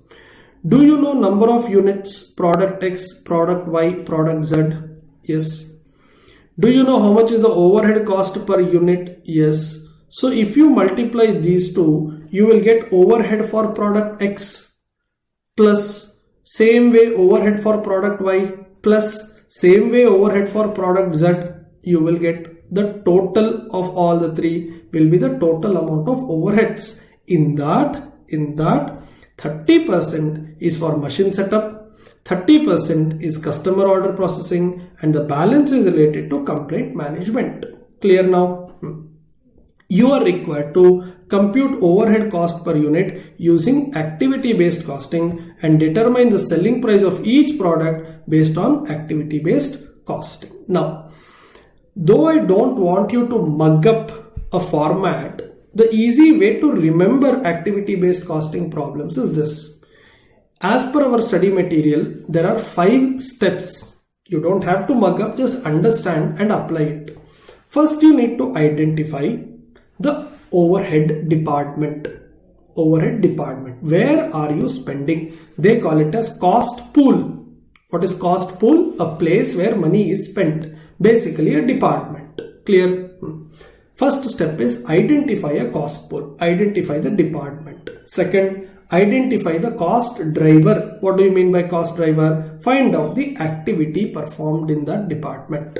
Clear? I quickly repeat. First, find out the cost pool.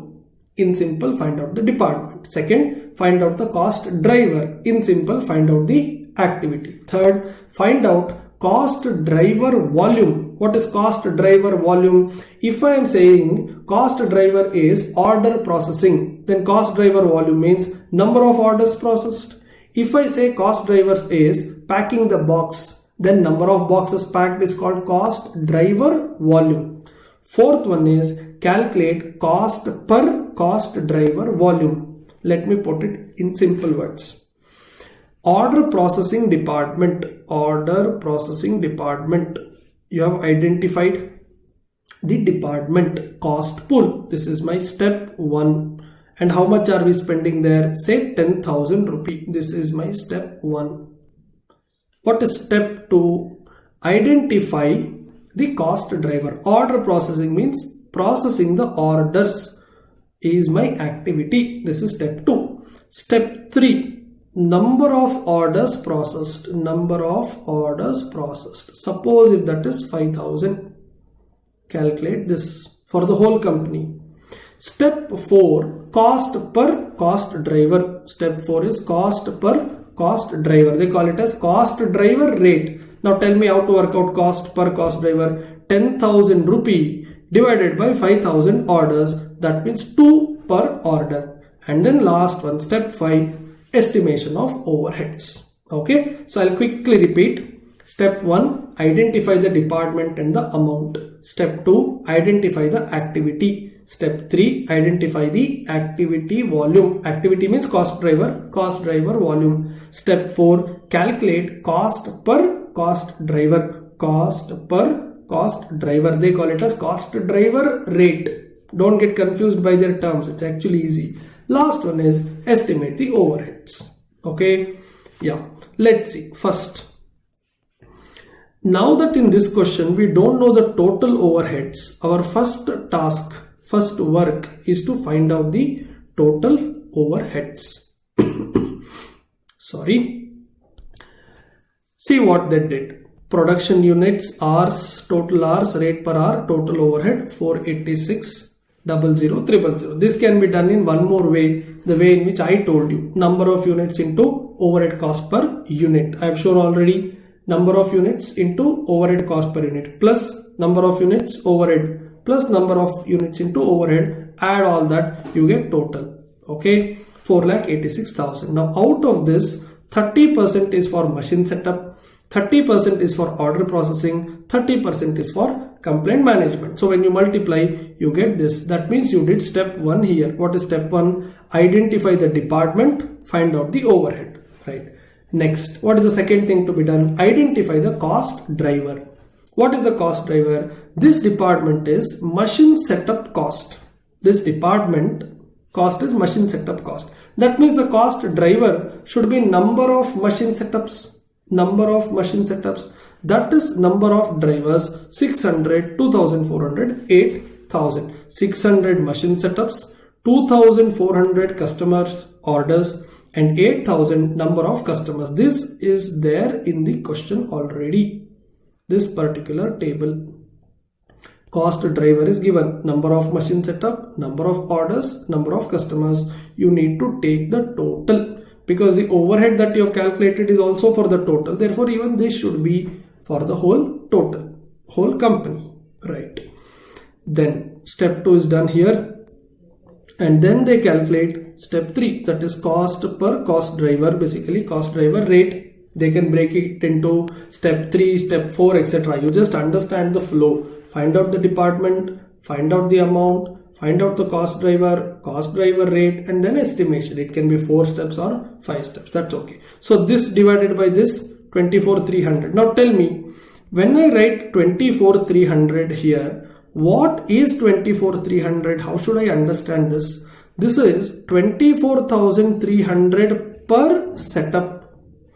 This is 6,075 per order. This is 2,430 per customer.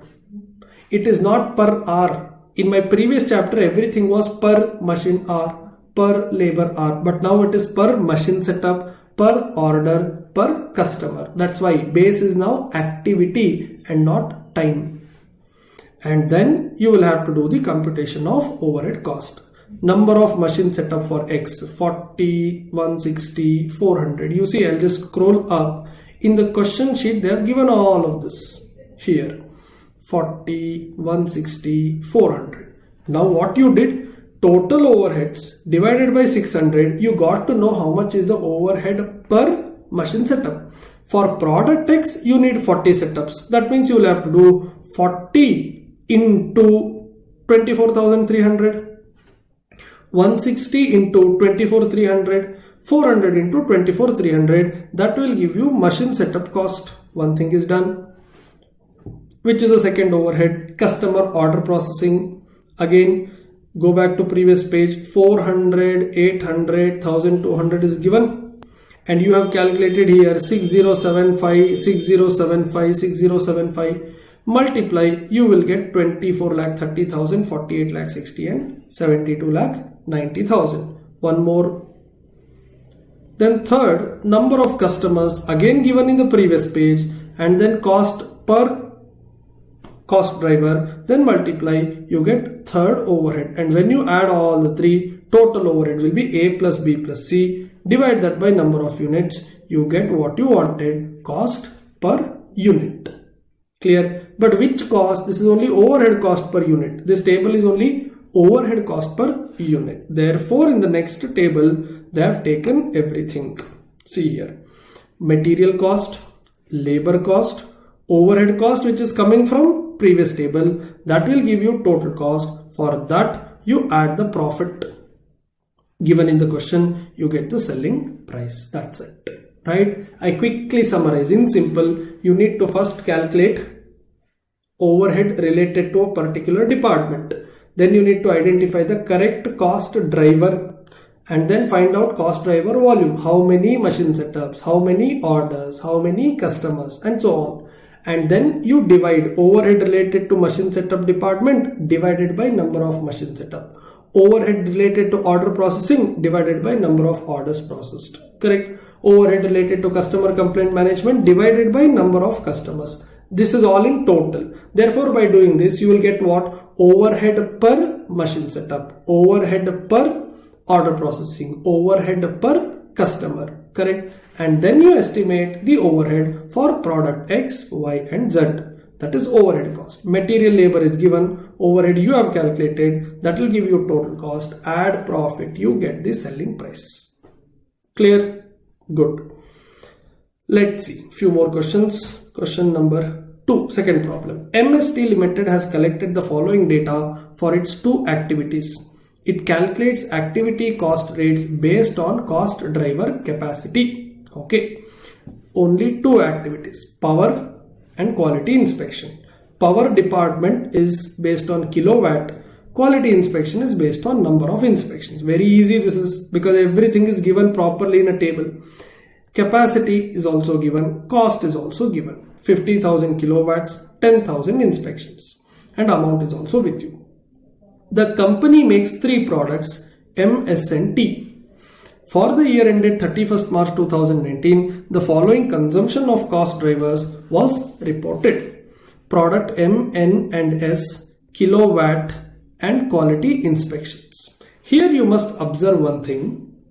Unlike the previous problem, if you add all of this, 10 plus 20 plus 15, this will come to 45,000. Correct? Whereas this number here is 50,000. Are you following? In previous, total of the machine setups was equal to the total given in the question. Total of the customer order processing was equal to the number of orders. But here it's not happening. See next one, quality inspection also. 3,500 plus 2,500 plus 3,000. This will come to 9,000. Whereas the number here is 10,000. Correct? That is why you see sub question 2, cost of unused capacity. There is some unused capacity. How do I know? Out of 50,000 kilowatt hours of capacity, I am using only 45. Out of 10,000 inspection, I am doing only 9,000. That means there is something that is unused. Right.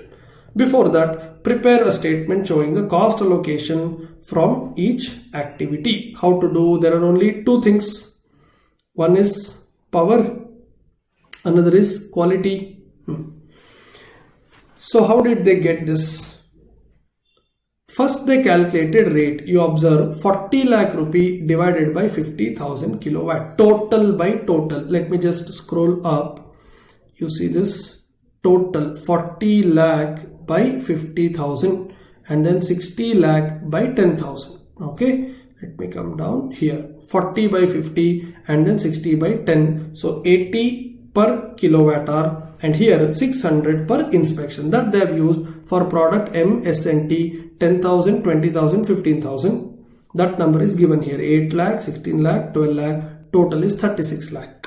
Sir, but the amount you took is 40 lakh. Correct. The difference between 40 lakh and 36 lakh will go as unused capacity cost.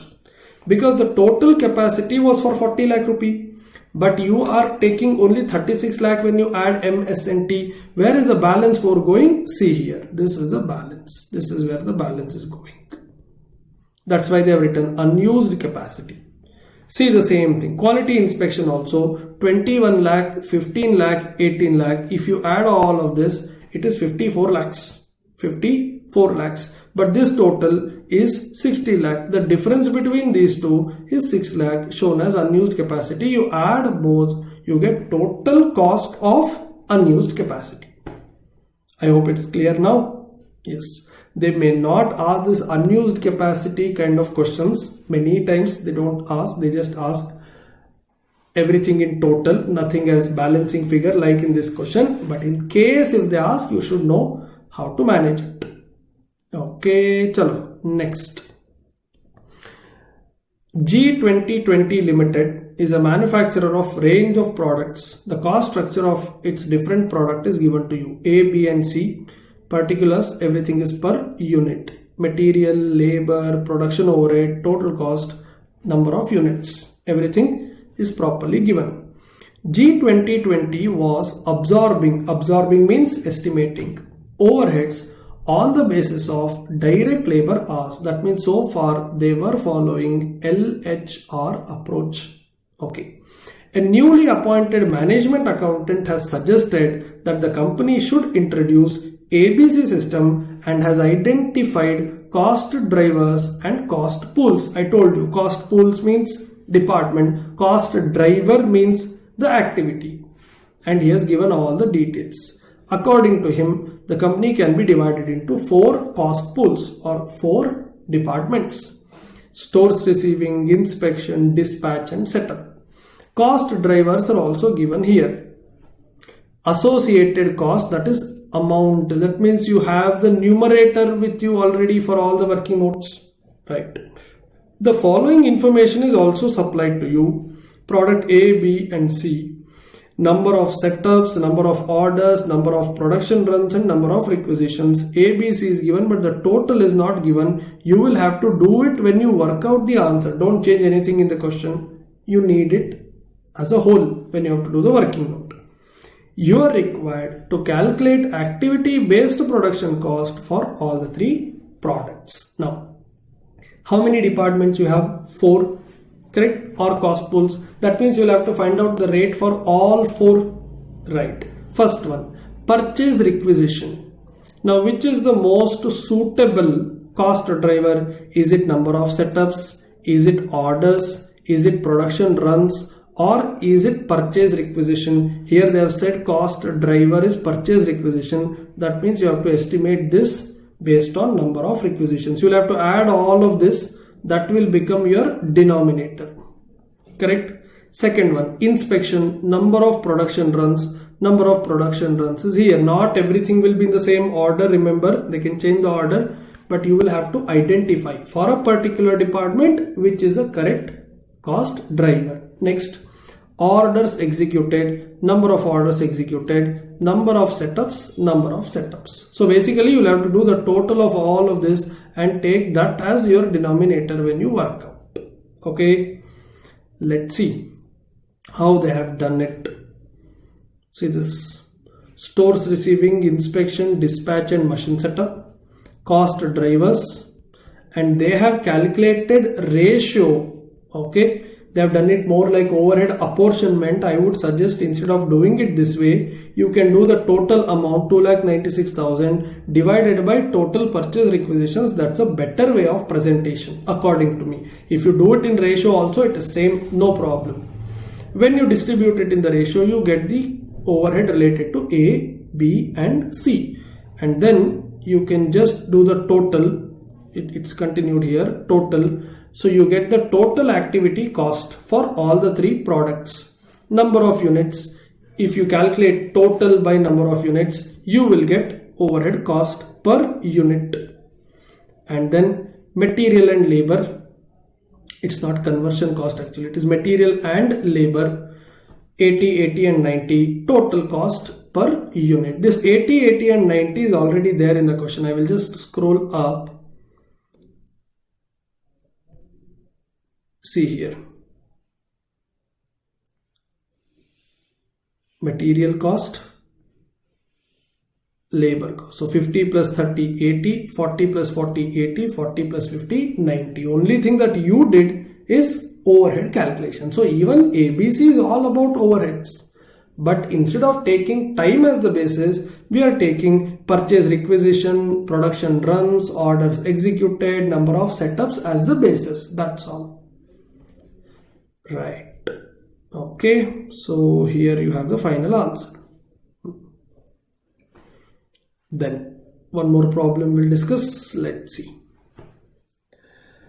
HMB Limited is producing a product in 10 batches, each of 15,000 units in a year and incurring following overheads thereon: material procurement, maintenance, setup and quality control. The prime cost is given. By the way, all this is overheads, correct? When they say prime cost, that means direct material, direct labor is also included in 30139,000. This is prime cost. What is there in the table is overhead. The company is using currently the method of absorbing overheads on the basis of prime cost. That means what are they doing as of now?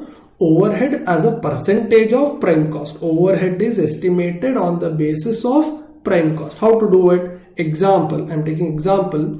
If prime cost is 100 and overhead is 60, then they say, look, my overhead is 60% of prime cost. That is 100. This is 60. So 60 by 100 into 100. My overhead is 60% of prime cost. That is what they are doing as of now. Now they want to shift to activity-based costing, and information related to activity drivers for the year is supplied to you. Okay. Activity drivers and activity volume. Number of orders, maintenance time, number of setup, number of inspection. Here you have all the volumes. Okay. If you just scroll up, you will get to know here. You have material procurement. You need to identify which is the most suitable cost driver. Maintenance, which is the most suitable one. Setup, and then QC. I think it's in the same order. Procurement is purchase order. Maintenance is maintenance time. Setup cost is number of setup. Quality control is number of inspection. That means you have numerator here, I'm circling now, and you have all the denominator here. If you divide all the numerators given in first table by the denominators given in the second table, you will get cost per cost driver. How many? You will get 4 things. 1, you will get overhead per purchase order. That is here, I'm marking in blue. Then you will get overhead per maintenance hours. Then you will get overhead per setup. Then you will get overhead per inspection. Clear till this? Next. The company has produced a batch of 15,000 units and has incurred 26,38,700 and 3,75,200 on material and wage respectively. Basically, if you add both, you should directly get prime cost. Correct? Material and labor. The usage of the activity of the said batch is also given. For this particular batch, you have taken 48 orders, 810 hours of maintenance time, number of setups are 40, inspection is 25.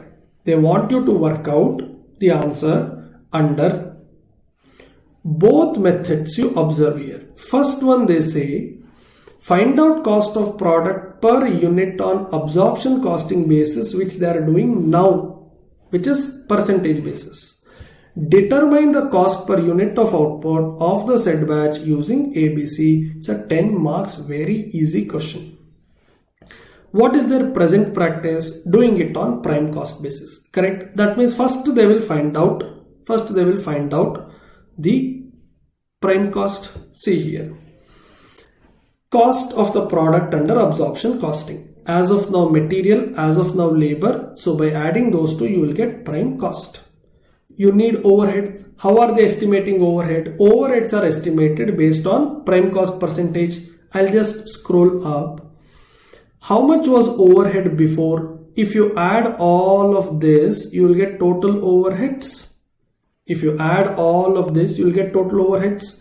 And then divide that by this number, which is prime cost, into 100, you will get to know the percentage. Correct? See here, they have done it in the working note like this. Total overheads, when you do it, you can do it later. Video will be available. You can watch the videos later also. First focus on the explanation. Total overhead divided by total prime cost into 100, when you do 17.18% you got.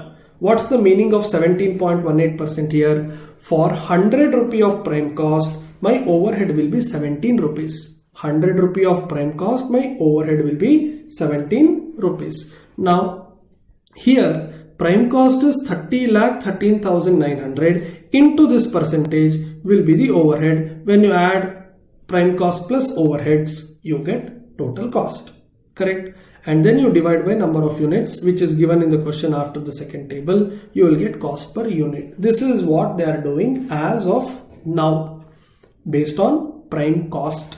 Right. What is second sub question? They want you to do it on the basis of activity based costing. Right.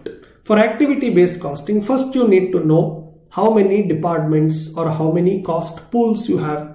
There are 4 cost pools given already in the question. You need to know how much is the overhead spent there. Even that is given. Just copy from question.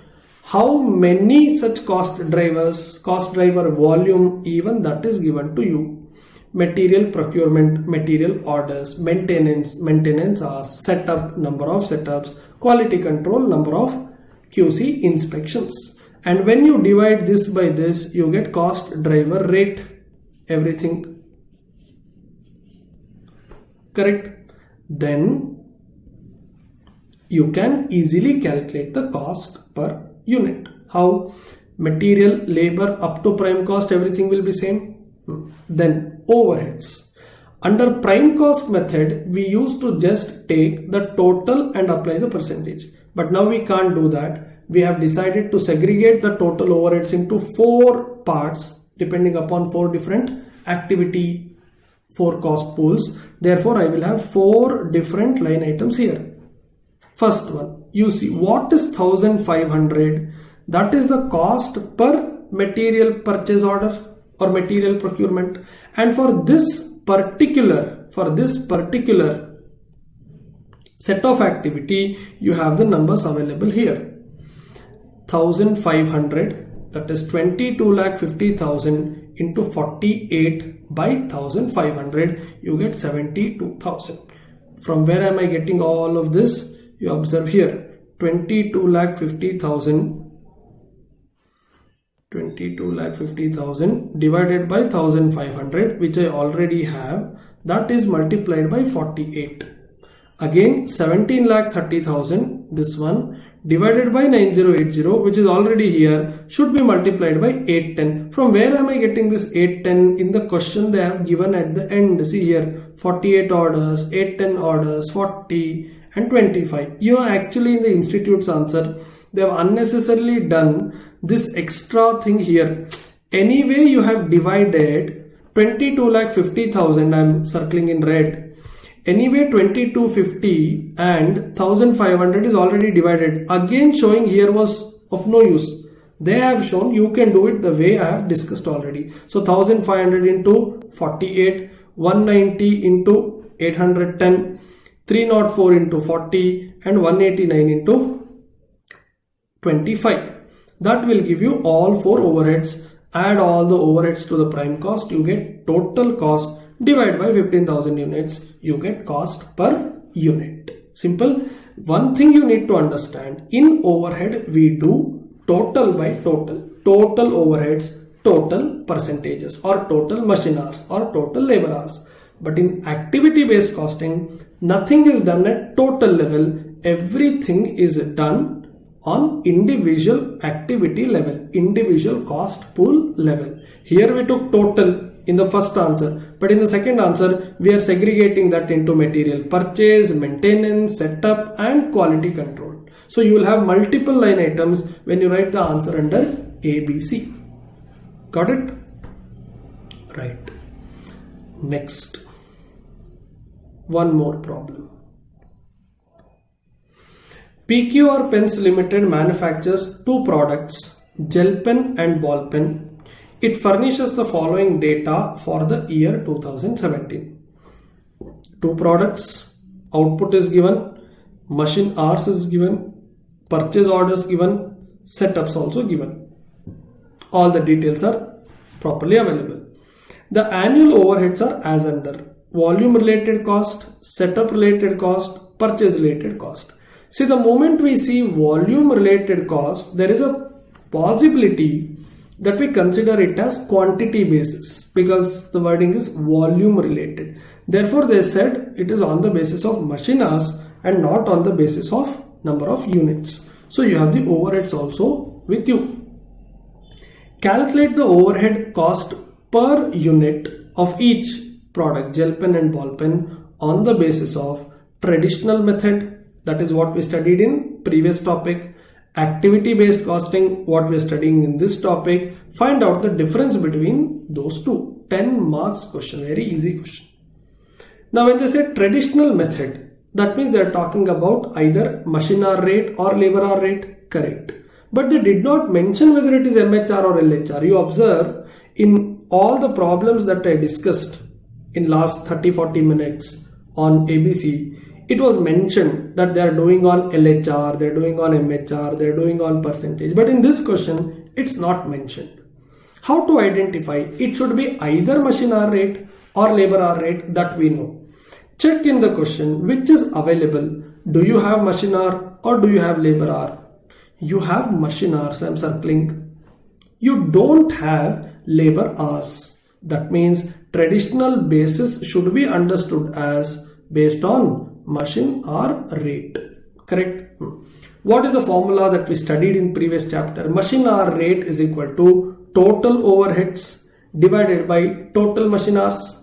Total overheads divided by total machine hours. Sir, where is total overheads? Total overheads is not given. 3 overheads are given. If you add all of them, you will get total overheads. You need to add all the 3. I am marking in blue now. All the 3 overheads, if you add, you get the total overheads. That should be divided by total machine hours. Sir, where is total machine hours? That is also here. Machine hours of gel pen, machine hours of ball pen. If you add both, you will get the total machine hours. See how the answer is presented. Here it is. Overhead rate per machine hour is total overhead. They first took all the 3 and then they divided by total machine hours, for which they took both machine hours needed for gel pen and ball pen. And then they got 15,60,000 divided by 78,000 hours, 20 per machine hour. Okay. And then they used it here. Statement showing overhead. How to get the overhead amount? 24,000 hours are needed for gel pen and machine hour rate is 20 rupee. What is the meaning of 20 rupee? 20 is the machine hour rate. Amount of overhead incurred per machine hour. Amount of overhead incurred per machine hour is 20. And to make this many gel pens, 5,500 gel pens, you have spent 24,000 machine hours. So now 24,000 into 20, 4,80,000 is the overheads. If you divide that by number of units, you will get 87.27 as the overhead rate per unit.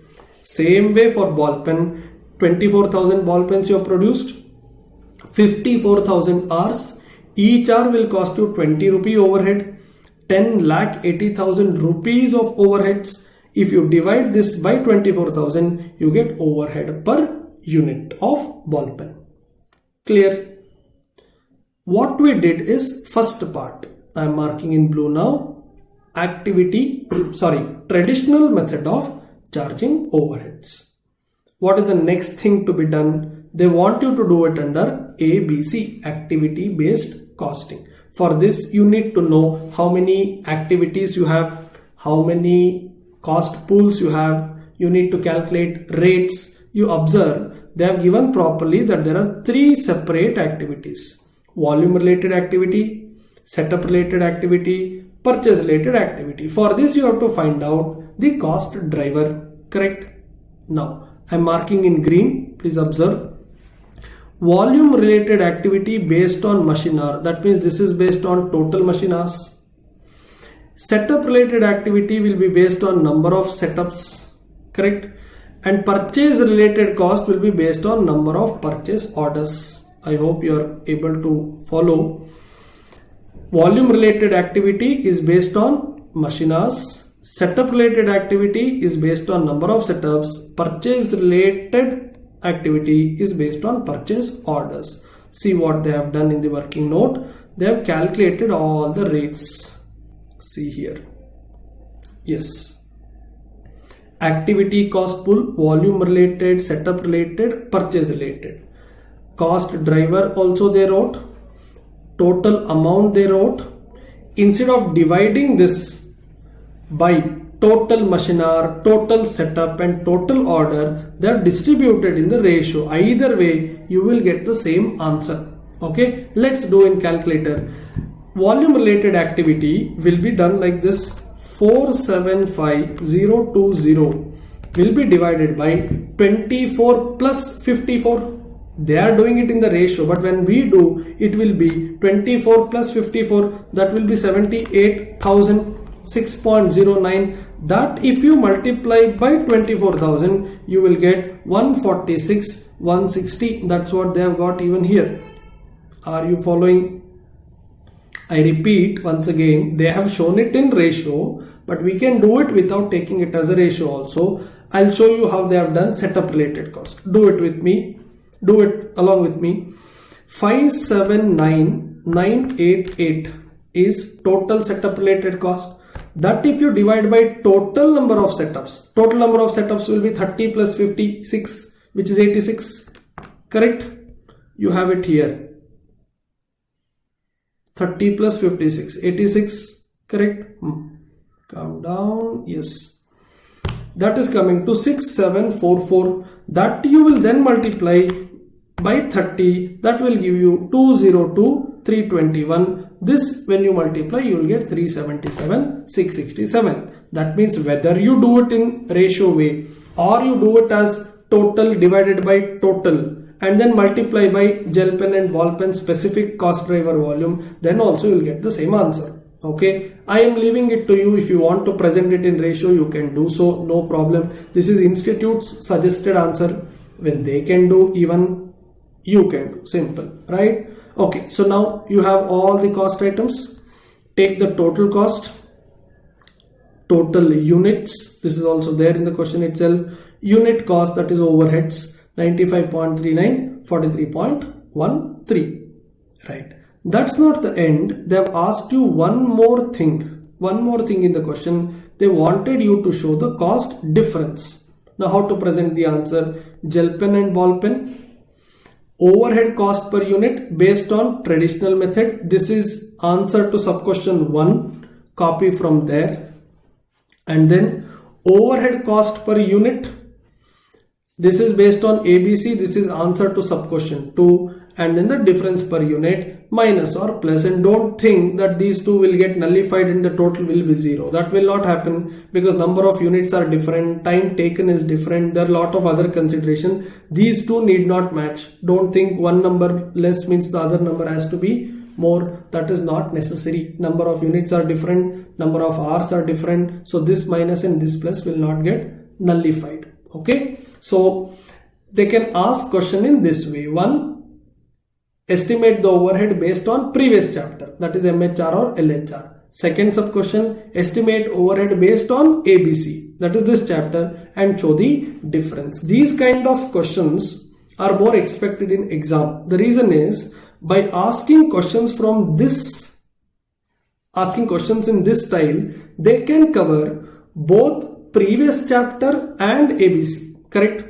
By asking this one question, they checked our knowledge on MHR also, they checked our knowledge on ABC also, and then they asked us to show the difference also. I think these kind of questions you should practice more. One, previous method, that is LHR or MHR or percentage, that will be sub question A most of the times. Sub question B will be as per ABC, and then sub question C may be there, may not be there, which is finding out the difference. Sometimes they may ask you to comment also. If they ask you to comment, then this is what you need to write. Under traditional method, our overheads are estimated on the basis of time, either MHR or LHR. Under ABC, overheads are estimated on the basis of activity, work done, correct, task accomplished. Therefore, overhead estimation based on activity based costing is better, more scientific than overhead estimation based on time. But it requires a lot of data, it consumes a lot of time, sometimes it may be even complex, right? So this is the comment answer that you need to write. Okay, yes, I think with this we completed activity based costing as well, right? Okay, let us continue next chapter, that is process costing.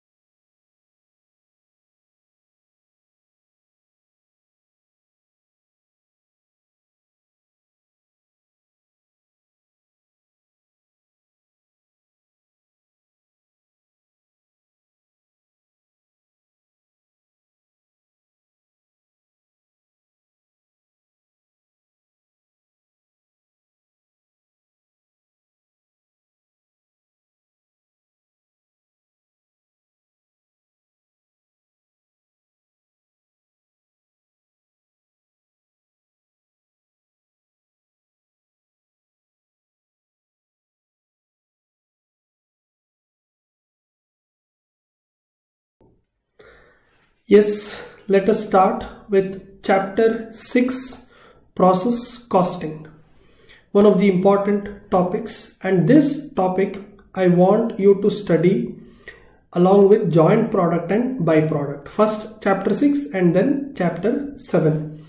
Whenever you are planning for revision, ensure that these two are studied together, process costing and joint and byproduct. And as I have already told you, overheads and activity based costing should also be studied together. Okay, yes, let us directly start with the practical areas. Process account preparation is the main practical area in this chapter. Process account is basically a ledger account which summarizes all the inputs to a process which comes on the debit side and the results or the outputs of a process which comes on the credit side. You just add quantity column also in your ledger account. It is just like any other ledger account. So on the debit side, you have raw material input, additional material if given in the question, then labor cost and factory overhead. You must observe only factory overhead is written. Why other overheads are not written? Please understand, you are talking about a process. You are talking about manufacturing activity, and process costing is a technique which is used by manufacturers, right? See the note here, only factory overheads are to be included here. Office, admin, selling, distribution overheads will not be taken as part of the process account as they are not related to manufacturing activity. So in the question you will have to see, if the word used is only overhead, you can assume it as factory overhead and take it here, but then you will have to give a note. So most of the time they will give you whether it is factory overhead or other than factory overhead. Okay, so this will be on the debit side. On the credit side, as I am talking about process 1, output of process 1 is transferred to process 2. You guys know very well already, process costing is a technique used by all the manufacturing companies where conversion of raw material into finished product, conversion of RM into FG will have to go through multiple processes. RM will not become FG in one step. If that is happening, then that is not process costing. RM, raw material, will not become finished goods, FG, in one step or in one activity. It requires multiple activities. What do I mean? If I buy a big curtain and then cut it into the pieces as per the requirement of the customer, then that is not process costing, because the only thing that I am doing is cutting, and in one process my input is getting converted into saleable output. That is not process. When I buy a raw material and I do multiple processes and at the end of the process I get saleable output, that is where I use process costing. For example, I buy milk and I'll have to sell ghee. Now can I convert milk to ghee in one step, in one process? No. Second example, I buy raw cotton and I have to sell shirt. Can I convert cotton into shirt in one step or in one process? Not possible. It has to undergo multiple processes, correct? Shirt is the saleable FG. Raw cotton is your raw material. So RM will not become FG in one step. There is no machine which will convert cotton into shirt directly, correct? It undergoes process 1. Output of process 1 becomes input to process 2. Then something is done in process 2. Output of that process becomes input to process 3, and this continues. That's why transfer to process 2. Normal loss, abnormal loss, and work in progress. Basically closing work in progress. If I have opening work in progress, this will come and sit here on the debit side. What is normal loss? It is a loss which is expected, predetermined, known well in advance. It is normally set as a percentage of the input quantity. Most of the questions you will see, normal loss will be 5% of input. So when you put 100 kg inside the machine, you already know 5% of what is going inside the machine will eventually be lost, because that is part and parcel of the activity. Predetermined, known well in advance, cannot be reduced, and we are all prepared to lose this much, maybe 3%, maybe 5%, maybe 8%, which will be given in the question. Then what is abnormal loss? The loss in excess of normal loss is called abnormal loss. For example, 100 kg input, 5% is expected normal loss. That means output should have been 95, but if the output is only 93, 100 input, 93 output, 7 is lost. In that 5 is what we were prepared to lose, which was normal loss. The balance 2 should be considered as what loss? Abnormal loss. Both will be measured in quantity terms. Now how to do the valuation of this, I have explained in note 2, 3, 4 and 5. Now some of you might be thinking, like abnormal loss, can there be abnormal gain also? Yes, there can be abnormal gain also. What is abnormal gain? When you are prepared to lose 5 kgs out of 100 kg, you are prepared to lose 5 kg, but you have actually lost only 4 kgs. When you are ready to lose 5 kg and actual loss is only 4 kg, the difference 1 kg is what I call as abnormal gain. Sir, why are we not calling it as normal gain? Why are you directly saying abnormal gain? Please understand. When I set 5% as normal loss, that is based on my past experience, knowledge, technical understanding that I have. This is based on the experience that I know always 5% will go as waste. I don't know what happened today, only 4% is the waste. Don't you think that 1% is abnormal in nature? 1% is abnormal in nature. It is just like when you sleep at 11 o'clock and keep the alarm at 6 a.m. What is normally going to happen? You get up at 6 a.m. What happens most of the times? You may get up late, 6:15 or 6:30 or 7 or 7:30. That extra is abnormally lost. 11 to 6 is sleeping hours. You are prepared to sleep. You are prepared to lose that much of time. You can't work, you can't produce, you can't earn during 11 to 6. But then when you get up at 6:20 or 6:30, 6:20 or 6:30, that extra 20-30 minutes is abnormal loss. Correct. But what if someday you get up at 5:30 only? Don't you think that is abnormal? Did you understand why I said abnormal gain? When the alarm is at 6 and you get up half an hour before that and you don't sleep back, you get up and start working. Don't you think it is something abnormal? That is why we directly call it as abnormal gain. There is nothing called as normal gain. Clear? Yes.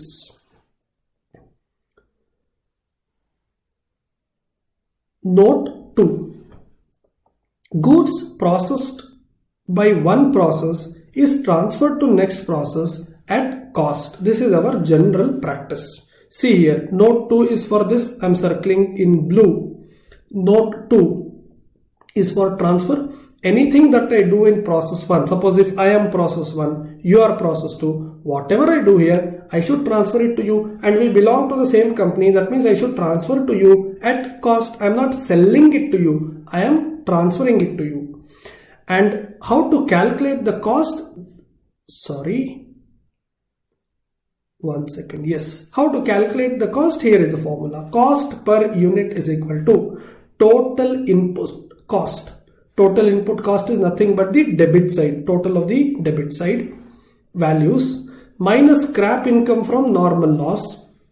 You noticed the scrap income, right, is getting deducted. Why is it getting deducted? Because when raw material on the debit side is considered as cost, and then some raw material which is sold later as scrap, you earn some income, you can deduct that income. So debit side you take RM as cost. If there is a loss, scrap, and if you sell it and you are earning some income, take that income as a reduction from cost. Therefore total cost minus some income that you are earning. This will be very less, very nominal, but there is some income. Say 100 rupee input cost, maybe 5 rupees normal loss income. So 95 rupee becomes your numerator, to be divided by total input quantity minus normal loss or normal scrap quantity. Easy to remember. Here total, here also total, here scrap from normal loss, here also normal loss. This is in rupee and this is in units or quantity. Easy? Yes. Note 3. What is note 3 all about? See here. Note 3 is about normal loss. How to value normal loss? Normal loss is always shown with its scrap income. As it is normal loss and cannot be avoided or reduced, the income arising from such loss can always be taken as reduction from cost. I showed it to you already how to take it as a reduction from cost. Same concept was applied in cost sheet preparation also, right? In cost sheet, when you write direct material, there you are going to deduct sale value of RM scrap. Correct. That's only normal scrap, not abnormal scrap. Any abnormality is kept outside cost sheet. I told you already. Yes. Note 4 is for abnormal loss. Abnormal loss is the loss, as I told you, in excess of normal loss. We were prepared to lose 5 kg out of 100 kg input. We have actually lost 7 kg. That extra 2 kg is abnormal loss. Abnormal loss is equal to total loss minus normal loss. When 100 was the input, only 93 is the output. That means 7 is the total loss. In that, we were prepared to lose 5, that is normal loss. So 7 minus 5, the 2 is additionally lost or abnormally lost. If the actual loss is less than normal loss, it will be called as abnormal gain. I told you. Now tell me, if abnormal loss comes to the credit side of process account, then abnormal gain should come to the opposite side, which is debit side. Yes, there can be either abnormal loss or abnormal gain in a particular process. Basically, you can't have both in the same process, because either actual loss will be more than normal loss, or actual loss can be less than normal loss, or it can be equal. If it is equal, there is no abnormal loss, no abnormal gain. So you can have either abnormal loss or abnormal gain in a particular process. It is the balancing figure of the process account. Simple. So first you fill everything and first see the total of the debit side quantities. Quantity first, 100 quantity here, 80, 10, 2 is there. So 80 plus 10 plus 2 is 92, but the total should be 100. The missing figure, the difference, will be considered as abnormal loss. Abnormal loss or abnormal gain will be shown at its cost. Here I'm circling cost formula, we already know. Sir, why are we showing this at cost? Abnormal loss shown at cost will tell me how much is the excess loss that I'll be suffering because of abnormal loss. Why abnormal gain is shown at cost? This is the amount that I'll get to know I have saved, because abnormal gain is a kind of saving to me. Correct? When I was prepared to lose 5 kg, and if I'm losing only 4 kg, that 1 kg is a saving to me. And I need to know how much is the cost. Suppose cost of 1 kg is 10 rupee. I have saved 1 kg. 1 kg into 10 rupee. I will get to know I saved 10 rupees to the company. So both should be valued at cost. Abnormal loss, which is valued at cost, will tell you how much you have lost. And abnormal gain valued at cost will tell you how much you saved. Clear? Yes. And the formula to calculate the cost is as shown in note 2 above. Basically the same formula will be used even for abnormal loss, abnormal gain. Right. Note 5. Note 5 is for this. I'm circling now in blue. See here. Note 5 is for what? Closing work in progress. I'm writing on the credit side. That means it should be closing work in progress. Work in progress is valued based on degree of completion. This will be discussed in detail in the later part of the chapter. Okay? Yes. Now that we understood how to prepare a process account, let's understand how to prepare normal loss account, abnormal loss account, and abnormal gain account. First, normal loss account. See what will happen in a normal loss account. Now remember, in process account you have written it on the credit side. That means from there you will have to transfer it. So it will be to process account. Basically transfer entry from process account. I have taken some number, 50 into 3 is just a number. Don't worry about it. In the question when you work out, you will get the numbers. Okay, I have taken example 50 into 3. This is just a transfer, because in process account you would have written it on the credit side. Correct. And that should be transferred to normal loss account. This is my normal loss account. This will come here. Now what will I do with this 50 normal loss units? I will sell it. And when I sell, what is the journal entry? Cash or bank account debit, because cash is coming in. Cash or bank account debit to normal loss account. So in normal loss, it will be by cash or bank account. By cash or bank account, cash earned by selling the scrap 50 into 3, because even in process account you valued it at scrap income. Here also it will be same. So this will be 150 and 150. I have written by abnormal gain, if any. This I will discuss little later. Okay. So now you observe the total of the debit side and credit side is matching. Right? Assume there is no abnormal gain, then 150 and 150 will match. Nothing from normal loss account will be transferred to costing P&L account. Why? Apply logic.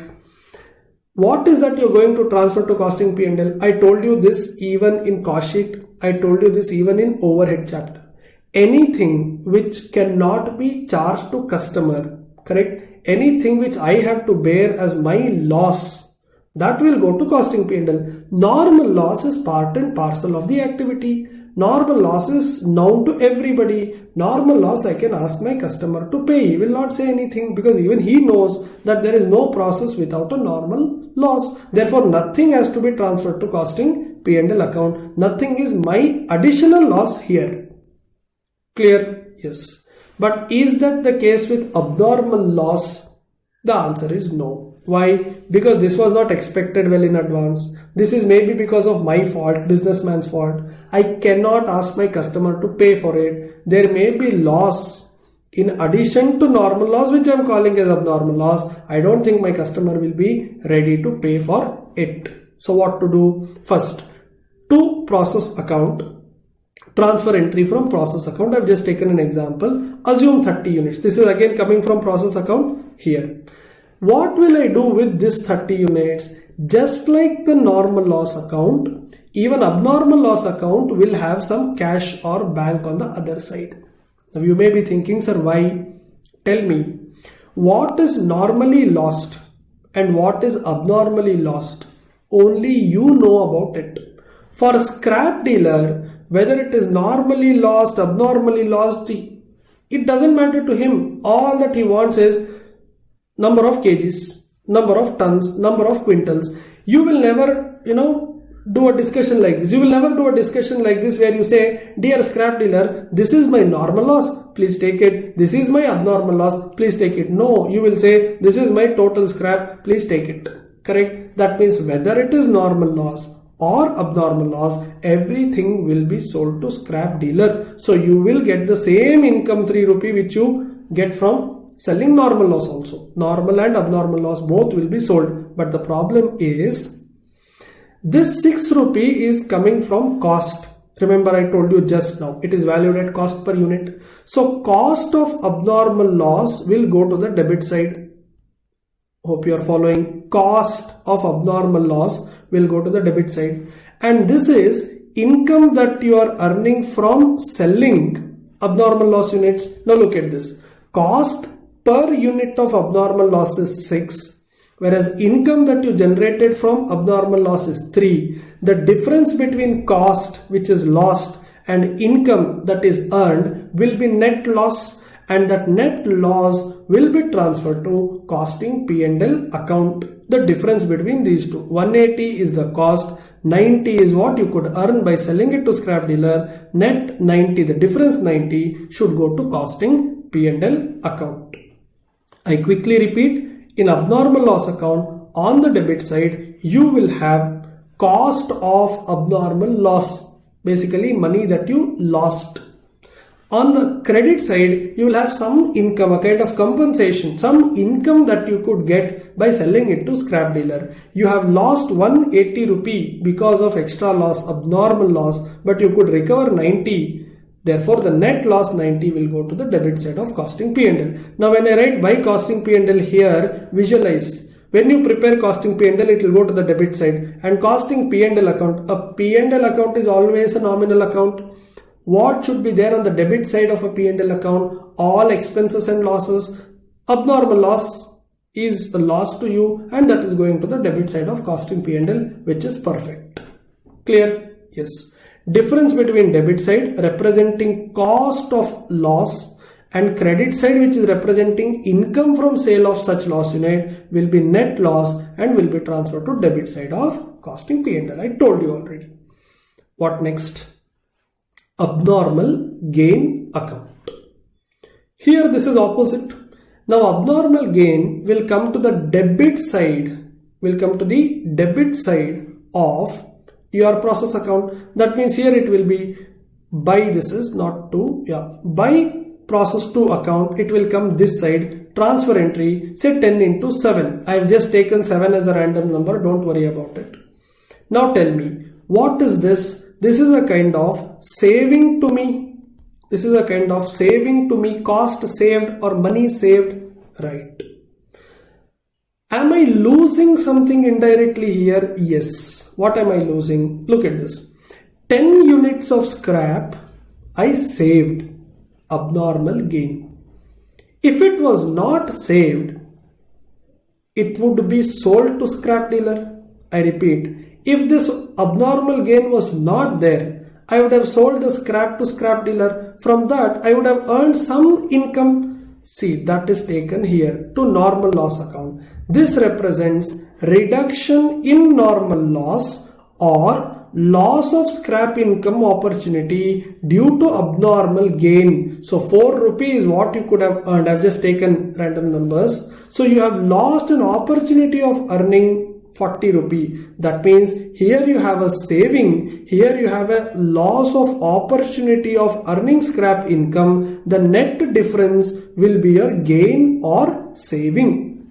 I'll take an example. You are prepared to lose 100 kg. Okay, and each kg scrap can be sold at say 3 rupee. That means you were expecting 300 rupees of earning. Okay, 100 kg was expected loss. That means I can write it as normal loss. Correct. But actual loss is only 90. Okay, you are happy one side that you saved 10 kg of losses. Correct. But now tell me, when you sell it to scrap dealer, can you sell 100 or 90? You can sell only 90 because that is what you have lost. So 90 into 3 is what you are going to earn, which is 270. Now 300 is what you are expecting income, but only 270 is what you are going to earn. So you wanted 300 rupee income, but you are going to earn only 270 rupee income. Don't you think now I can say I have lost an opportunity of earning 30 rupees scrap income? That exactly is this number. Is it clear now? On the credit side, you are happy that you saved. On the debit side, you are unhappy because you lost an opportunity of earning income. The net difference will be the gain, which will go to costing P&L account. See, the same story is again explained here. Difference between credit side representing cost of abnormal gain, that is cost saved, money saved, and debit side representing income lost as we are losing an opportunity to sell it to scrap dealer, will be net gain, and it will be transferred to which side now? Credit side of costing P&L account. Obviously, because this is a gain or a saving. In P&L account, all gains, income, saving, earning will all go to the credit side. Clear? Yes. Let us now discuss some problems. Alpha Limited is engaged in the production of a product A which passes through 3 different processes P, Q and R. The following data relating to cost and output is obtained from the books of accounts for the month of April 2017. Process P, Q and R. Material and labor data is given. Straight simple. Production overhead is 90,000, which will be recovered as a percentage of direct labor. What does it mean? Total production overhead for the entire company is 90,000. This should be recovered as a percentage of labor. When they say percentage of labor, what do they mean? They want you to distribute 90,000 in the ratio of labor cost. That is 3:4:5. 90,000 in the ratio of 3:4:5. That will go to P, Q and R respectively. Okay, yes. 10,000 kgs of raw material at 5 rupee per kg was issued into process P. This is your first item in process P, raw material. Sir, if this is the raw material, then what is this? This is additional material. Some material will be given with quantity, take that. Some material might be given without quantity, take that also. Where quantity and value is available, fill quantity column and value column. If quantity data is not available, then fill only value column. Simple? Yes. There was no stock of material or work in progress. Okay, no closing WIP. The entire output of each process passes directly to the next process. So whatever is the output of process P is transferred to Q. Whatever is the output of Q is transferred to R. And whatever is the output of R, see here, finally to warehouse. That means process R output will be transferred to warehouse as FG account. The normal wastage in processing is 10%. Now 10% should always be applied on the input. The value of scrap value of wastage is 1 rupee per kg. Okay. Output of each process transferred to next process and finally to warehouse are as under. Process P 9000 kg. What is the meaning of 9000 kg here? 9000 kg output is transferred from process P to Q. What is 8200 from Q to R, and what is 7300 from R to warehouse or FG account? The company fixes selling price of the end product. When they say end product, tell me when will you get the end product? At the end of process R, because when it is process P or Q, it's not the end product, it's an intermediary product. Correct? It's just a pause in between. After P, one pause, then process Q, after Q, one pause. At the end of R is when you have the final saleable product, and that you are selling in such a way that you get 25% profit on selling price. Be very careful. They say 25% on price, not on cost. Process P, Q and R account has to be prepared. Also calculate the selling price, and this is asked for 10 marks. That means process P, Q and R will be 3 marks each. 3 into 3, 9, plus fixing that selling price will be 1 more mark, total 10 marks. Right, let's see how they have prepared process accounts. See this, to input of raw material, where kg is given, you fill it. If not given, you directly fill the amount. So both are raw materials, one with quantity, one without quantity. Then direct labor, then overhead. This is the ratio which I already discussed. Then on the credit side, they said they have transferred 9000 kg to Q, so that they write, and then normal loss is 10% of input, so 10% of 10,000 kg is 1000 kg, right? Once you fill the quantity column, that is kg column, before you go to amount column, you will have to see whether the quantity totals are matching. If it's not matching, then the balancing figure should be considered as either abnormal loss or abnormal gain, as the case may be. In this case, 10,000 kg is matching with 9 plus 1, 10,000 kg. So you don't have abnormal loss, you don't have abnormal gain. Correct? And all these items, debit side items, are given in the question. Only thing that you need to fill is the credit side. Scrap value is 1 rupee given, just multiply 1000 into 1. This 15.5, this transfer to process Q should be valued at cost, and I already discussed the formula for cost. See, cost per unit is equal to total input cost. I will be circling it in green. You observe this total input cost minus scrap income, which is 1000, it should be 1000, yeah, to be divided by total input quantity minus the normal loss quantity 1000 kg. When you work out, you will get 15.5. You can work out these sums after the class also. Both question and answer is given to you. Don't worry about writing now. Concentrate on the subject. This 15.5 should be taken here. So 9000 units at 15.5 rupee per unit or per kg is 139,500. Now later, when you start second process, which is process Q, this 139,500 and this 9,000 will become input. Look at this here. 9,000 kgs and 139,500. Clear? Yes. Let's see how did they work out process Q account. Transfer from process P, obviously, plus additional material and labor which is given in the question, then production overhead, again 90,000 in that ratio, okay, and then you have normal loss which is now 10% on input, that is 9,000 into 10%, 900, that is valued at 1 rupee. I'll come to rupee part later, not now. Yes. And then you have transfer, this is also given 8,200. Now before you fill the values, as I told you, you need to check the quantities. This side you have 9,000, this side you have 8,200 plus 900, total is coming to 9,100.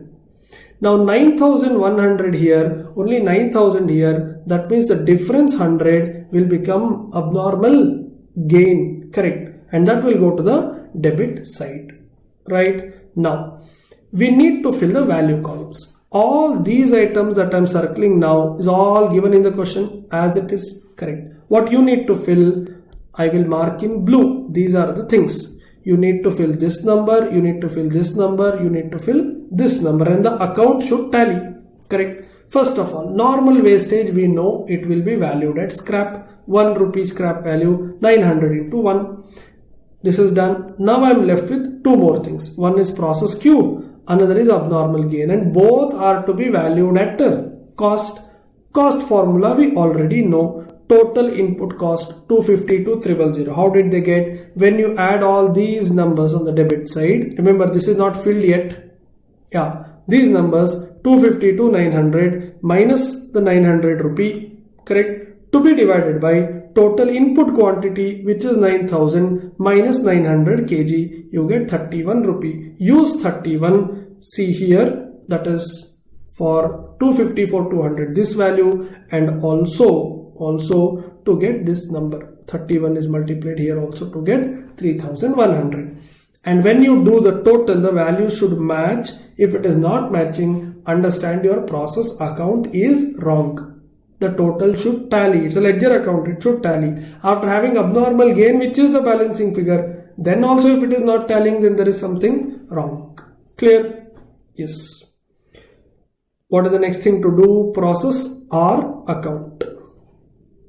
This will be again, it will start with process Q account, correct? Input coming from process Q account.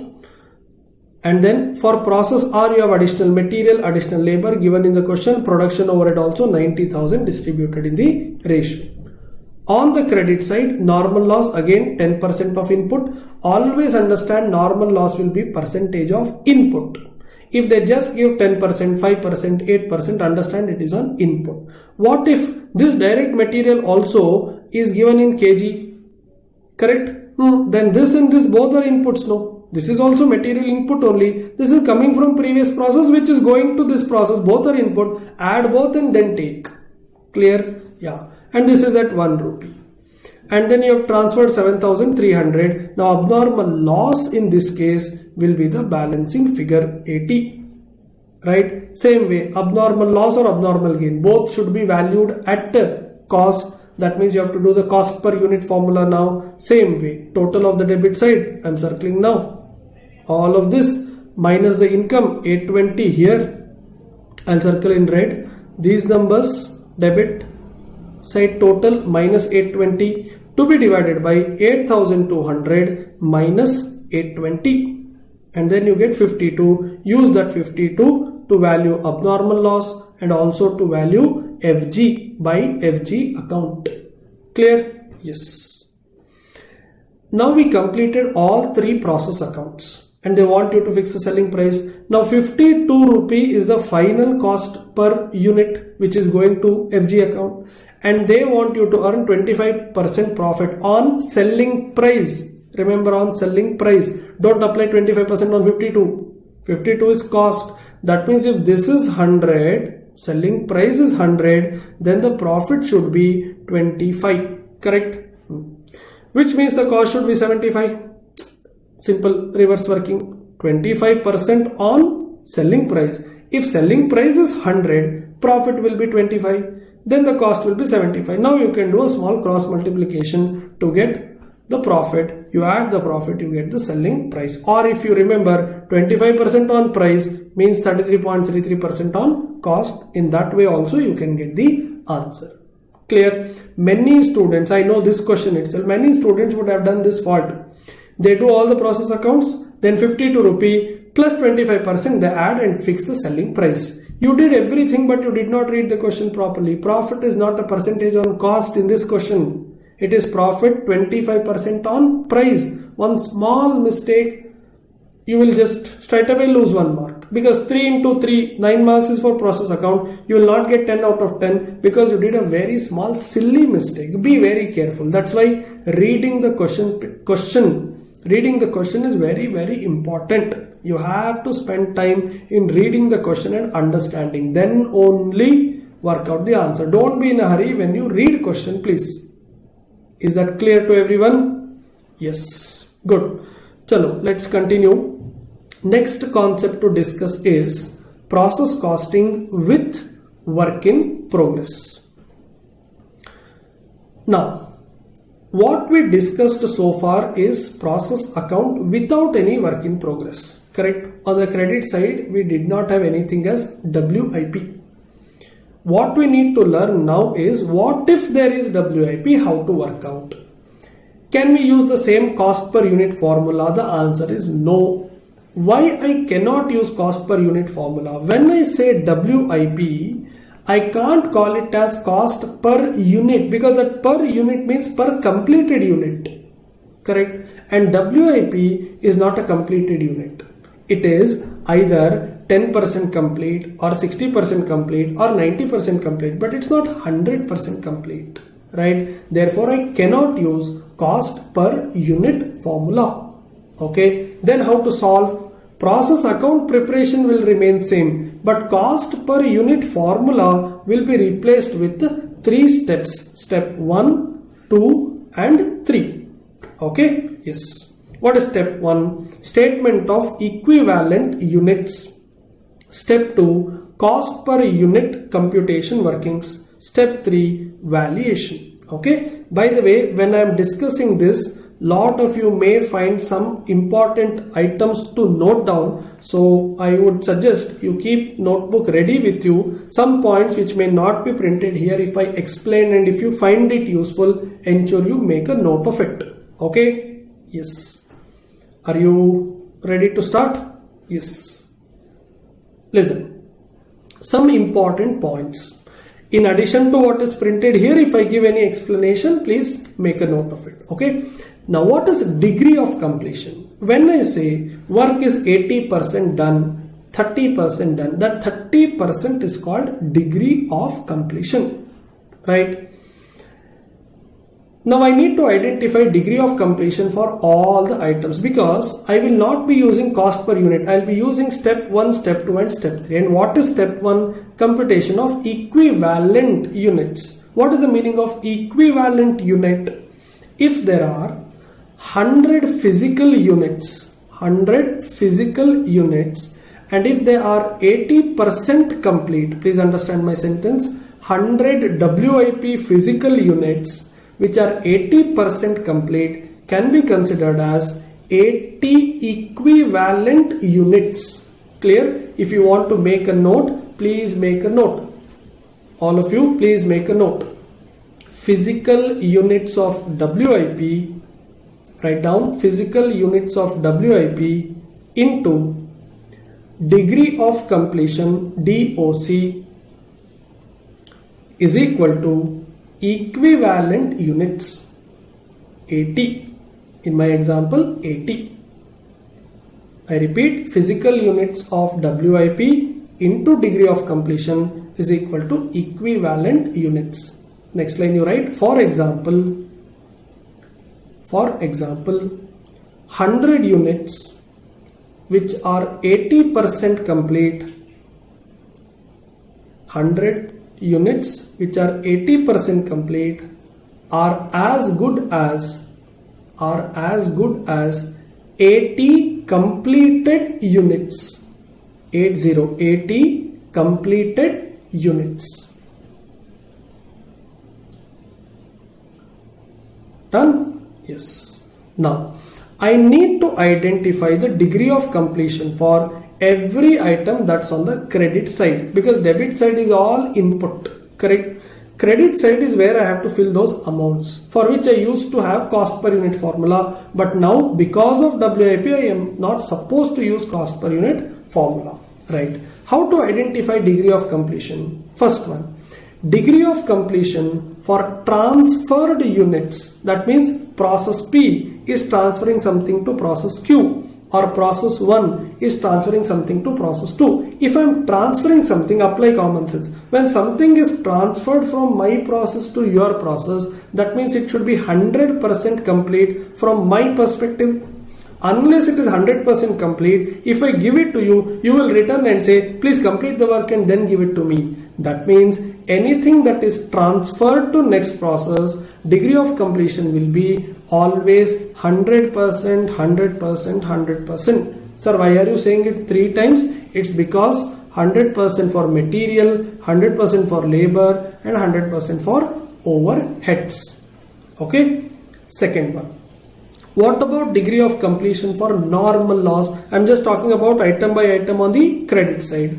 I'm taking 0, 0 and 0. Why? Because you do not need this step 1, step 2 and step 3. These steps. You don't need step 1, step 2 and step 3 to calculate the value of normal loss. Why? Because it is valued at income, scrap income. I showed you already in the previous problem. So you don't need to find out degree of completion for normal loss. In most of the answers in ICI book, they still write normal loss and then they write it as 0, 0, 0. You may say, sir, if it is 0, then why should I write? Can I just ignore it? Better you just write, because everything that is there on the credit side is to be copied in step 1, statement of equivalent units or equivalent production. You write the quantity, but degree of completion will be 0%, 0% and 0%. Okay, next.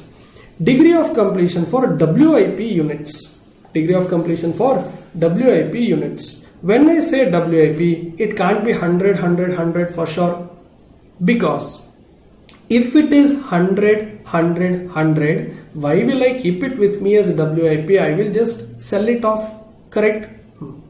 That means they should give me, it may be 80, 70, 60, maybe 90, 60, 50, anything. So I'll first check in the question. If it is given in the question, then I will take it as it is. Okay. Sir, what if it is not given in the question? Can I assume 100, 100, 100? No. Even if they don't give, you can't take 100, 100, 100. If you take it, it's as good as transferred units. Correct? Therefore, in that case, you have to give 100, 50, 50 and give a note. This is what even accounting standard says. When it is not possible to find out the degree of completion, you can take it as 100% for material and 50% for conversion cost. This is the term that we use in book, ICA book. What is conversion cost? You already have material. You need to convert that material to FG. What else you need? You need labor and overhead. That means labor and overhead is called conversion cost. If you separately write it, then it will be 100, 50, 50. In some books they say 100% material, 50% conversion cost. That means 50 labor, 50 overheads. Got it? Yes. Sir, why is it 100, 50, 50? Why can't it be 50, 50, 50? Correct? That's the doubt. Now, please understand, most of the manufacturing processes are such, if you want you can make a note of it, most of the manufacturing processes are such that entire raw material is put inside the machine at the very beginning of the process itself. What happens during the process? What happens during the process is only labor cost and overhead cost. Simple example, cooking, making rice. Entire material that is necessary to make rice is kept inside the cooker at the beginning of the process. That means the moment process starts, the moment gas is on, stove is on, you know that entire material cost is already incurred. But if that is going to take 20 minutes for the rice to get ready, then during 20 minutes you need one labor to be there, and you will have some overhead, electricity bill, gas bill, etc. That means entire raw material is put inside the machine at the beginning itself. Therefore, you can directly take it as 100% the moment process is started. But labor and overhead happens throughout the process, and as of now it is not given in the question. Therefore, let me take the average point. Average is between 0 and 100. 0% means nothing has started. 100% means everything is completed. Let me take the midpoint. Therefore, I am taking 50-50. Clear? Yes. What about abnormal loss? Degree of abnormal loss, DOC, degree of completion. If it is given in the question, take it as it is. If they say 100, 70, 70, take it as it is. If they don't give, then take it as 100, 100, 100, give a note. Sir, why 100, 100, 100? Please understand. When will you get to know that there is an abnormal loss? Only at the end of the process, when your actual output is much less than expected output. Then you sit and inquire what happened, why did we lose so much, and then you get to know, okay, there is some abnormal loss. That means by the time you realize that there is abnormal loss, it will be fully done, the work will be fully over. So if they don't give, then take 100, 100 and 100. What if they give in the question as 70, 60, 50, then take it as it is. See, always when something is given in the question, take it as it is. If they don't give, that's when a student gets confused. In that case, this is what you should do and give a note anyway I have told you, right? Sir, how can this be 70, 60, 50? Just now you said you will get to know about abnormal loss only at the end of the process. Then how can it be 70, 60, 50? Think. If I am working with a particular machine from last 10 years, right? I know how the machine works very well, correct? I have the technical understanding, experience. Now, I put some material inside and it should do the processing. It will take say 1 hour. After 30-40 minutes, I realized something is wrong. Maybe there is a unexpected or different type of noise or smoke or something. I got to know something is wrong. Something is not cooked properly. Something is not being produced properly. So what I'll do, in between I'll go and stop the process. That means there was an abnormal loss which was stopped in between. Say 70%, 80% work was done. Then I realized something is wrong. I went and stopped. Even this can be understood with the same cooking example. When you keep something on stove and then you are watching TV, suddenly you get a doubt, why is the food not ready yet? And then when you go and see there, you get a doubt, oh, something is wrong inside the cooker. Maybe I did not keep water only. Then half of the work is done and you turn off, correct, the equipment, the machine, and then you get to know that, oh, there is some abnormal loss. Was the work fully done? No. That means in some cases, even at 70%, even at 80%, even at 90%, you may have some abnormal losses. Clear? Last one. Degree of completion for abnormal gain will always be 100, 100, 100. Sir, why are you not saying if given in the question take as it is? Just like abnormal loss, if there is a gain happening and if I get to know at 70%, will I not go and stop? Why do you want to stop? This is not loss, this is gain. Please understand, apply common sense. When you know at 60, 70% that there is a possibility of gain today, will you go and stop and say, oh, no, I don't want gain, let me stop it. And say abnormal gain is recognized at 70%. Meaningless. If it is gain, let it be gain. No, let the process get over. At the end of the process, you will gain something good, be happy. Why do you want to stop? Clear? Sometimes to confuse you, they intentionally give. Degree of completion for abnormal loss can be taken as 80, 70, 60% in the question. And then when you work out process account, you get abnormal gain. And then you apply that rate. No, abnormal gain is always 100%. Abnormal gain is always 100%. Got it? Yes. Now you understood how to identify degree of completion. Now how to use it, let's see in this question. A product is manufactured in two sequential processes, namely process 1 and process 2. The Following information is related to process 1. Okay. At the beginning of June 2019, there were 1000 WIP goods, 60% complete in terms of conversion cost. Conversion cost means labor and overhead. Sir, they said only 60% in terms of conversion cost. What about material? You should understand, when nothing is given, material is 100%. I already told you, right? In the inventory, which were valued at 286,020. Material cost, conversion cost, everything is given. Other information relating to process 1 for the month of June 2019 is as follows. Cost of material introduced, conversion cost added, transfer to process 2, closing WIP, 60% complete in terms of conversion cost. 100% of material will be introduced to process at the beginning. That's what I told you. Normal loss is 10% of input material excluding opening WIP. Excluding opening WIP. That means you should apply it only on fresh input. Right. Degree of completion for abnormal loss can be taken as 100% for material, 60% for conversion cost. Alright, abnormal loss DOC is given. You are required to prepare a statement of equivalent units using weighted average cost method and thereby calculate the following. That is, calculate the value of output transferred to process 2 and closing WIP. This was an RTP question 2019. Okay? Yes. How do we answer this?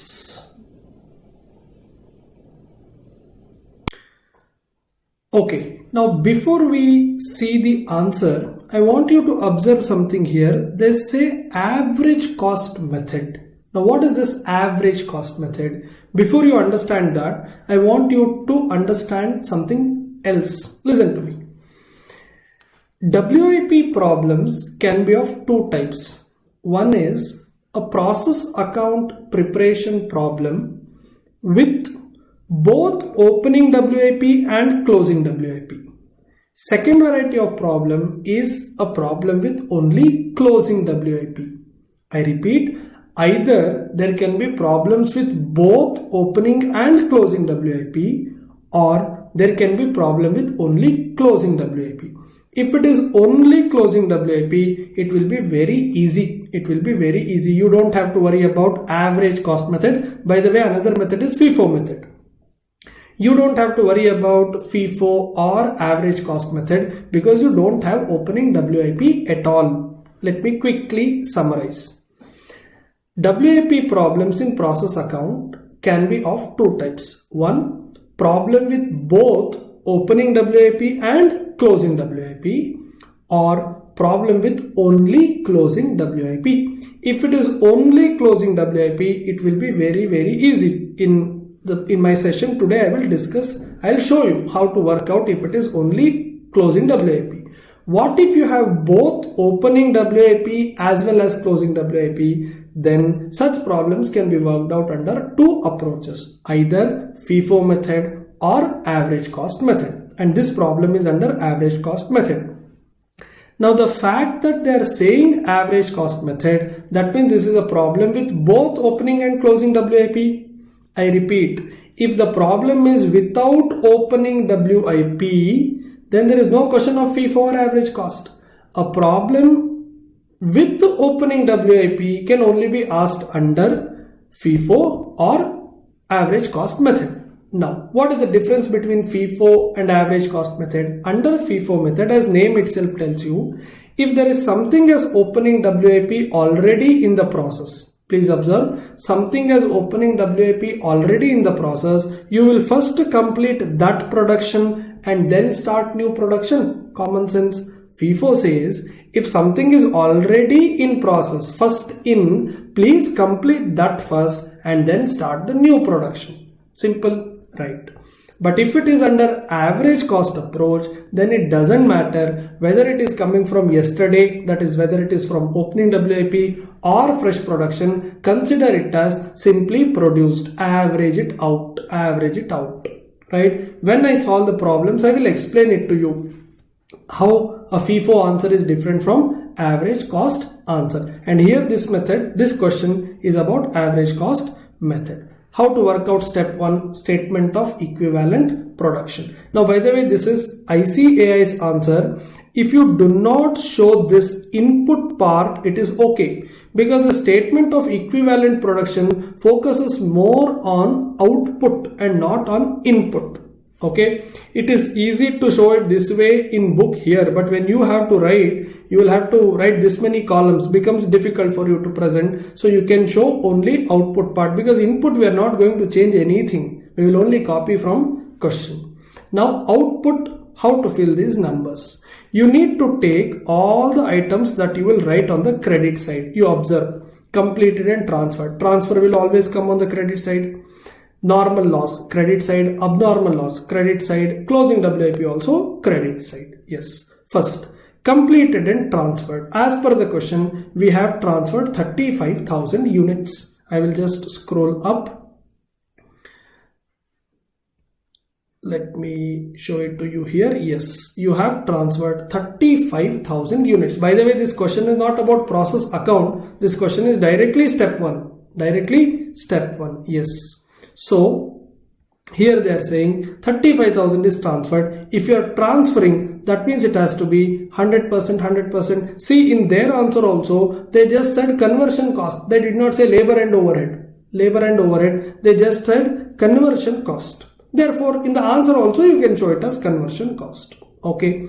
And because it is average cost, you can directly write it as 100%, 100%. If it is FIFO, this has to be worked out little differently, which I'll show you in the subsequent question. Normal loss, I have already told you, this will be 0, 0, 0, because it is already valued at its scrap income in the process account. Anyway, in this question, they're not asking you they're not asking you to prepare a process account. So how to prepare process account in this question is not relevant. Later in my next sum, you have that also. Abnormal loss, if nothing is given, 100, 100, 100. But in this question, they have given. Where is it? Let me just scroll up and show it to you. Here it is. Degree of completion for abnormal loss can be taken as 100% material, 60% for conversion cost. That's what they have done, 160. Closing WIP, they have taken 160. Is it given in the question? Let me just scroll up. Here it is. Closing WIP, 60% completed in terms of conversion cost. Material has to be 100%. I have already told you. So now they will add all this. They get number of units. Material perspective and conversion cost perspective.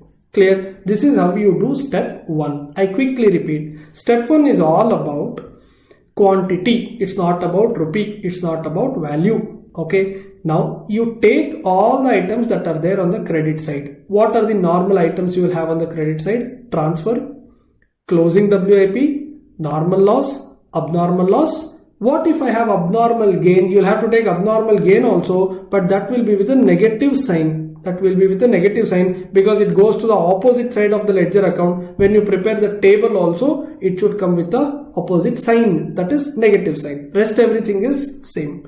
And once you copy all the quantities, you will have to identify the degree of completion. How to identify degree of completion? I have already discussed with you. Based on that, you will prepare this statement, the first step called statement of equivalent production. Got it?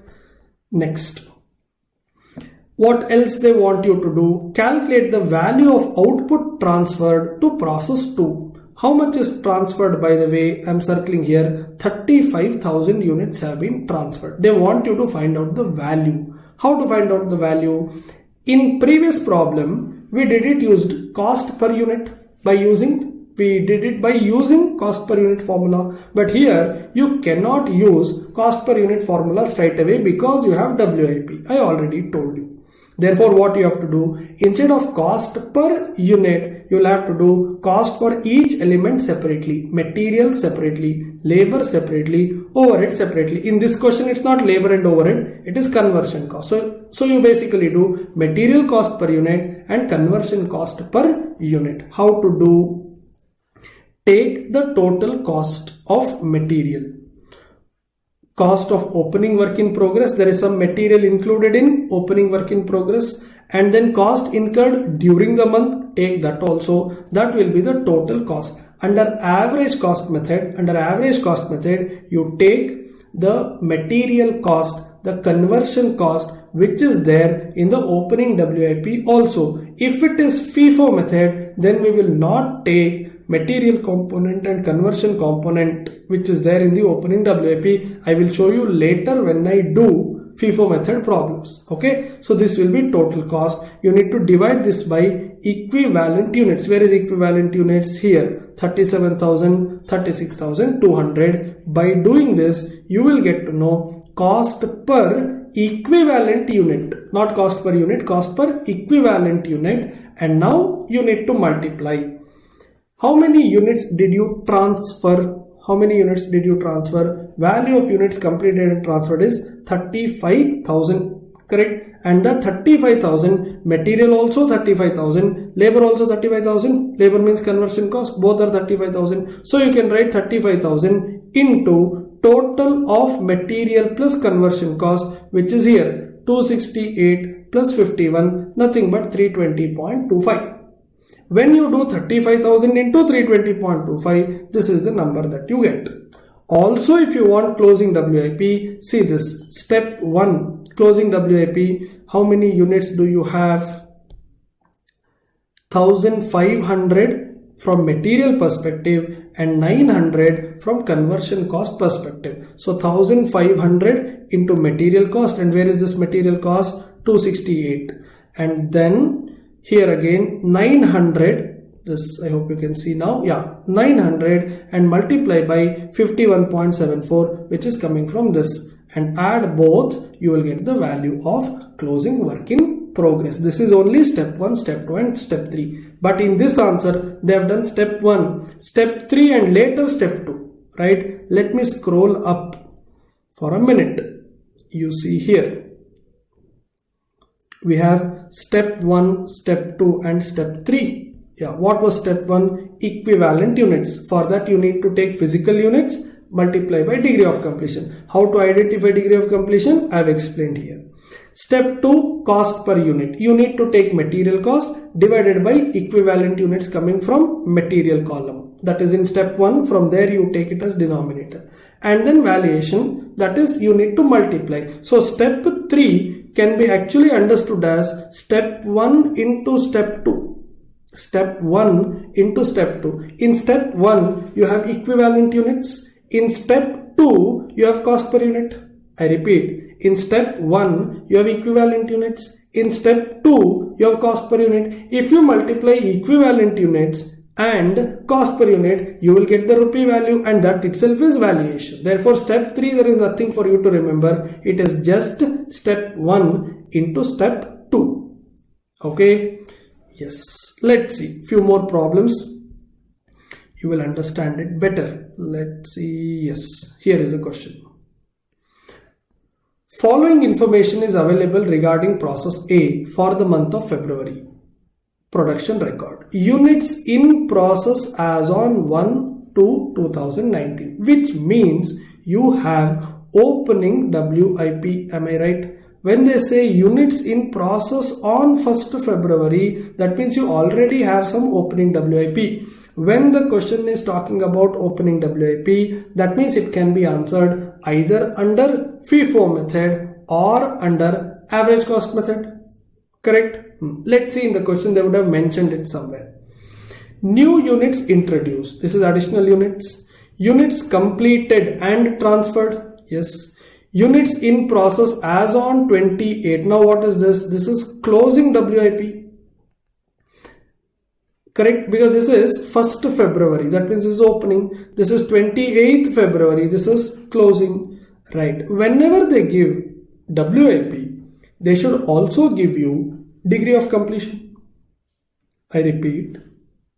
Whenever they give WIP to you, they should also give you how much of the work is done. That's why you see here, all materials used for opening WIP, 25% complete for labor and overhead. All materials used means what?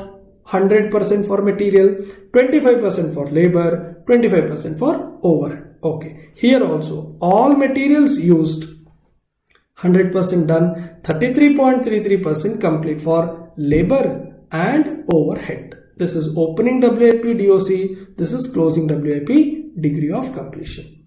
Clear? Yes. Cost details, work in progress value, all this is rupee value. This is the rupee value of what? Opening WIP. Correct? Here you have quantity and here you have the value. Right. Cost incurred during the month. This is what is going to be taken on the debit side when you prepare process account. 25.6 lakh, 15 lakh and 15 lakh.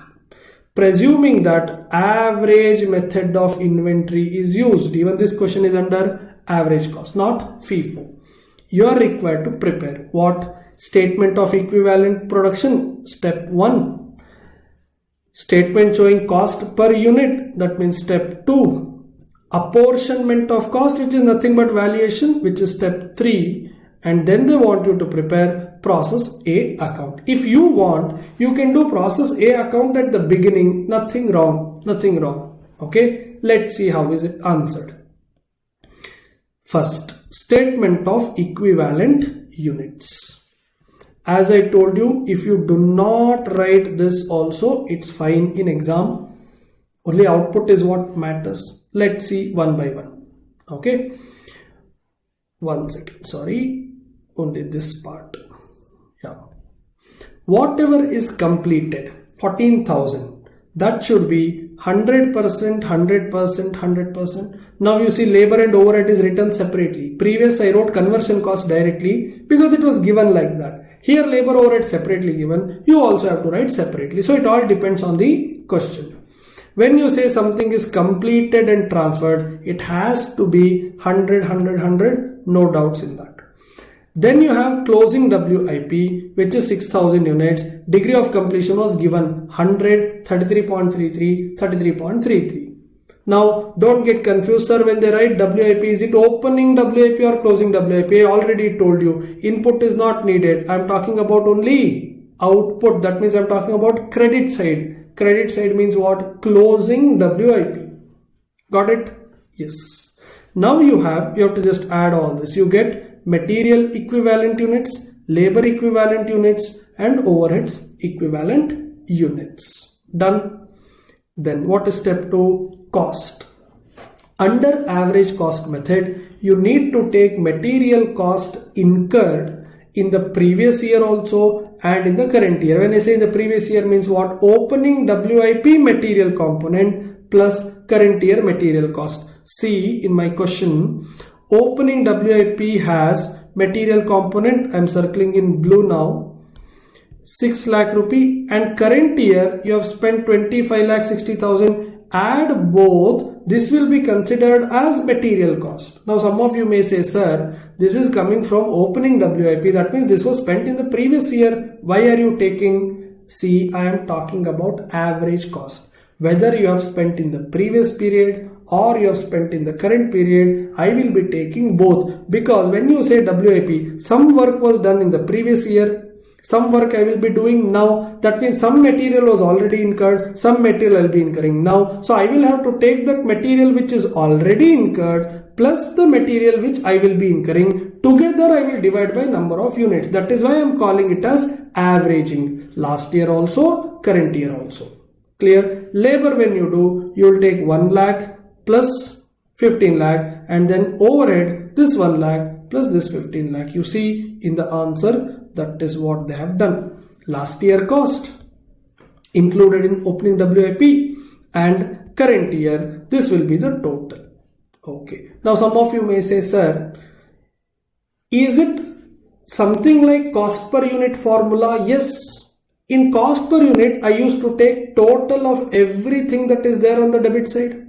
But now, instead of taking total of everything that is there on the debit side, I am taking material separately, labor separately, overhead separately. That's it. Correct. Sir, but in the numerator, in cost per unit, you would deduct you would deduct normal loss, scrap value. Where are you doing it? In this question and the previous, there is no normal loss and scrap income. If I have, I will deduct it from material cost, because as per the cost sheet, if there is any scrap income, it is better to deduct it from material cost. If there is anything, you will have to deduct it. Okay, as of now I don't have. Let's see later if we get a question, you will get to know. So cost of material included in opening work in progress and cost incurred during the month together will be the cost. This is how you solve a average cost problem. Yeah, this you will divide by equivalent units. Where am I getting this equivalent units from?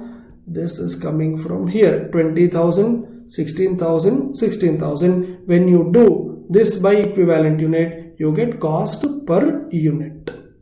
Clear? Step 1 is equivalent unit, step 2 is cost per unit. What is step 3? Apportionment or valuation. How many items you need to value? Everything that is there on the credit side. What is there on the credit side? You have transfer and you have closing WIP. That's all. No normal loss, no abnormal loss. That is why I told you it will be good if you can write the process account only first. So you know what is there on the credit side. Accordingly, you can do your step 3. Okay. So now you need to value transfer. When I say transfer, tell me, this is step 3. This is step 3, the apportionment or valuation. It should be step 1 into step 2. Now, how to do step 1 into step 2? Let me just erase all of this.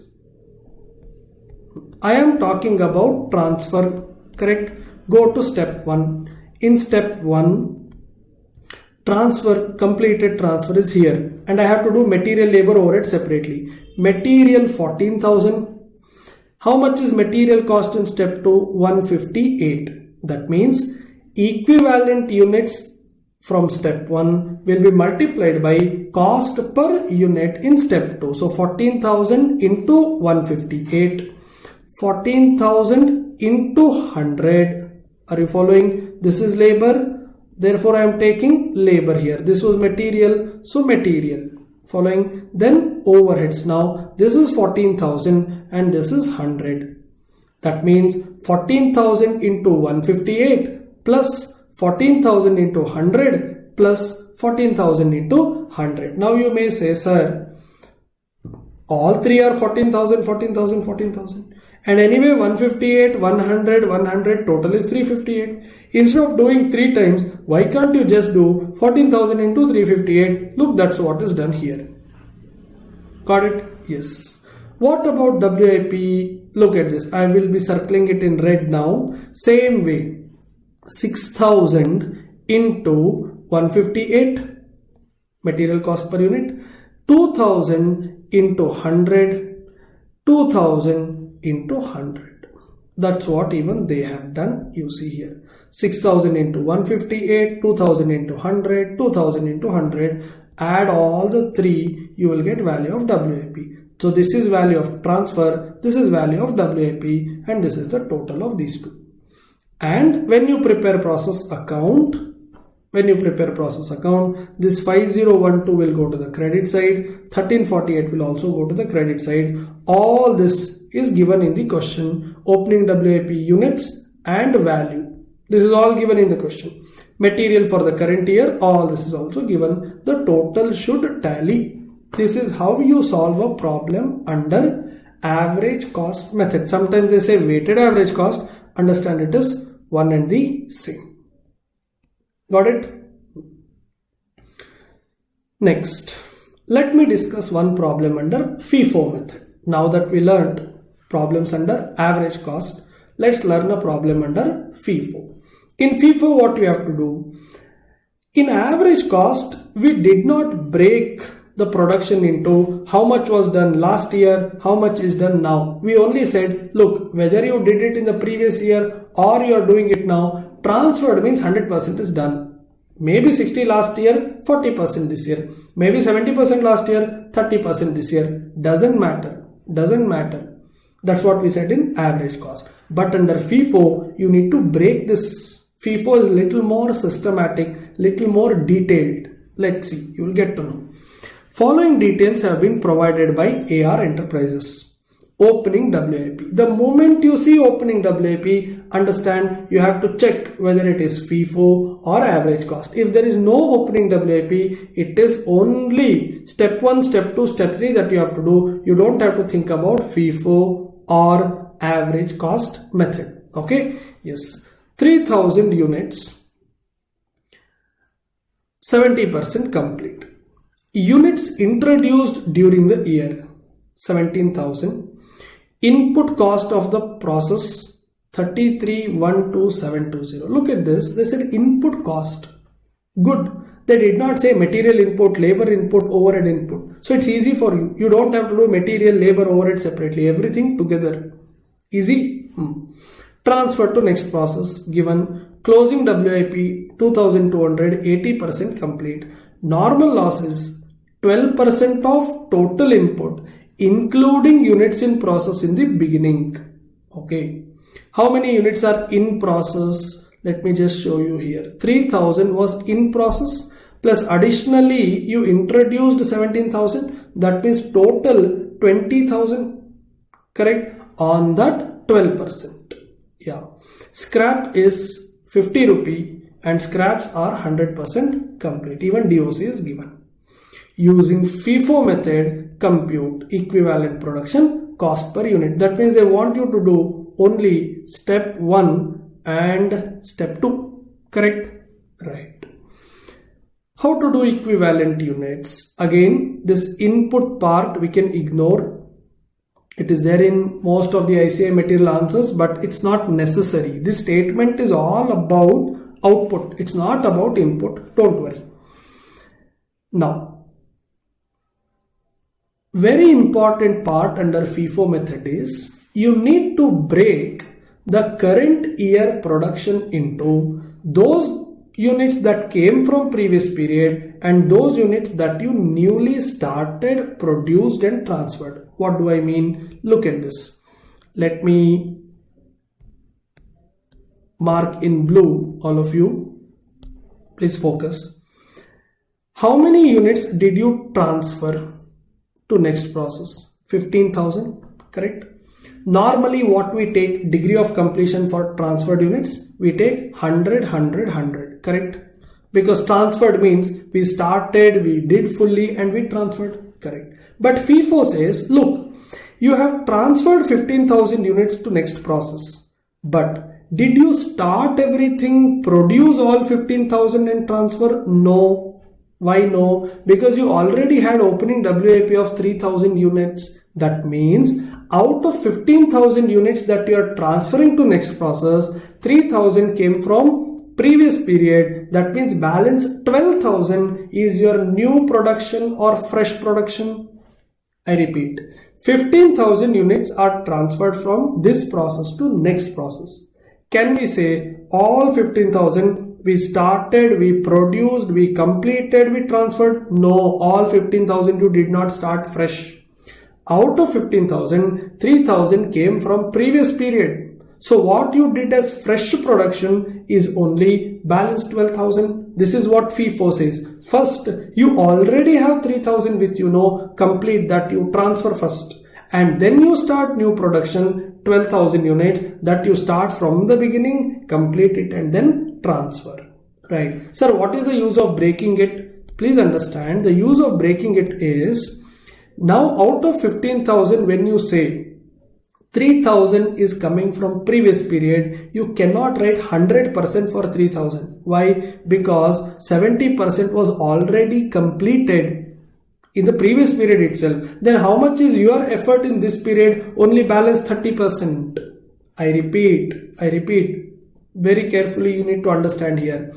When I say 3,000 units came from previous period, which were 70% complete already, what I did during the year? 30%. That means for 3,000 units, you need to take degree of completion as only 30%. Now don't say, sir, only 30%, then what about 70? It's already over.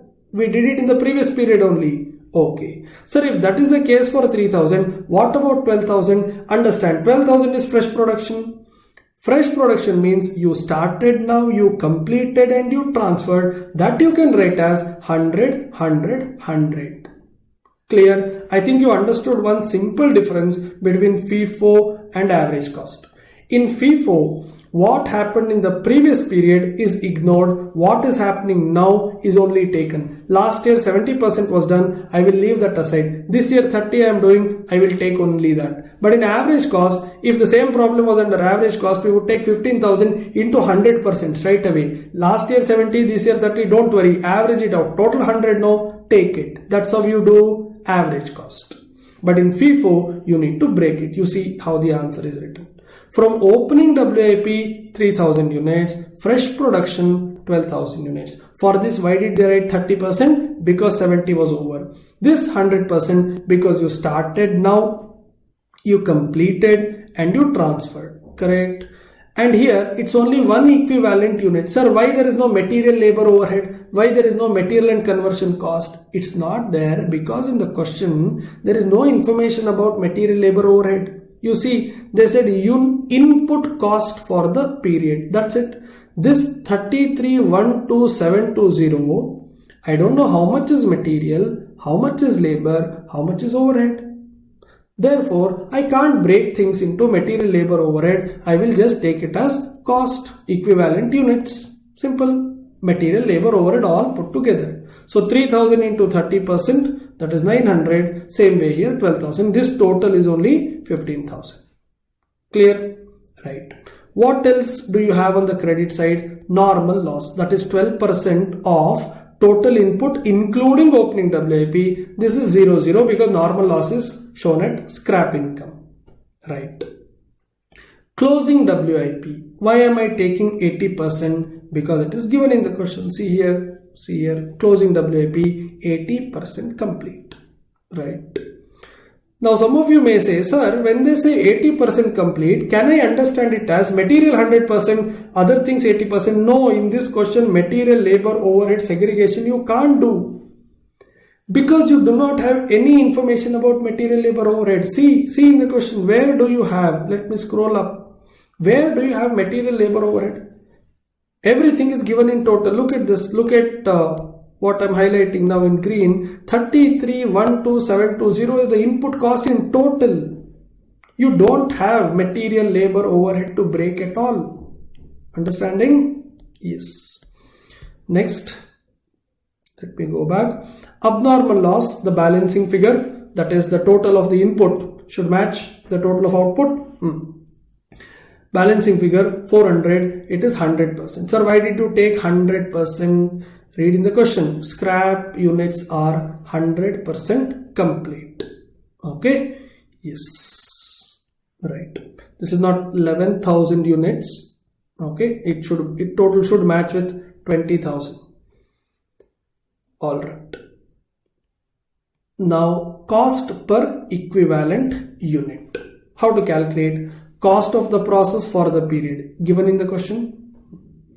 Less scrap of normal loss. Now some of you may get a doubt. Sir, in previous two questions when you worked out average cost, you took cost from opening WIP plus current year cost, material labor overhead. Here why are you not taking cost from opening WIP? That is the difference between average cost and FIFO method.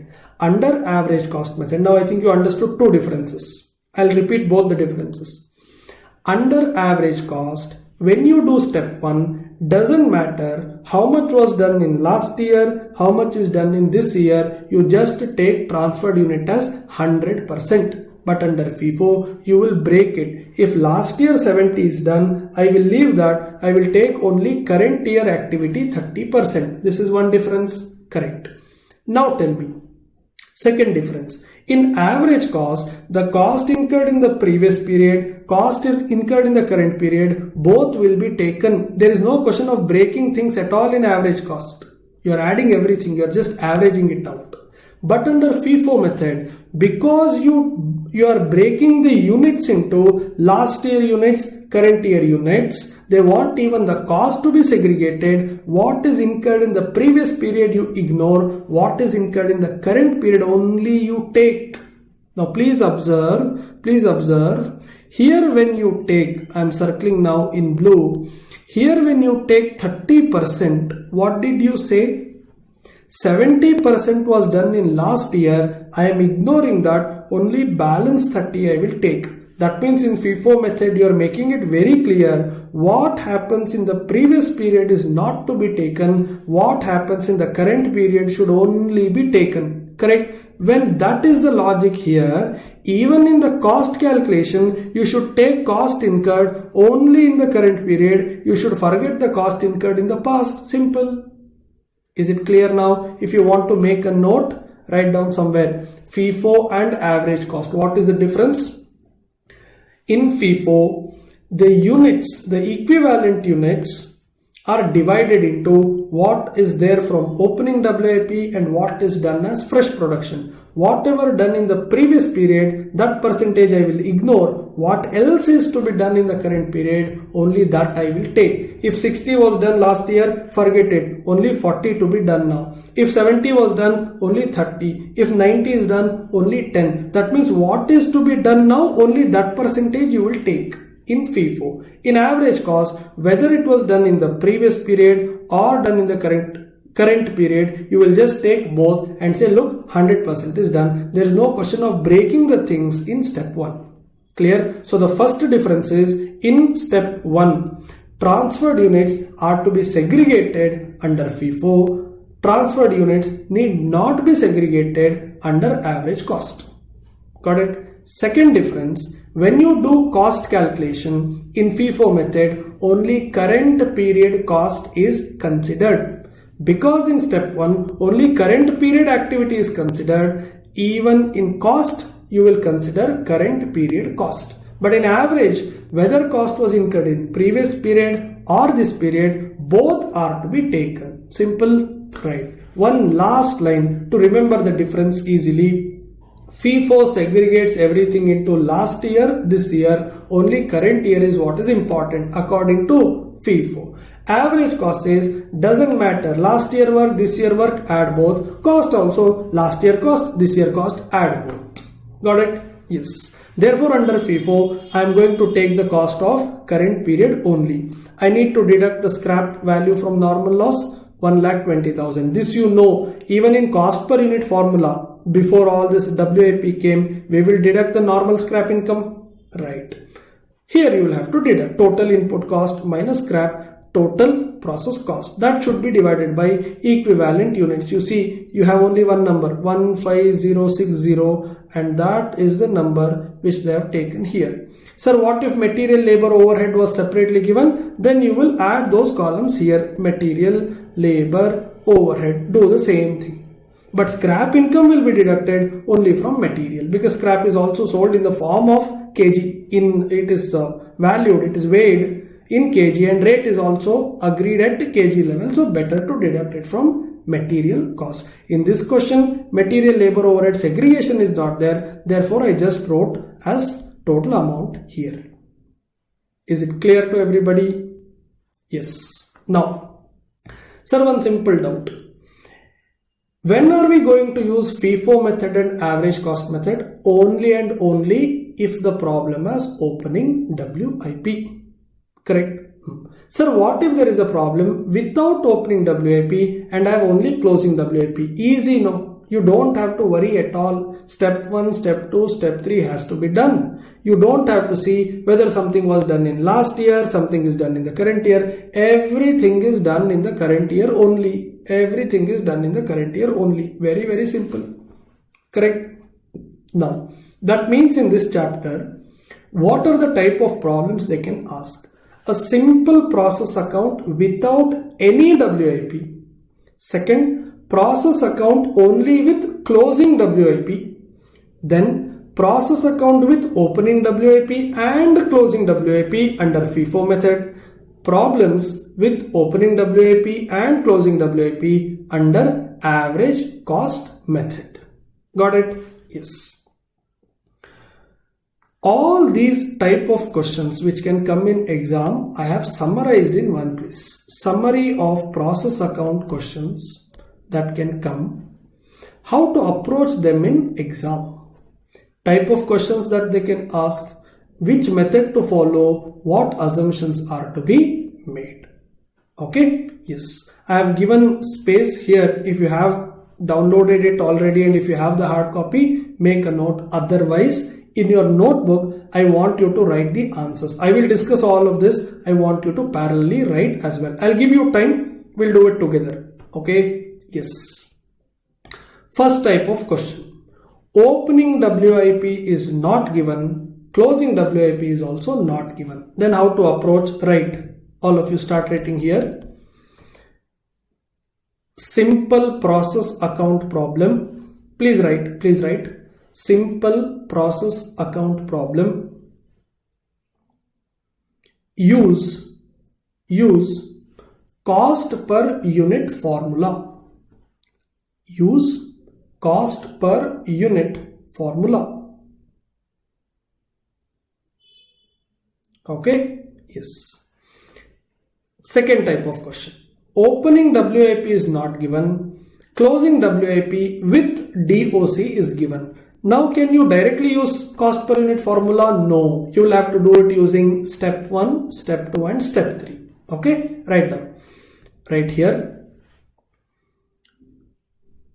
Work out the problem using step 1, step 2, step 3. Step 1, step 2 and step 3.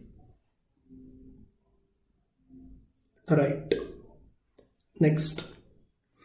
Opening WIP is not given, but closing WIP is given without DOC. Okay, they will give me closing WIP, but they don't give me DOC. Then I have to make an assumption. What? 150, 50. Should I do step 1, 2, 3? Yes, because I have closing WIP. Understand, the moment you have closing WIP, step 1, 2, 3 should be done. But FIFO or average cost, that depends on whether opening WIP is there or not. Clear? Yeah. So please write here. Work out using step 1, step 2, step 3. Step 1, step 2, step 3. By assuming closing WIP DOC as 150, 50. Closing WIP DOC as 150, 50. And give a note. Obviously, give a note. Okay. Yes. Question number 4. Opening WIP with DOC given. That means correct. FIFO or average we have to check.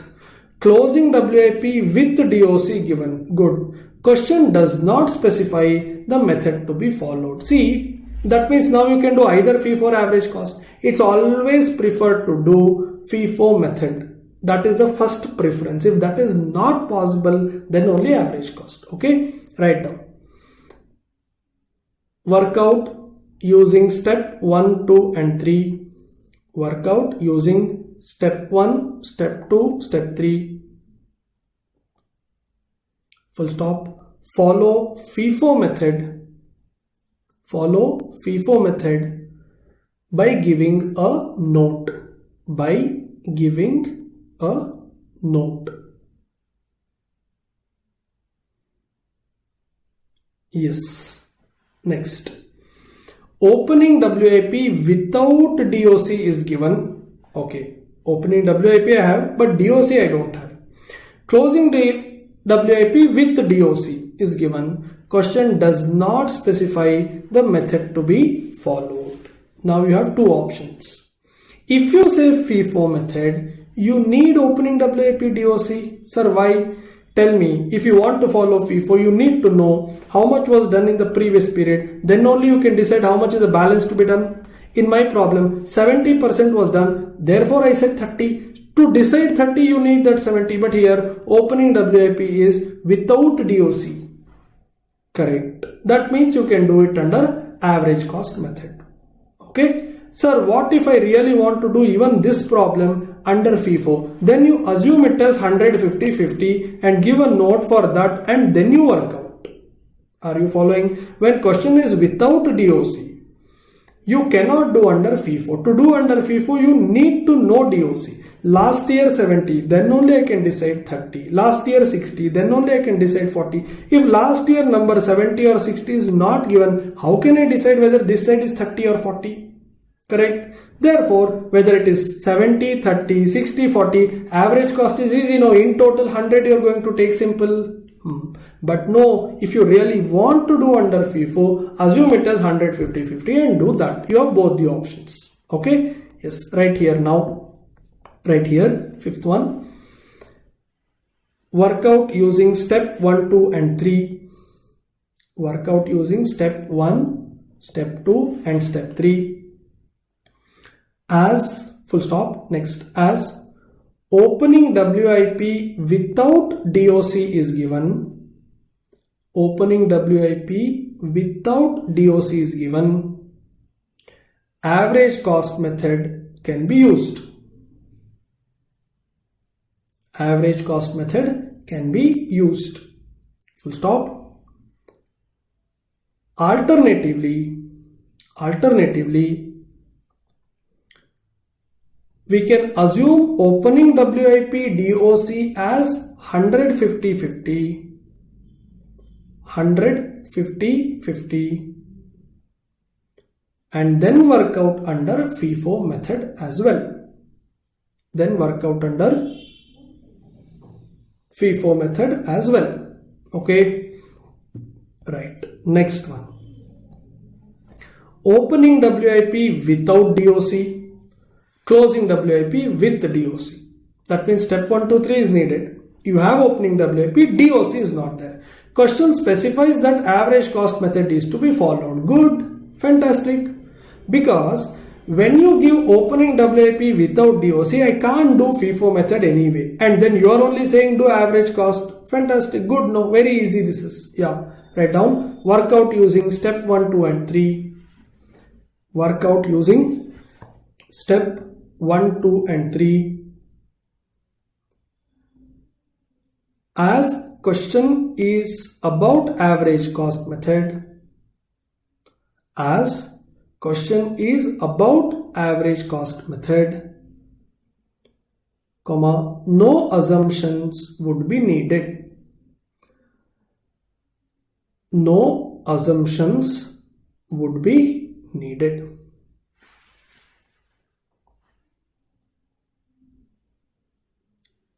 Okay. Yes. Next one. Opening WIP with DOC is given. Closing WIP with DOC is given. Both are with DOC. Fantastic. Question specifies that average cost method is to be followed. If it is average cost method, then opening WIP's DOC is of no use to me. I repeat, if I am going to work out under average cost method, your opening WIP which is without DOC is not relevant. You give, you don't give, doesn't matter. Anyway, question is under average cost. But look what happened here. They gave DOC of opening WIP and then said, look, average cost method. Good though. Write down. Ignore, right here. Ignore DOC of opening WIP. Ignore DOC of opening WIP. As the question is under average cost method. As the question is under average cost method. Full stop. Work out using step 1, 2 and 3. Work out using step 1, 2 and 3. Right. Last one. Opening WIP without DOC given. Okay. Closing WIP with DOC given. Question specifies FIFO to be followed. Be careful. When they say you should work out problem under FIFO method, they should give me opening WIP DOC. Without that, how can I do FIFO? But question says FIFO is to be done. That means I'll have to make an assumption. What assumption? 150, 50. Now I have DOC because I assumed it as 150, 50. Now you can work out the problem. Yes, write down. Right here, as question specifies that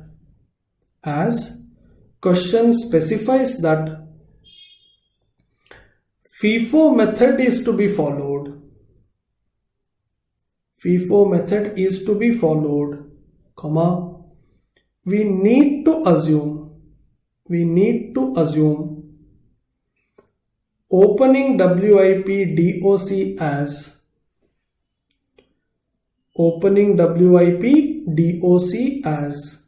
100 50 50 100 50 50 and then work out using step 1, 2 and 3. Step 1, 2 and 3.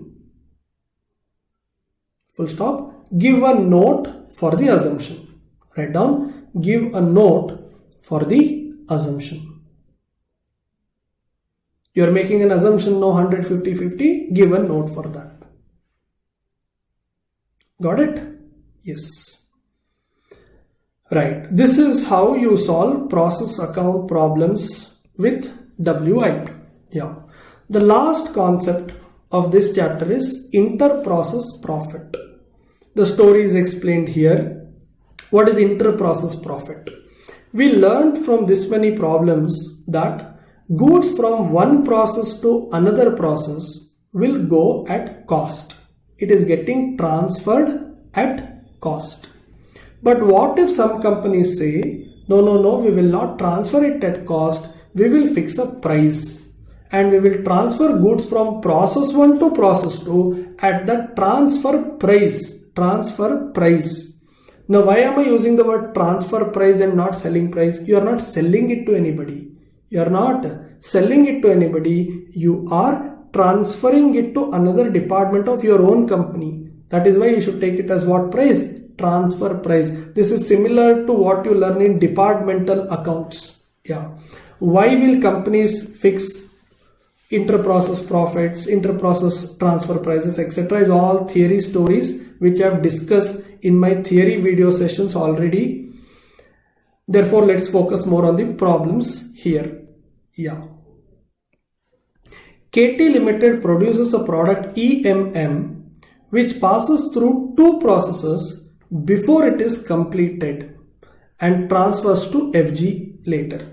The following data is given to you. Process A and B and FG. Opening stock, material, labor, factory overhead, closing stock. All of this you know. Inter-process profit included in opening stock, and this is 0 obviously. Now what is this number? Tell me. Whatever is there with B is what has come from A. Whatever is there with B is whatever that has come from A. And whatever is coming from A is not coming at cost because we are learning under the heading inter-process profit. That means whatever is in the hands of process B is not at cost, it is at transfer price, and price includes profit. And that profit is shown here. Inter-process profit included in opening stock. If B says, look, I have opening stock of 5,500, we should know out of that 1,000 rupees profit component which Mr. A added when he transferred it to B. Right? Yes. Sir, why is it 0 here? Obviously because this is the first process. Yeah. Finished goods also 10,000 they say, but in that 4,000 is inter-process profit. Output of A is transferred to B at 25% profit on transfer price, not on cost. Be careful. 25% profit on price. Output of process B is transferred to finished stock at 20% profit on price. A to B is 25% on price. B to FG is 20% on price. Stock in the process is valued at prime cost. So they said, don't follow your cost sheet approach where stock is valued after factory overhead. Correct? Here they said, please do valuation of stock after prime cost only. So you will take direct material, direct labor, you will get the prime cost. There itself you do valuation of your stock also. Okay. But finished stock will be valued at the price at which it is received from B. When I am in answer, I will explain this sentence to you. Sales 75,000 is given. When they say sales, Is it from A or B or FG? Obviously last process, which is FG. A is not selling anything. A is only transferring. B is not selling anything. B is transferring. Only FG is selling. Correct. You are required to prepare process cost accounts. That means process A account, process B account, and finished stock account also. Okay. Showing the profit element at each stage. These kind of questions, though you say process account, you need to change the format to some extent. Here you will write total cost and profit. Total column, cost column, and profit column. By the way, if you want to interchange it like cost, profit and total, that's also okay, no problem. But you need to break things into cost component and profit component. Yes. Opening stock. First you always fill total. Whether you do total cost and profit or cost, profit and total, always fill the total. Then see, is there any profit component? No. That means everything is cost component. Direct material, same way. Direct labor, same way. Then they did a subtotal here. Why subtotal? Because question says closing stock should be valued at prime cost. Prime cost means what? Only direct material, direct labor. Next item is overheads. Therefore, they did a subtotal here, 19,000. And then they are valuing closing stock. Closing stock values 2,000. And they said entire 2,000 is cost only, nothing is profit. How did they decide this? Please observe. 19,000 cost has no profit component. So 2,000 also, when you cross multiply, will have no profit component. Basic it is. No profit component out of the subtotal. That means no profit component here also. In next process, you will understand this cross multiplication better. Okay? Yes, don't worry now. Let me continue. Yeah. You have got prime cost here. That was subtotal, and now the net prime cost. Add overheads, basically factory overheads. Again, that will be 0 here. Total you fill, cost you fill. Now you have the total process cost as 21,600. Yes. What will you do with this? This has to be transferred to whom? Process B. Correct. At what price? They said, I'm scrolling up, you need to transfer from A to B by adding 25% profit on price. 25% on price. Look at this now. Let me write it here. 25% on price when they say, if price is 100, profit is 25. That means the cost should be 75. Correct? If 25% is the profit on price, let me assume price as 100, profit will be 25, cost will be 75. Now when I do 25 by 75, I will get a percentage, which is profit percentage on cost now, and that is what they have done, 33.33 on total. Though the word is used as cost, remember you should do it on total only, total cost, not just the base cost. It is total cost. So 33.33 on 7,200 you write here. This is fully profit component. You add everything, you get this number 28,800, 21,600, 7,200. Straight away copy it here by process account. 28,800, 21,600, 7,200, and then bring that as ledger total at the bottom. Hope it is clear now. Before I go to next process, I have one question for you. Think from process B perspective. Process B perspective. Which number is relevant to process B? 21,600 is relevant or 28,800 is relevant? 28,800 is relevant. 21,600 and 7,200 is what process A knows. Process B doesn't know how much is cost element included in 28,800. Or let me put it this way. Assume process A has a separate bank account. Process B has a separate bank account. How much should process B transfer it to process A if they want material? They should transfer this number 28,800, not 21,600. That means though I say cost, profit, this total is the relevant number to me. Don't get confused. Though I say cost, profit and total, this total column is the most important column to me. I am process B. For me, what matters is total column 28,800. Okay, let's see now. This is transferred here 28,800, 21,600, 7,200. Then opening stock, you have your own opening stock. First fill the total. It is all given in the question. Then fill the profit. Then fill the cost. But remember, this total is what is relevant to you. Material you add, labor you add, do a subtotal. Now here closing stock valuation is important. How to find out the value of closing stock? Just scroll up.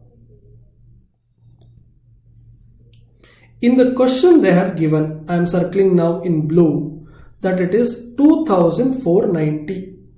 2,490, correct? But as I told you that 2,490 is the total number. Here 2,490.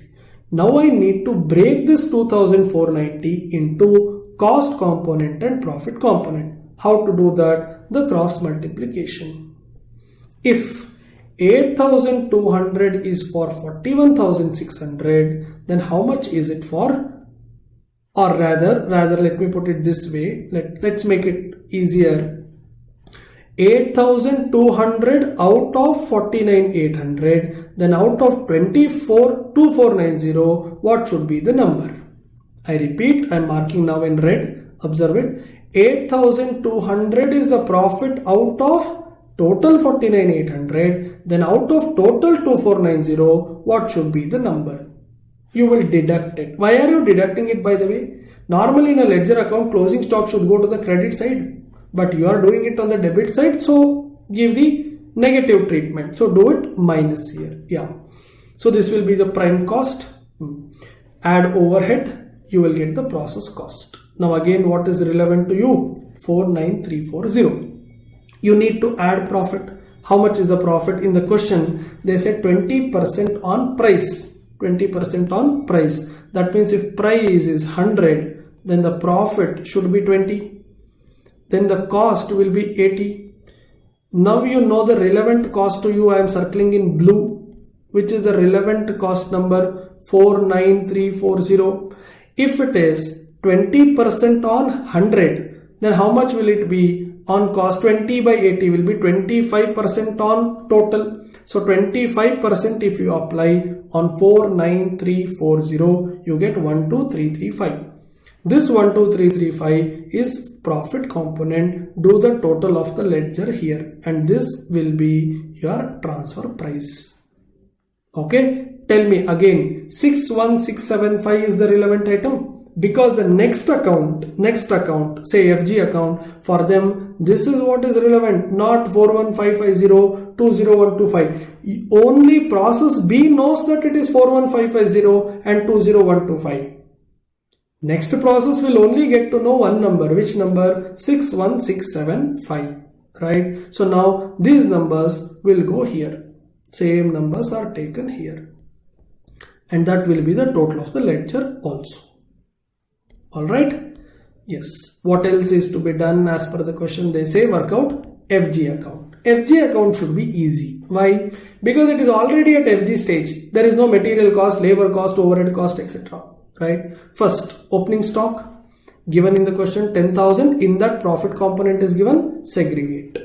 Then transfer from process B, something that I showed just now, 61675, this and this. Here only you will do the subtotal. Why?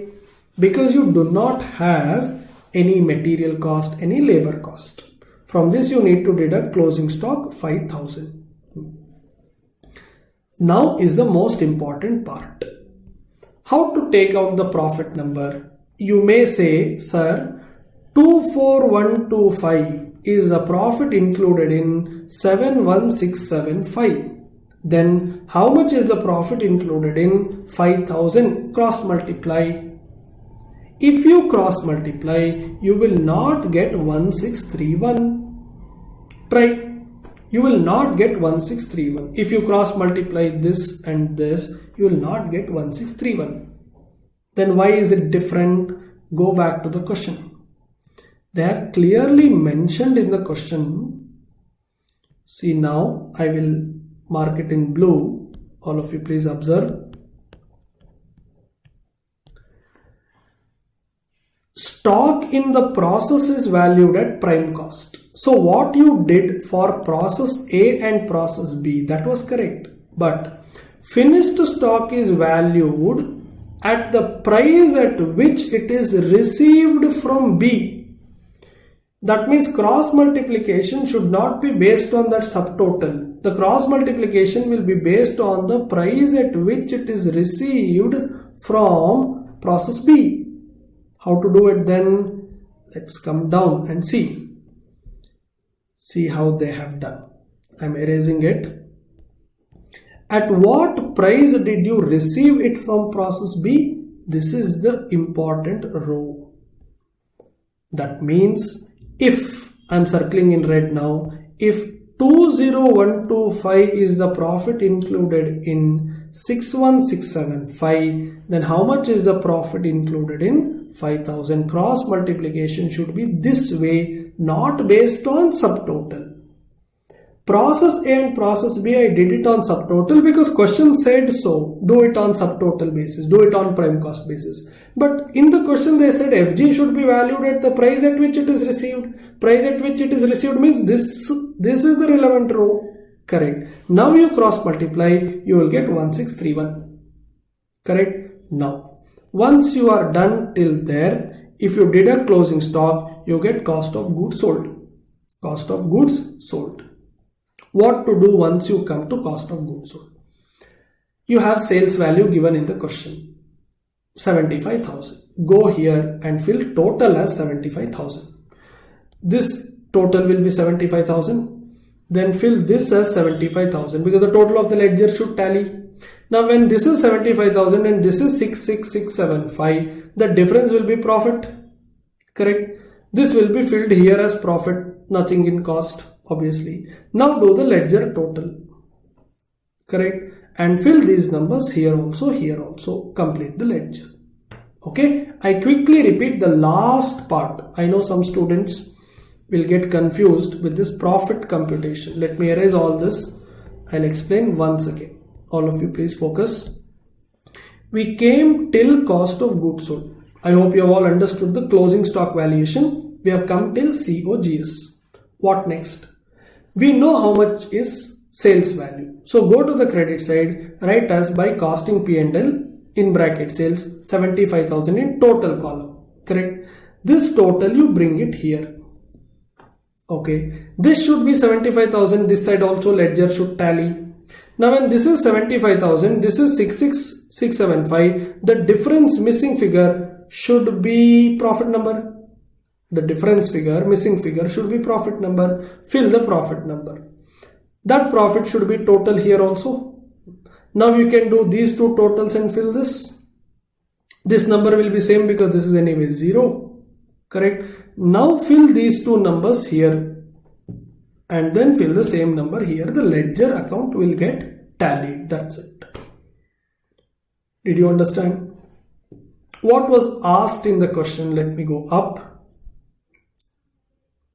They said prepare process accounts, that is A and B. Finished stock account we did, showing profit element at each stage. That is also done in every account. I have shown how much is the profit in that particular process. Right. I think with this we completed the entire chapter of process costing. Correct? Yes.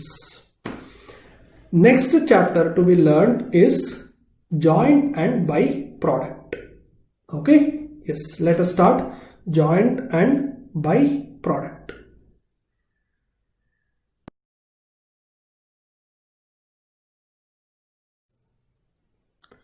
Okay, let's start with chapter 7. Two areas in this chapter are very important from practical problems perspective. First area is apportionment of joint cost. Questions can come from this concept. How do you apportion the joint cost? First of all, what is joint cost? The cost incurred for the joint activity, a common activity where more than one product is processed. Correct? One area is this apportionment of joint cost. The second area from which questions can come is decision making whether to further process or sell it without further processing. I repeat, first you have done the joint activity. Now the question is whether to sell the product at split off point, that is without further processing, or to sell it after further processing. So these are the two areas. So first concept is about apportionment of joint cost. What is joint cost? The cost incurred for the joint activity. Right. Some of the common basis. Number one is physical unit method. Here you will apportion the joint cost. Say total joint cost is 10 lakh and there were four products. This 10 lakh has to be distributed between four of them. Do it on either kg ratio or ton ratio or liters ratio. Name itself tells you physical unit. Okay. Second one, market value at split off point. Instead of going by kg, liter or tons or quintals, go by the rupee value, the market value at the split off point. That is, if you sell those items without processing them further, if you sell it, at what price can you sell it? That will give you the market value at split off point. Take that as the basis. For example, you have three items A, B and C. 10 kg, 10 kg and 10 kg. If you do it on kg ratio, that is first one, it will be 1:1:1 because 10 kg, 10 kg and 10 kg is same. But first item can be sold at 7 rupee per kg, second item 9 rupee per kg, third item 5 rupee per kg. Now 10 into 7, 70 rupees, 10 into 9, 90 rupees, 10 into 5, 50 rupees. Do it in the ratio of 70:90:50, which is 7:9:5. You're not doing it on kg basis, you're doing it on rupee value basis. Next one, market value after further processing. Now, this is the market value that you will get after processing it further. It is not the market value at the split off point. It is market value after further processing. It is not selling crude oil. It is selling refined oil. After processing them further, at the end, whatever price you can sell it at, that will give you market value after further processing. Take that number. Right. And in that ratio, you distribute the joint cost. Next one, net realizable value or reverse cost method. Here what you do, take the selling price or market value after split off point, but from that you will have to deduct few things. We are using the word reverse cost. You see, you will deduct estimated profit, selling and distribution cost and post separation cost. Now, if you see the flow in which activity takes place, first the joint activity, so joint cost, then further processing, that will be cost of production, then other expenses like selling and distribution, that will give you total cost. For that you add profit, you will get sales value. Correct? Here they are saying do it in reverse order. In what order? Reverse order. Take sales, deduct profit, you will get total cost. From that deduct selling and distribution expenses also, you will get total cost of production. From that you deduct further processing cost also. Now what is left out? Joint cost only. Clear? Yes. Next one, average uniform method, average or uniform method, contribution margin method. These two are the methods which are mainly theory in nature. They won't follow practically and they will not ask you practical problems also. Okay. Contribution margin you will get to know once I revise marginal costing. Basically contribution is sales minus variable cost. Average method, here it says joint cost is equally distributed. Equal distribution. This is not a preferred option. Should be used only if none of the above methods are possible. Don't worry, in examination they will give you all the details. Quantity you will have, selling price at split off point, you will have selling price after further processing also you will have. You will not have to use this fifth method, not to worry. Contribution method is, here you will use contribution as the basis for apportionment. There are three products A, B, C. Find out the contribution, which is sales minus variable cost. Suppose if the contribution comes to 100 rupee, 200 rupee, 300 rupee, then in that 1:2:3 ratio, you can distribute the joint cost. Okay, which are the most commonly used method? Either quantity method, that is ton ratio, quintal ratio, kg ratio, that one, or market value at split off point method. If question does not specify the method, it is preferred to follow either of the two, either quantity or market value at split off point. ICAI in their suggested answers, in their study material also, they prefer market value at a split off point method. So you can also use that and give a note. Clear? Yes. Let us see some of the problems. First one. In an oil mill, 4 products emerge from a refining process.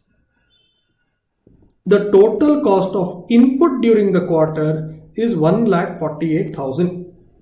Now when they say total cost of input, from which you are going to get 4 products, that means this 1,48,000 is the cost of the common activity. Cost of the common activity is nothing but joint cost. The output, sales, additional processing cost. Additional processing cost is further processing cost. You understand, 1,48,000 will be spent for the common or the joint activity. You will have 4 products, which is A, B, C, D, correct? And that will be further processed and sold. And what is given in the table? Output in liters, you have quantity with you.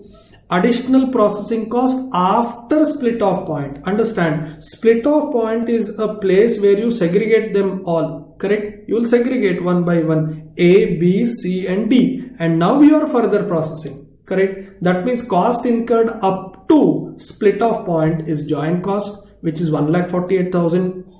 Cost incurred after split off point is further processing cost, that is separately given, obviously, because further processing cannot be done together. Please understand, in a petroleum company, extraction activity can be done together. That is a joint activity, but refinery cannot be done together. Refinery is further processing activity, that cannot be done together. You can extract, but you cannot refine. So extraction is a joint activity, you will have joint cost. Refinery has to be done separately. That is why processing cost is given separately, right? Sales value also you have in the question.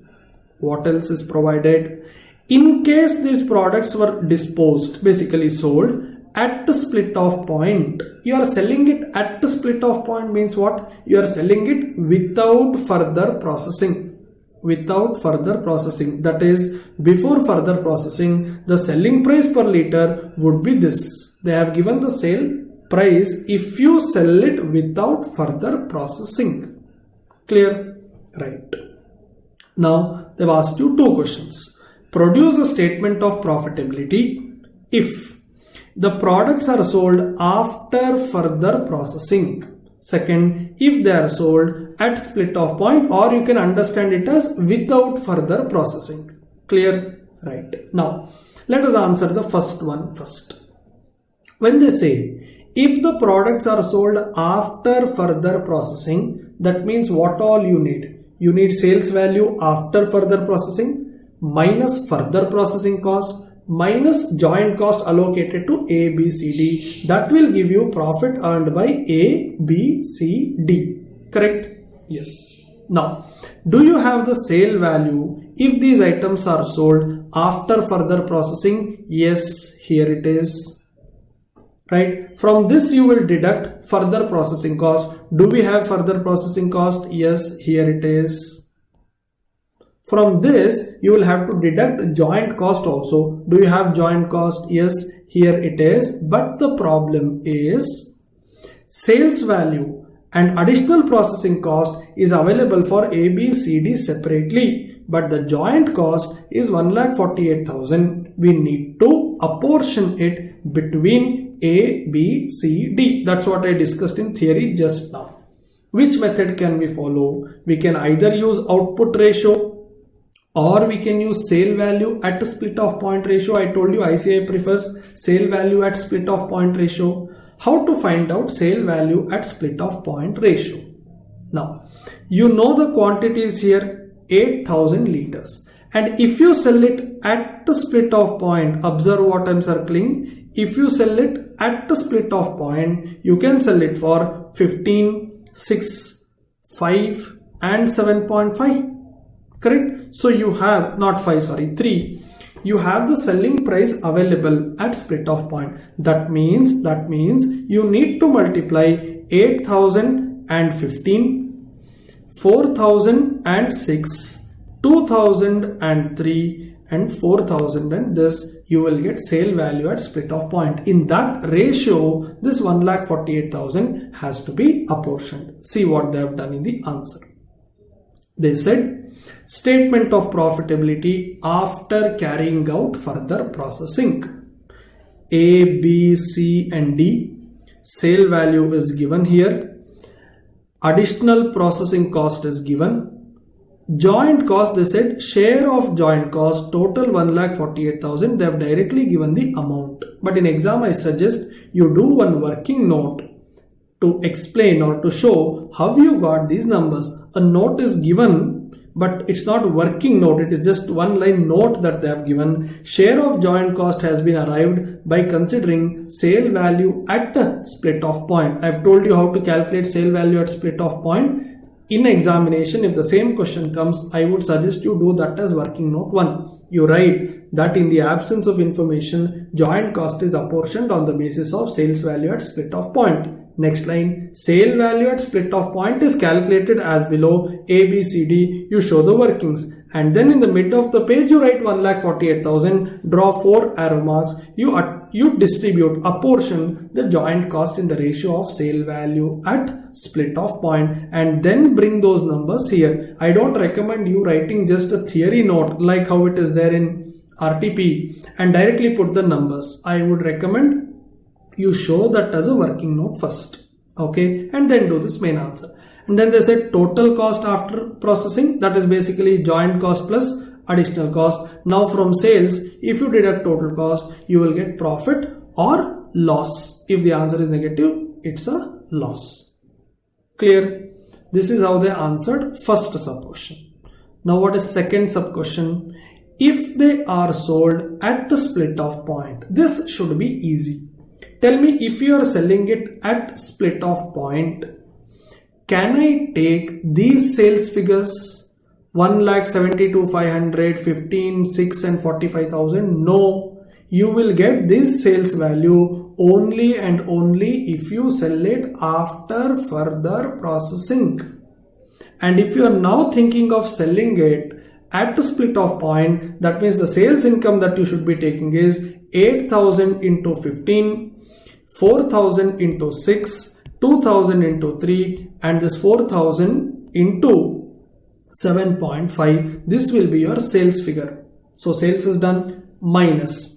Further processing cost, should I deduct here? No, you are not further processing it at all. Where is the question of further processing cost? Correct. Should you deduct share of joint cost? Definitely yes. Because they are saying sales at the split off point. Split off point is a place where the joint activity is done. Correct. That means you will have only two numbers. One, sales value at split off point minus share of each product in total joint cost. See, this table will be very simple. Selling price, output, when you multiply you will get sales value. Correct. From this you deduct only share of joint cost. This number is already there in your working note. It's the same thing here also you have the same number, 98,000, 19,000 and so on. You get the profits. Got it? Now, before I go to next question, what if in examination they ask you something like this? Advise the company whether it is good to further process or not. I repeat, if in exam, if they ask you a question on whether a product should be further processed or not, how to take the decision, how to present the answer. Let's see. If you want, you can copy this. First, let me explain it to you. If they ask you to explain whether a product should be further processed or not, you will have to do a net benefit or loss analysis. What is net benefit or loss analysis? You have to see two things. How much extra will I earn and how much extra will I spend? Please understand the concept. How much extra will I earn versus how much extra will I spend? Now, what do you mean by how much extra I can earn? You need to compare two things. If you sell it after further processing, how much of income you can earn? Compare that with how much of income you can earn if you sell it without further processing. I have taken some examples. Sales value after further processing. See this, after further processing, you're going to get 100 rupees. All this will be available in the question. Okay? Yes. You have to compare this with how much will you earn the sale value if you sell it without further processing. Say 80. Say 80. For example, if I sell it without further processing, I can get 80. If I further process it and then sell it, I will get 100. That means by further processing, by taking the decision to further process, how much extra can I earn? I'm highlighting now 20, and this 20 is called as what income? Incremental income or incremental sales or incremental revenue. How much extra can I earn? How much extra can I earn? Clear? Yes. This should be compared with what? Tell me, I can sell it at 80 rupees itself, but if I decide to sell it at 100 rupees, I have to do something. What? I have to do further processing activity, and further processing activity will cost me something. That is taken here versus means compared to further processing cost. How much is the further processing cost? Suppose 18 rupees. Then understand. By further processing, your revenue will go up by 20 rupees. By further processing, your cost will go up by 18 rupees. That means the net benefit to you is 2 rupee positive, 2 rupee gain to you, a benefit to you. Is it good decision to further process? The answer is yes. The answer is yes. What if this was 28? I'm just marking here. Instead of 18, what if it was minus 28? Then you will get net benefit or losses minus 8. That means by further processing, I will earn 20 rupee extra. By further processing, I will spend 28 rupee extra. Why should I further process and lose 8 rupee? Are you following? Yes. Sometimes in exam, they won't give you this further processing cost directly like how I have written. I just wrote 18. Correct? They may not give that 18 to you. They may say further processing will involve below cost, some material, some labor, some overhead. They can give these details in the question. Instead of saying 18, they can say material will be 5 rupee, labor will be 10 rupee, overhead will be 3 rupee. In that case, you add all of this 5 plus 10 plus 3, that will give you the 18 rupee that you wanted. Clear? Some cases they will give you, some cases they straight away say further processing cost is 18 rupee extra. Clear? Yes.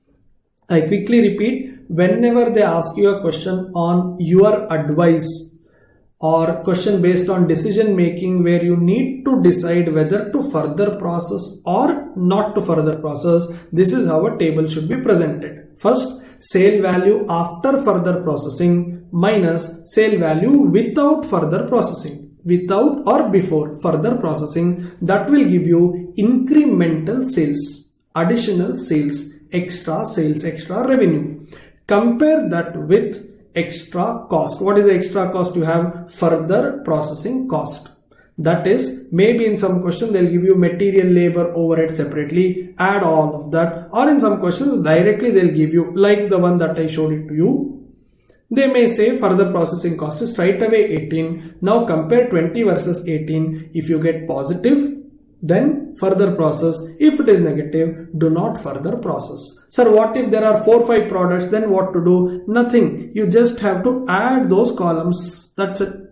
Keep adding the columns. This may be product A, then add product B, add product C, and so on. You may ultimately decide to further process A and B, and you may say, look, product C should not be further processed. Correct? If it is single product, then present it the way I told you. Multiple products, same table, add extra columns. Okay? Yes. I want all of you to make a note of it. You can write the heading as decision. Please make a note. Decision on whether to further process or not.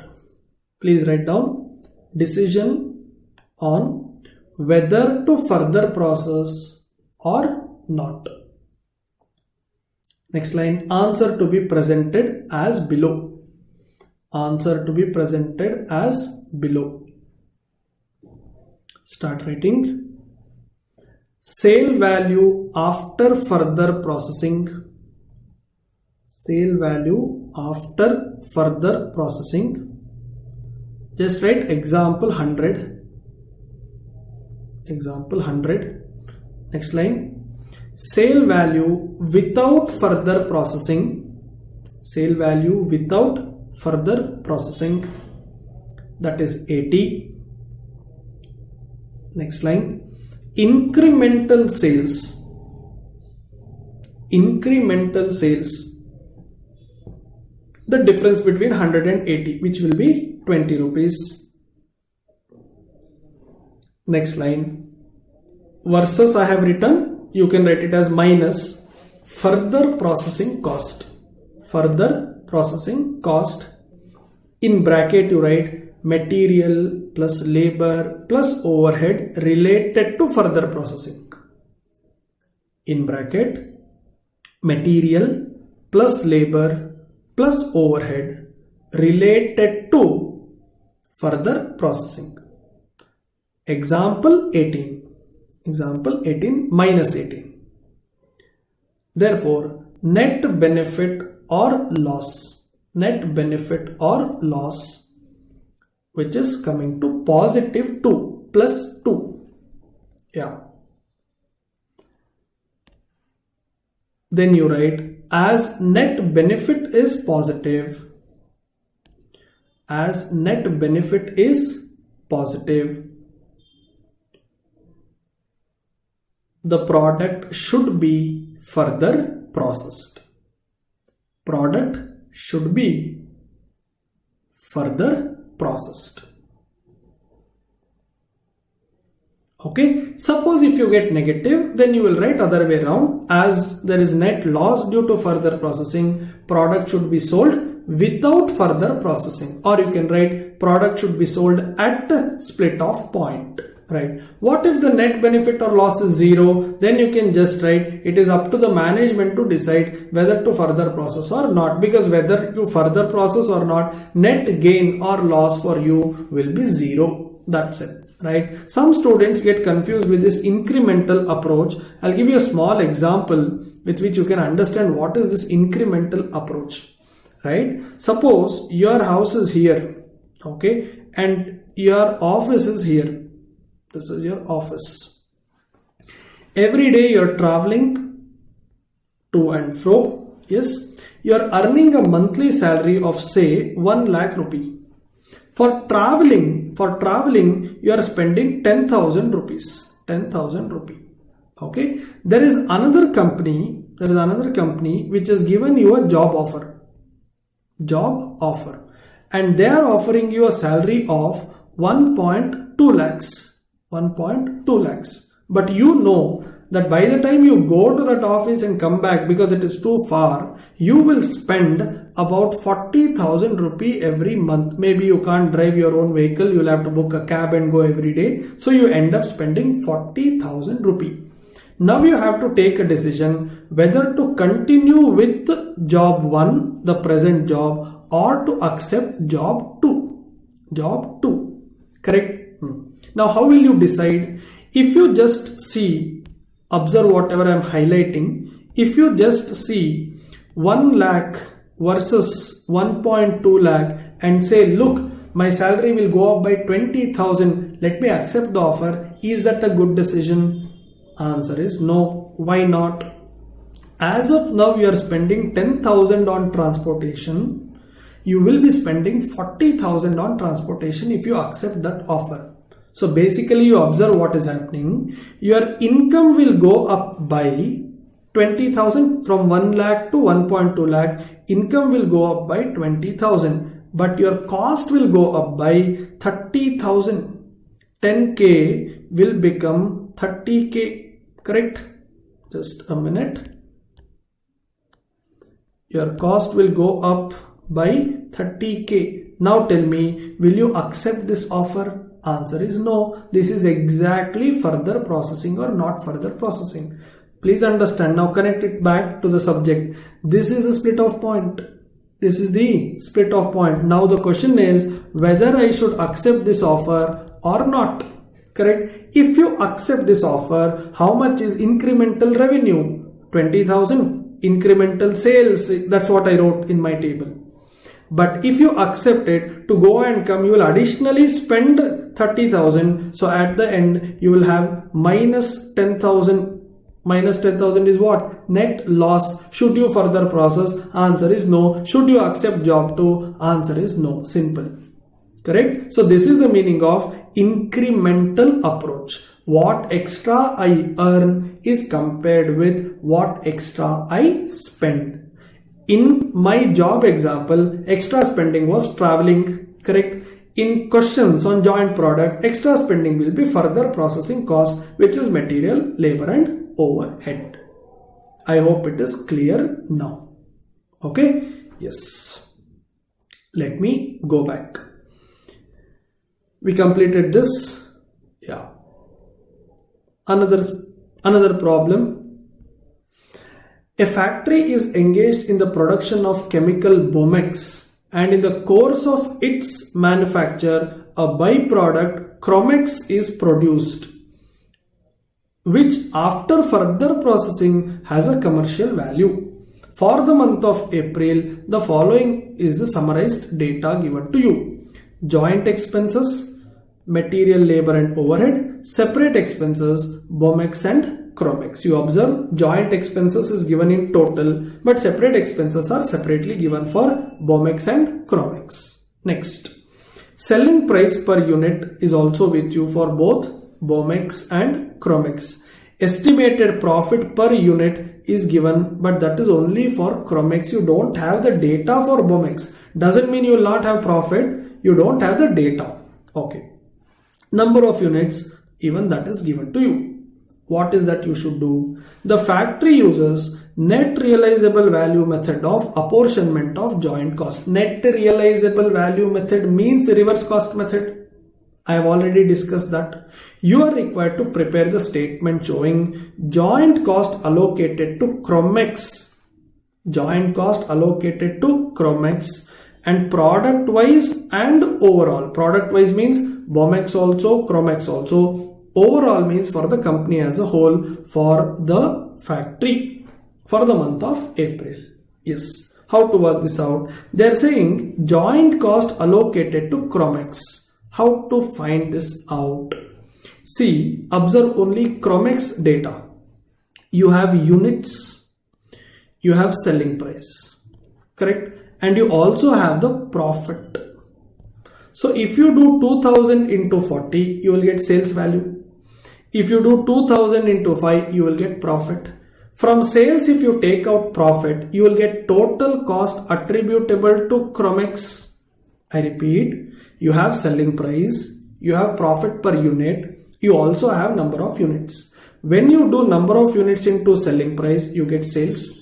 Number of units into profit, you get total profit. Now total sales minus total profit will be total cost of Chromex. Correct. From that, if you take out all the separate expenses, the balancing figure should be joint expenses related to Chromex. Hope you are following. Sales I will take minus profit, total cost. In that, when I take out separate expense, I will get to know joint expense attributable to Chromex. Correct. Now here, If I add all the three numbers, 1 lakh plus 50 plus 30, that will be 1,80,000. Out of that, if I know how much is related to Chromex, the balance is all related to Bomex.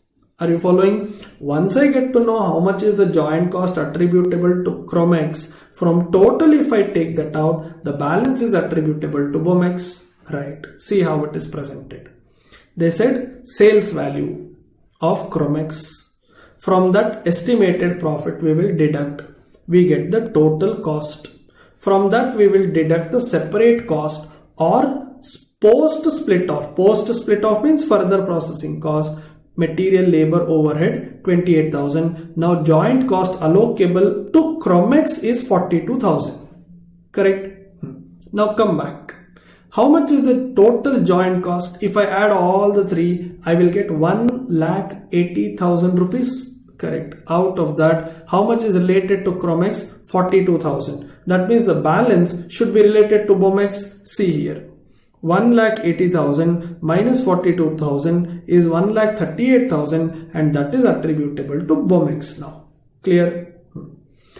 How did we answer the second sub question? They wanted you to find out the profits. Correct? See here, sales, Bomex, Chromex and total. Why total? Because in the question they said, please work out the total also. Sales, this is anyway given in the question. Number of units you have, selling price you have. If you just multiply those two, you will get the sales value. Minus share in joint cost, 42,000 we did here and the balancing figure 138 is taken here. And then post split off cost or further processing cost 36 and 28. This is also there in the question. Material, labor, overhead separately given. You just add material, labor, overhead separate expenses related to Bomex and Chromex. That is 36 and 28. Here you have the profit of Bomex and profit of Chromex. You add both, you will get the total profit earned by the company. Got it? Yes. So basically, this chapter is more connected to process costing. What is the difference? Process costing deals with one output, multiple processes, but one output. Joint product says, look, this is also process only, but we will have more than one output. We will have 2 outputs, 3 outputs, 5 outputs, like Bomex, Chromex. Previous problem A, B, C, D. Right? In study metal also you would have worked out some problems where they say M, N, O, P, right? A, B, C, D, multiple products. So if the process is going to give me one output, that is covered in process costing chapter. If the process is going to give me multiple outputs, then that is covered in joint product and byproduct chapter. Clear? Yes. And I'm repeating it again, and I want all of you to study this chapter immediately after studying process costing. Immediately after studying process costing. Got it? Yes. Okay. So with that, we are done with this chapter as well.